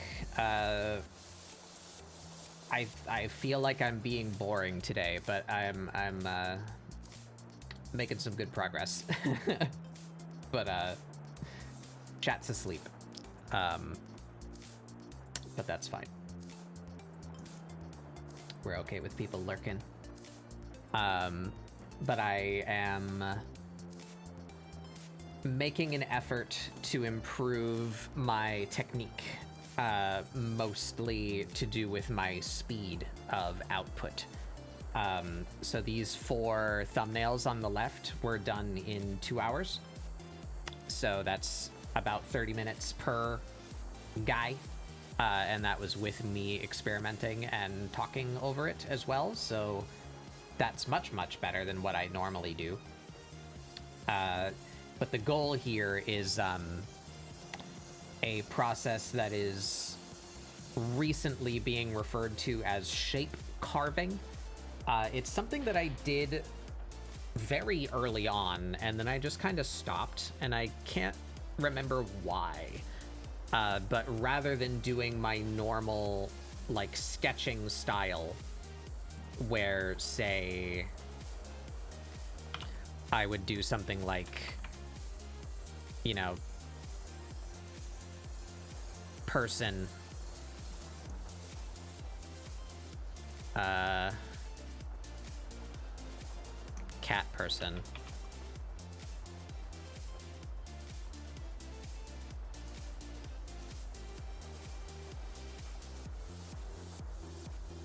nose,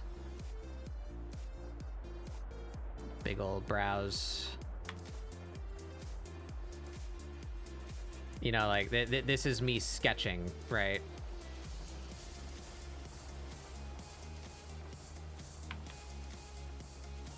Cat face.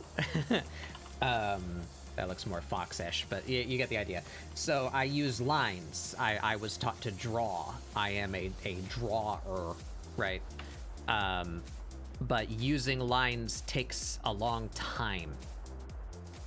And I have become dissatisfied with even being as loose as I am right now. I don't like how long it takes me to arrive at a draft that I want to continue with to, like, pursue a final composition, like an actual art piece, like finished product at the end of the day. So something else you can do instead of doing these, like, sketchy styles, like if they're rib cage, where here they're, like, leaning over, they're gonna be, like, putting their hand forward, and then the other arm is, like, going backward. You know, instead of doing something like this,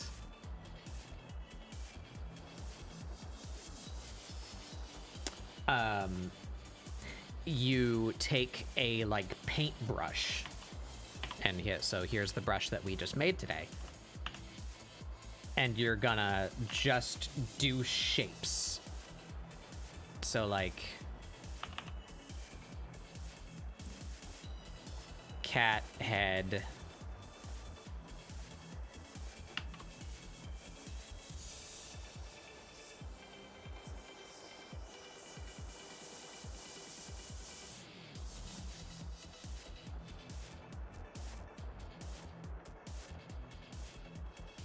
And it allows you to be even more loose and fast with it. And then if you want to change detail, you can like erase from it or go over it with a higher value, which is what I should be doing. So let's do that. So we did that in black. We can go over this in like a gray, and we could notate that like they have their fist clenched. So here's their fingers, right? They have a boob.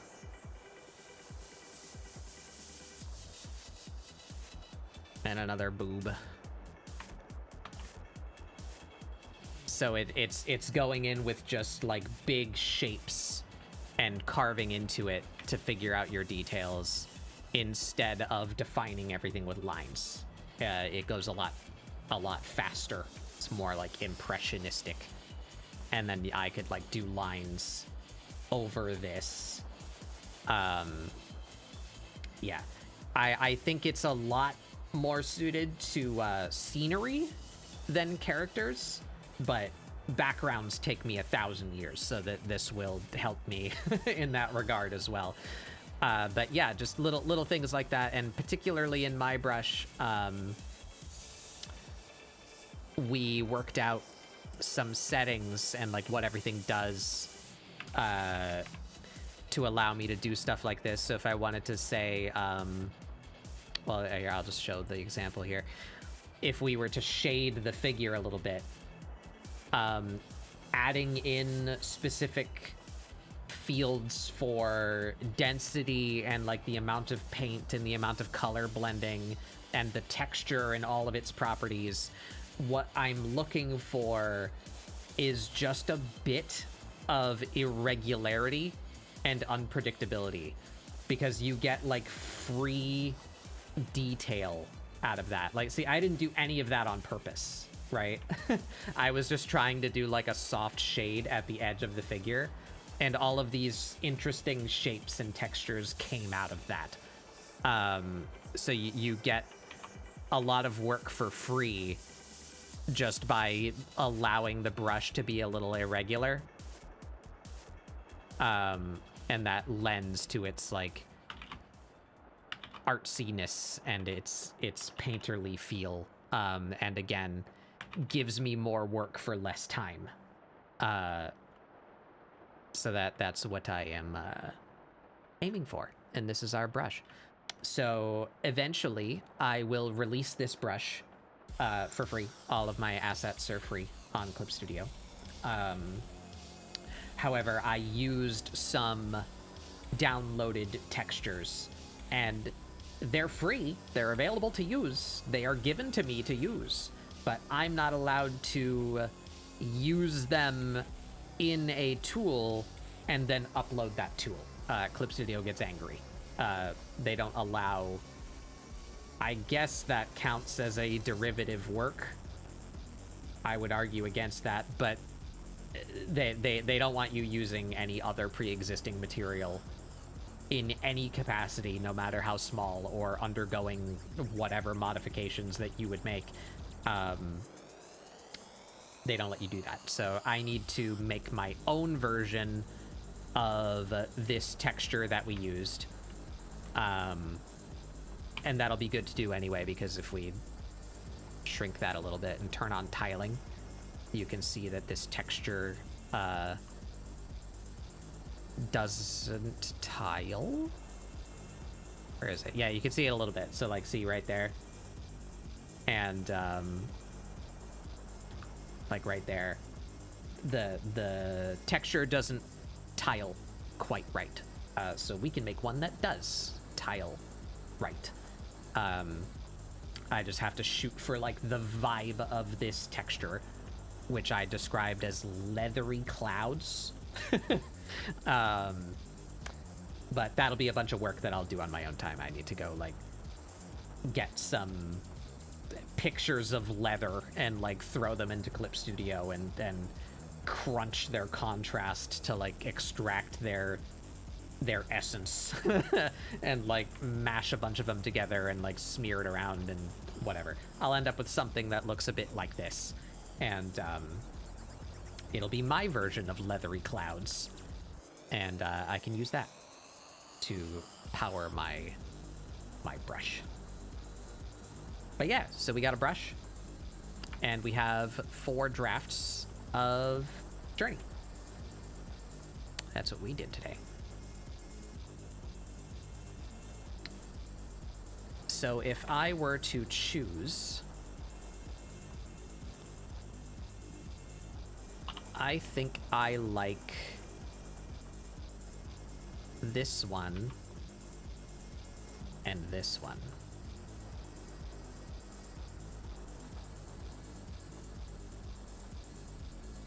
And this is all in service of doing a... that was my error noise, not yours. Doing a bingo entry. Because the Journey Traveler is on my 2025 bingo sheet. Yeah. So, we have 4 drafts now. And a new brush to hopefully do other drafts in the future. And those are all of my scribblings, my learnings, my divinations regarding brush settings and what exactly they do and which ones I like. Yeah. Hey, Astro.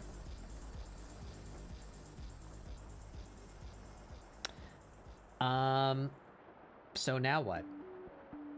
I've been going for 4.5 hours. I have a brush. I don't want to do what I'm about to do in this canvas, so how about we scooch the 2 that I like into a new canvas. That would be... that's why. Let's do this in order. 2, 3, 4. Dear Clip Studio, I would love an option that when I make a new layer or folder, or ideally both individually, I want settings for those that when I make a new one, does it go above or below the thing I'm currently selecting? I would love if I could control that. 'Cause I want my folder list to be top down. But everything that I make is created above what I am currently selecting. So it ends up backwards often to the order that I would like it to be in. I'd love to be able to control that. Anyway, we like 2 and 4. So we're gonna grab those. We're gonna bring them to a new canvas. What is double 16 by 9? 1080p. So 2160. 21. The funniest joke known to man. 2160. What's half of 19 or double 1920?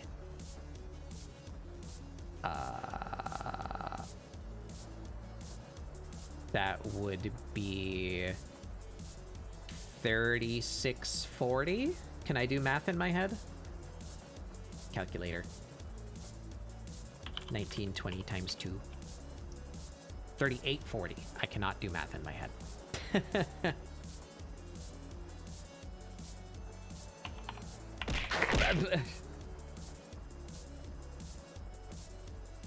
Oh, wait a minute. I'm a goof. I just want the height to be double.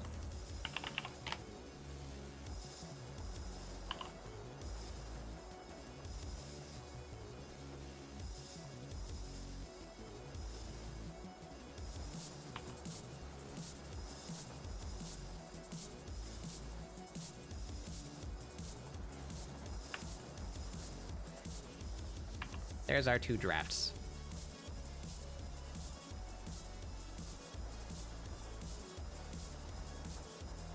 What do you guys think?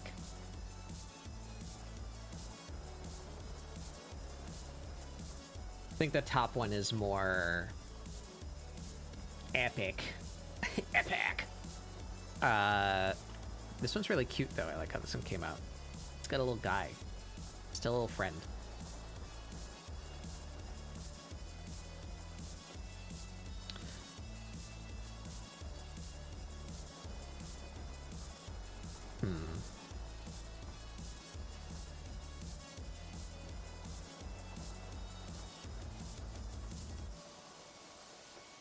You know what?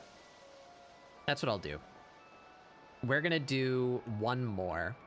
So let's do it down here since we never ended up using this one for anything. I'm gonna do one more thumbnail with my brush. So we'll see how that turns out.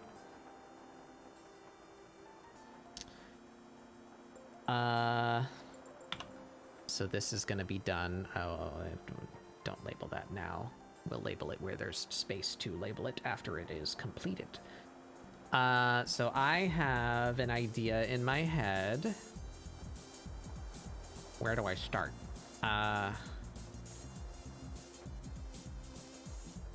Oop. I have something called layer 1 in my stack, and it must be defeated.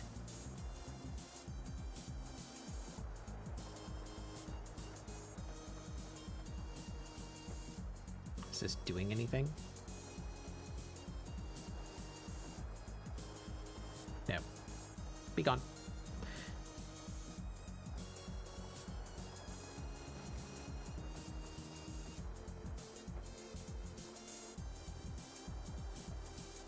This is going to be draft number 5.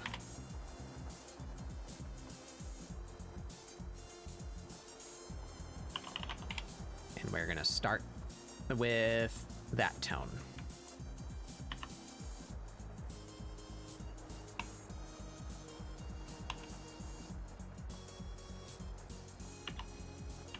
All right. So now we go with my brush.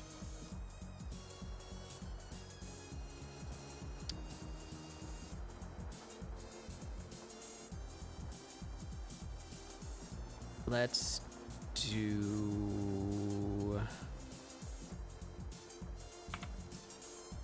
Start very Bob Rossi. We're going this way.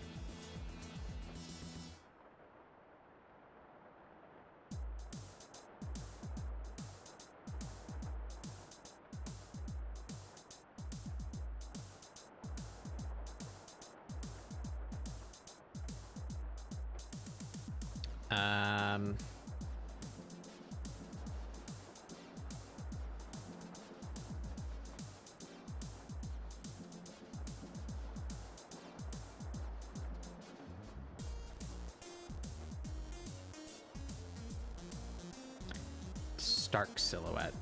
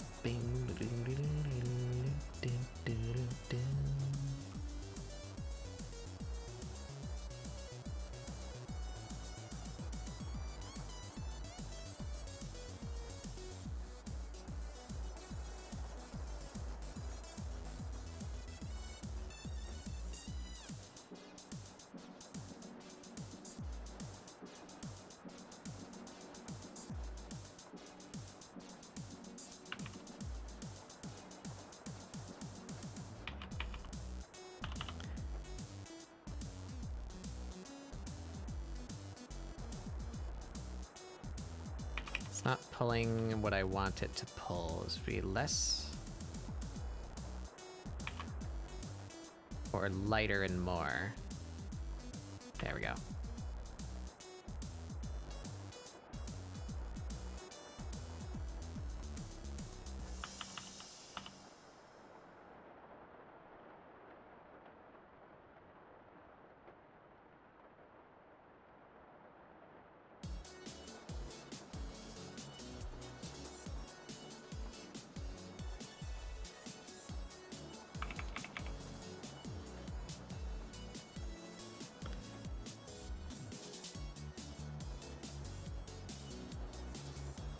I should make some key points for the color stretch and amount of paint so that they're not on a continuous scale, but rather have predefined blocks of values.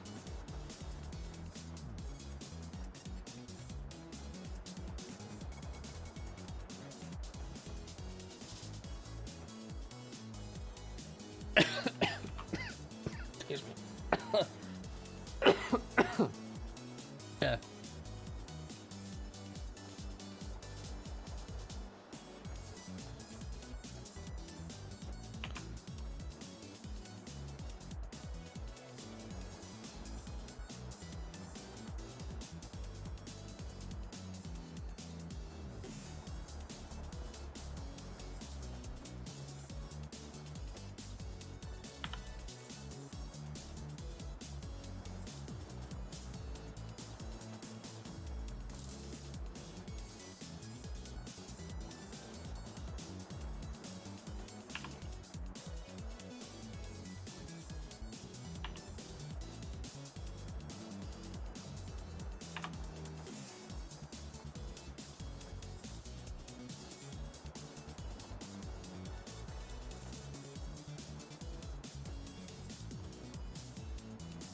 Ah. Shit. I made a mistake. Didn't save my most recent settings as defaults.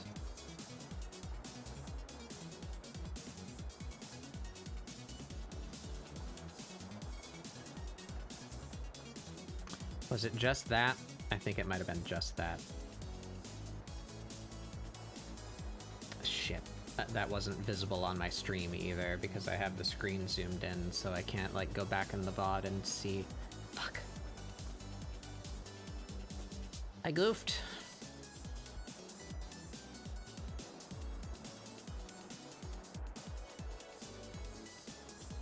It would have been just that, though, I believe.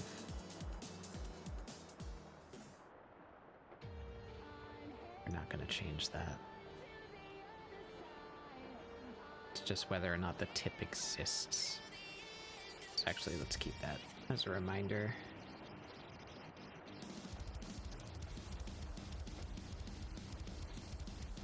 There, that should be about where we were.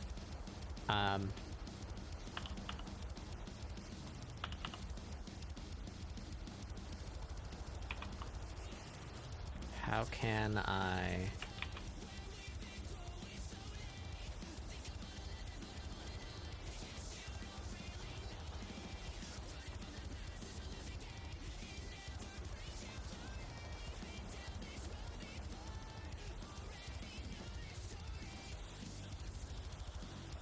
be like that?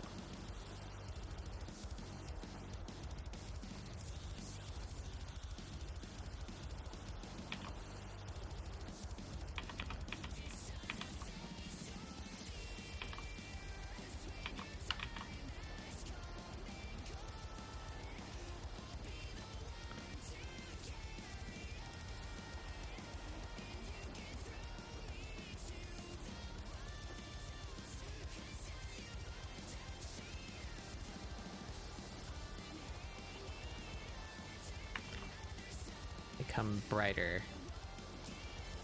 There you are.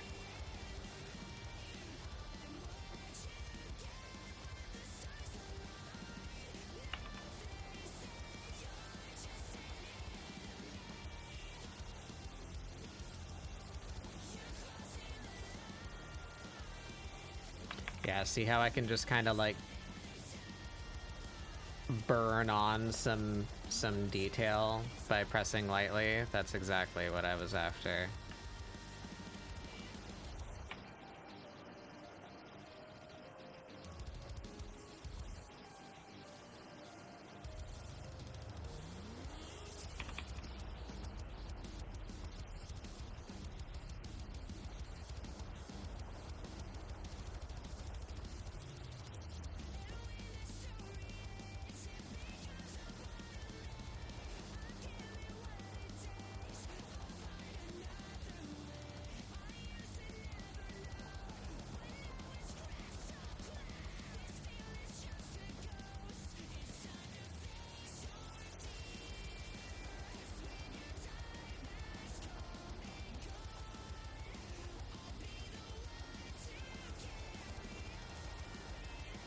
Just give me a point of reference.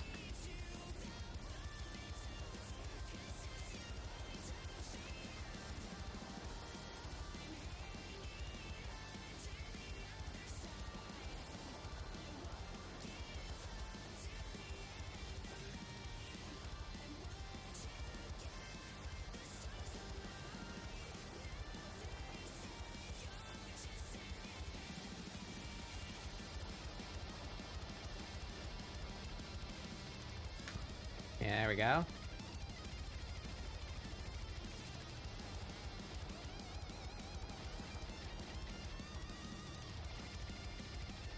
These are clouds. This is mid. This is mountain. This should be light, yeah.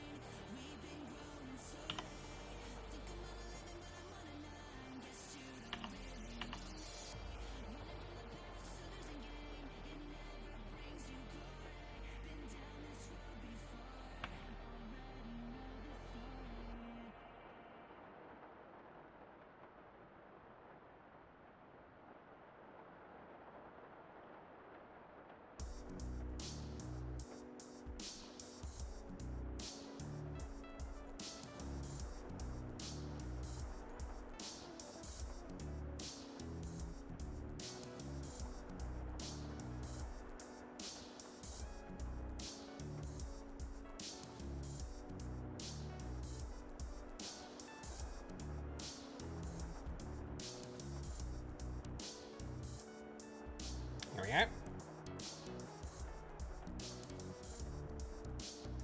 Then over here, we would have like...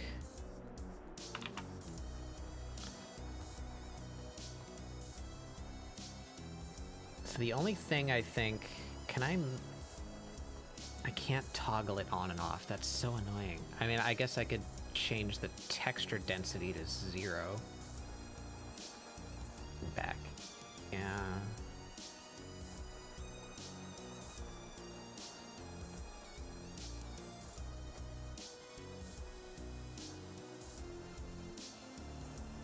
Sometimes I want the texture and sometimes I don't.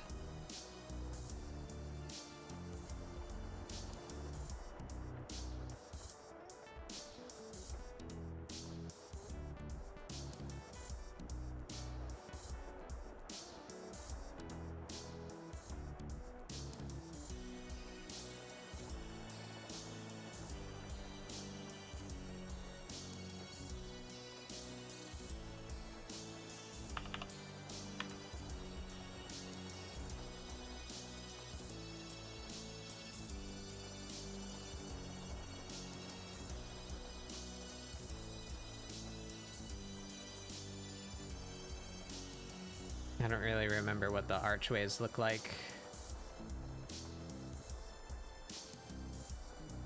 But that should do, right?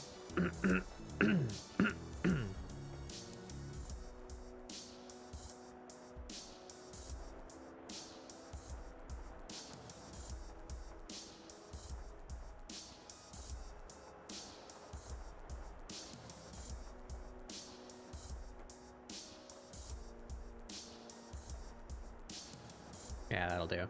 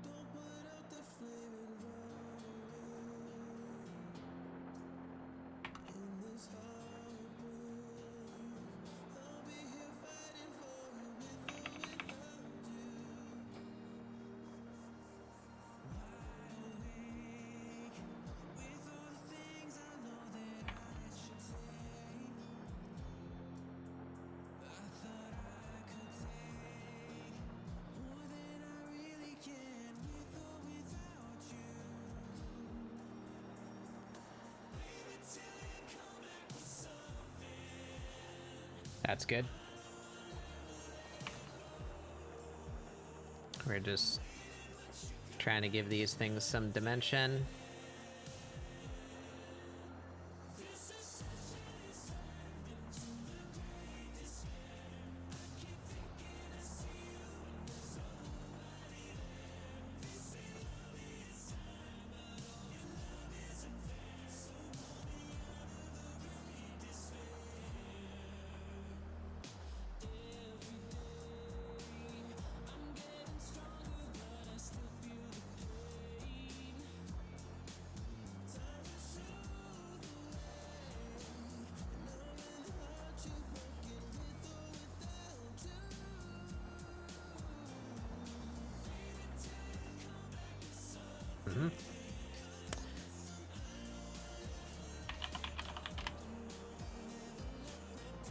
And then we do maybe this.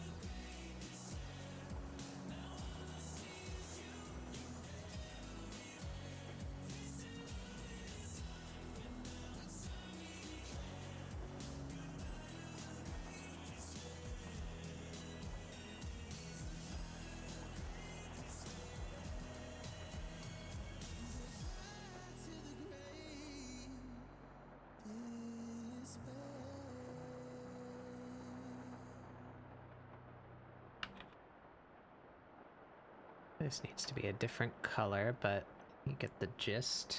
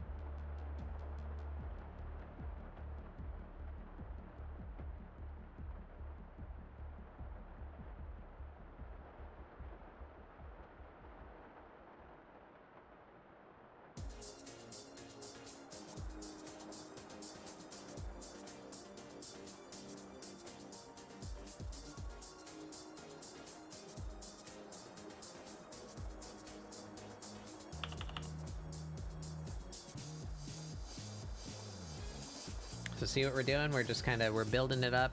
We're cutting away from it. We're taking values from places and moving them to other places. Just to get us like a really general shape and movement.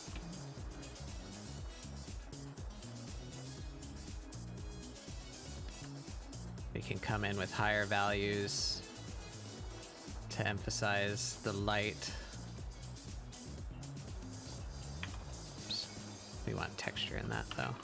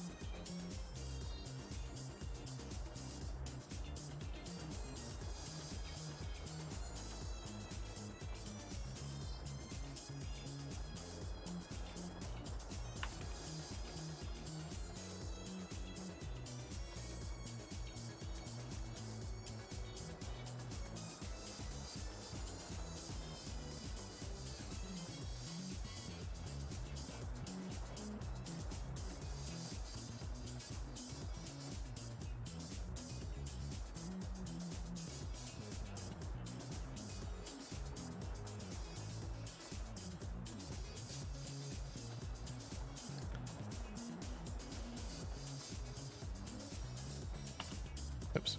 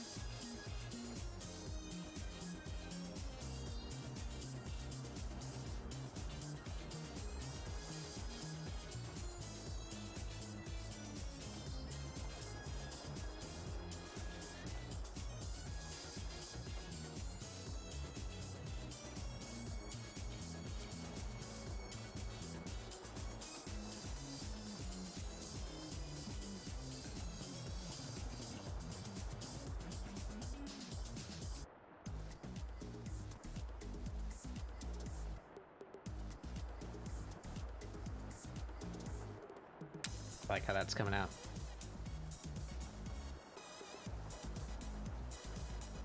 Then we take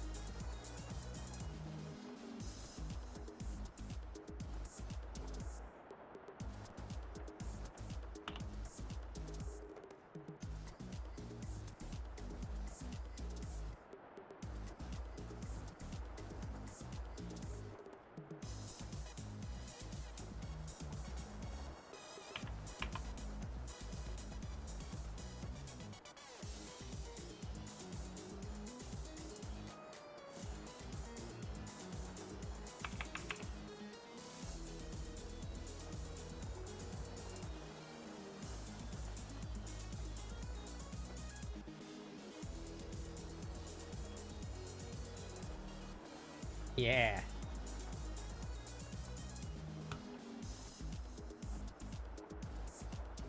And like undershade like the path that they carved.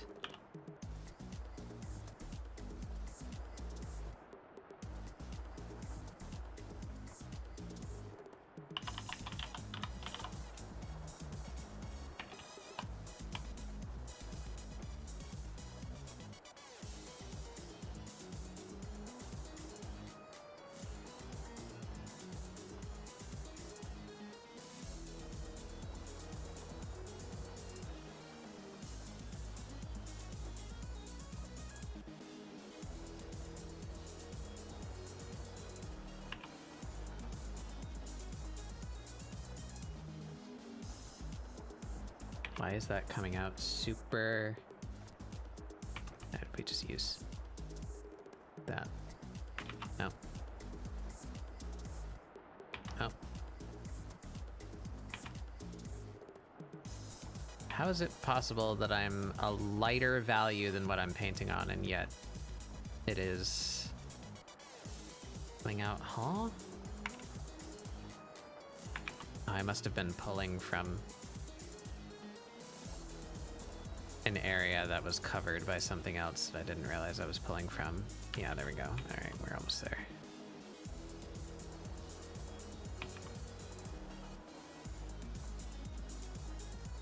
There we go.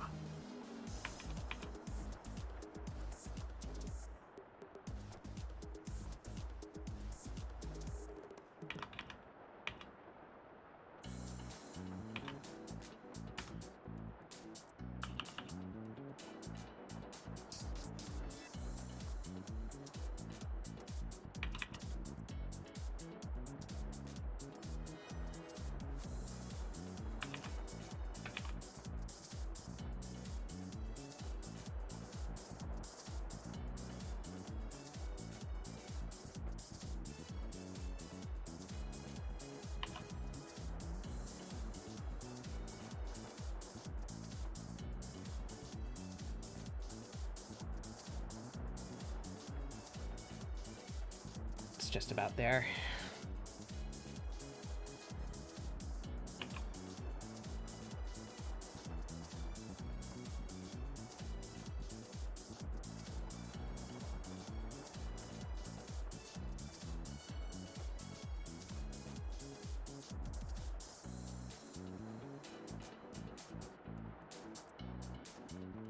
They're not reading going fast enough.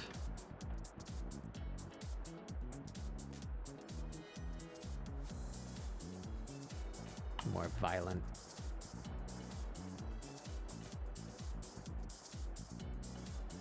Yeah, there we go.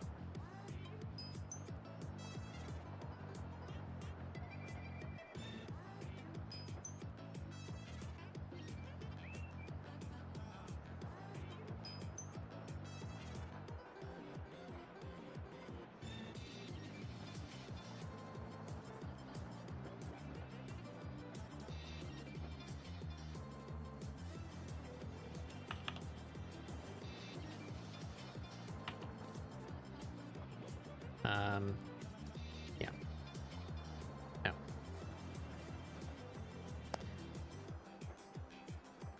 There we go.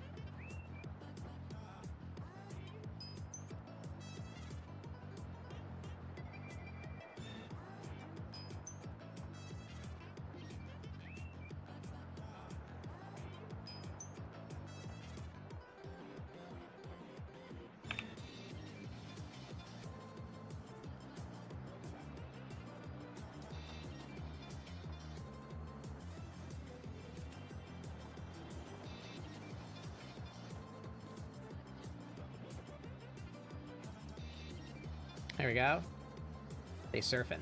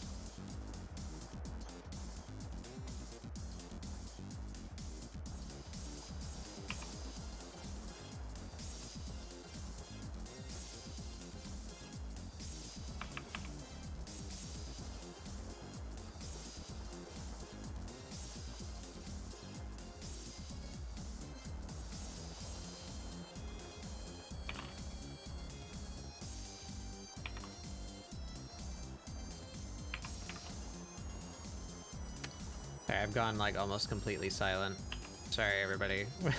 This is just the kind of day it is, I suppose.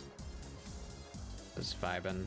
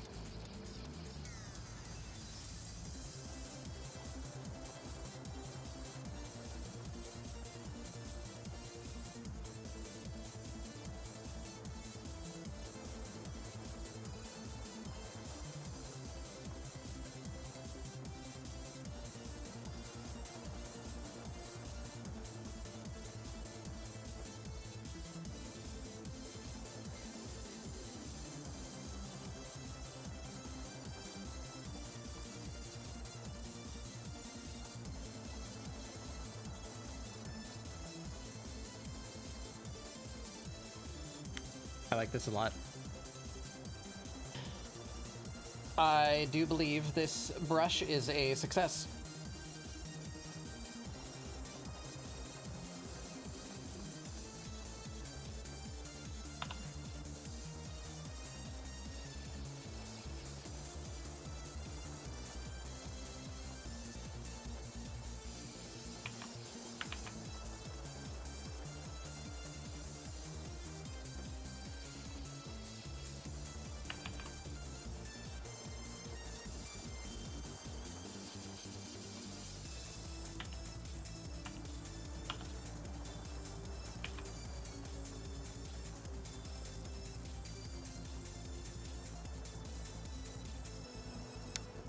Yep.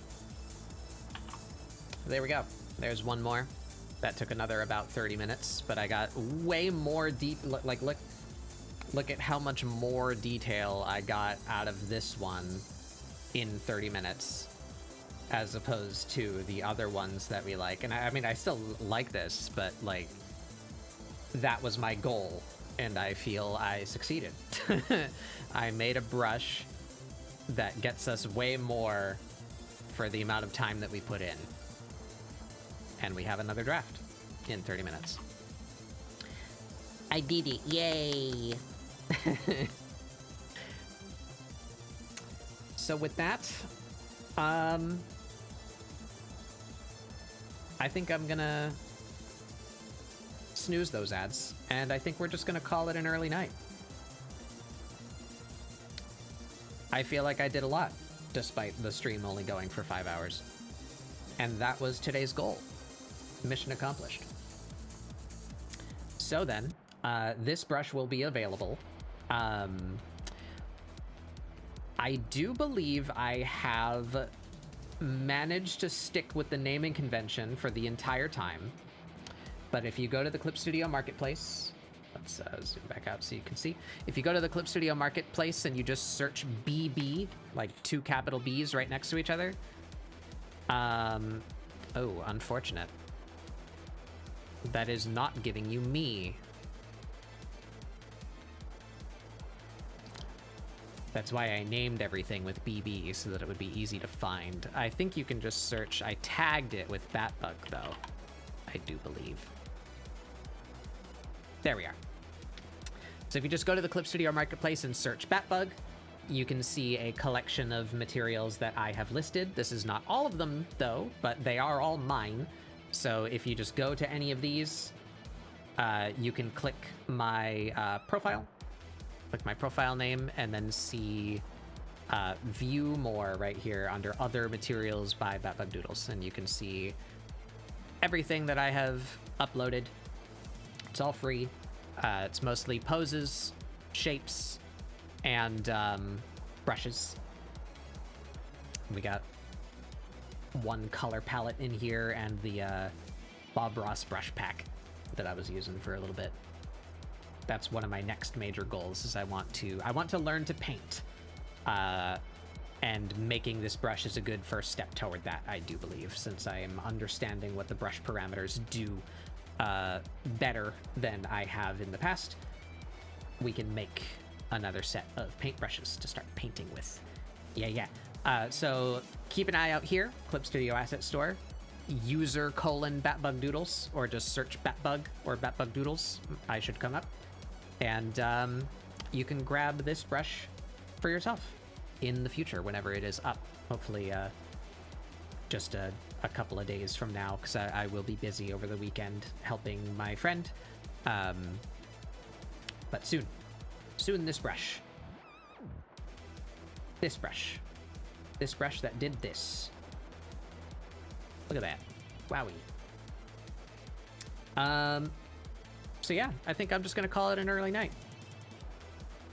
Let's see if that time lapse is anything worth saving. As an example there.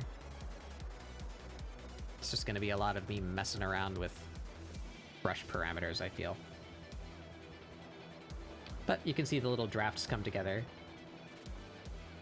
But that's gonna be on a really tiny screen on the YouTube time-lapse. Well, we'll upload it anyway. It's fine.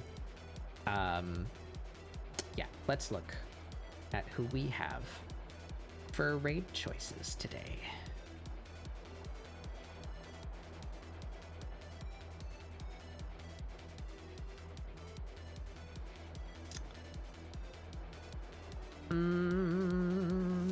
Have we gone to this artist yet? I don't know.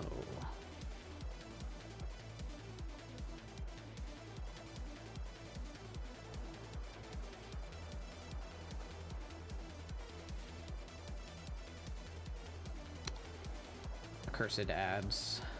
I cannot see what they are doing.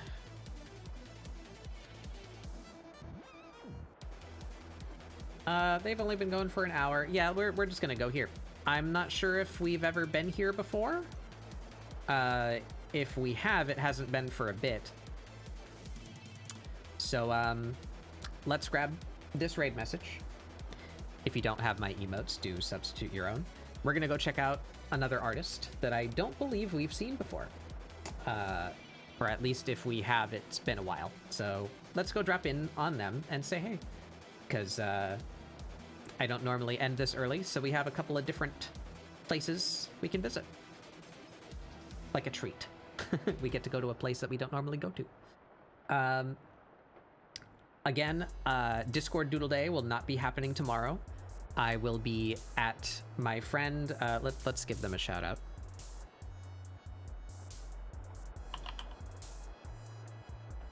I will be over there.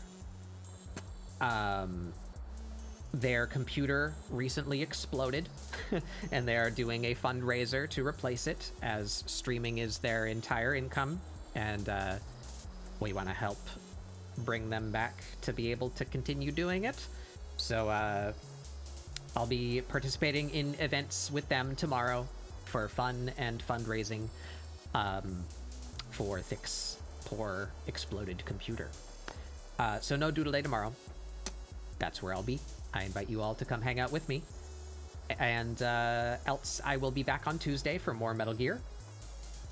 And I hope you all have a wonderful rest of your time zone. Thank you all for joining me. Goodbye.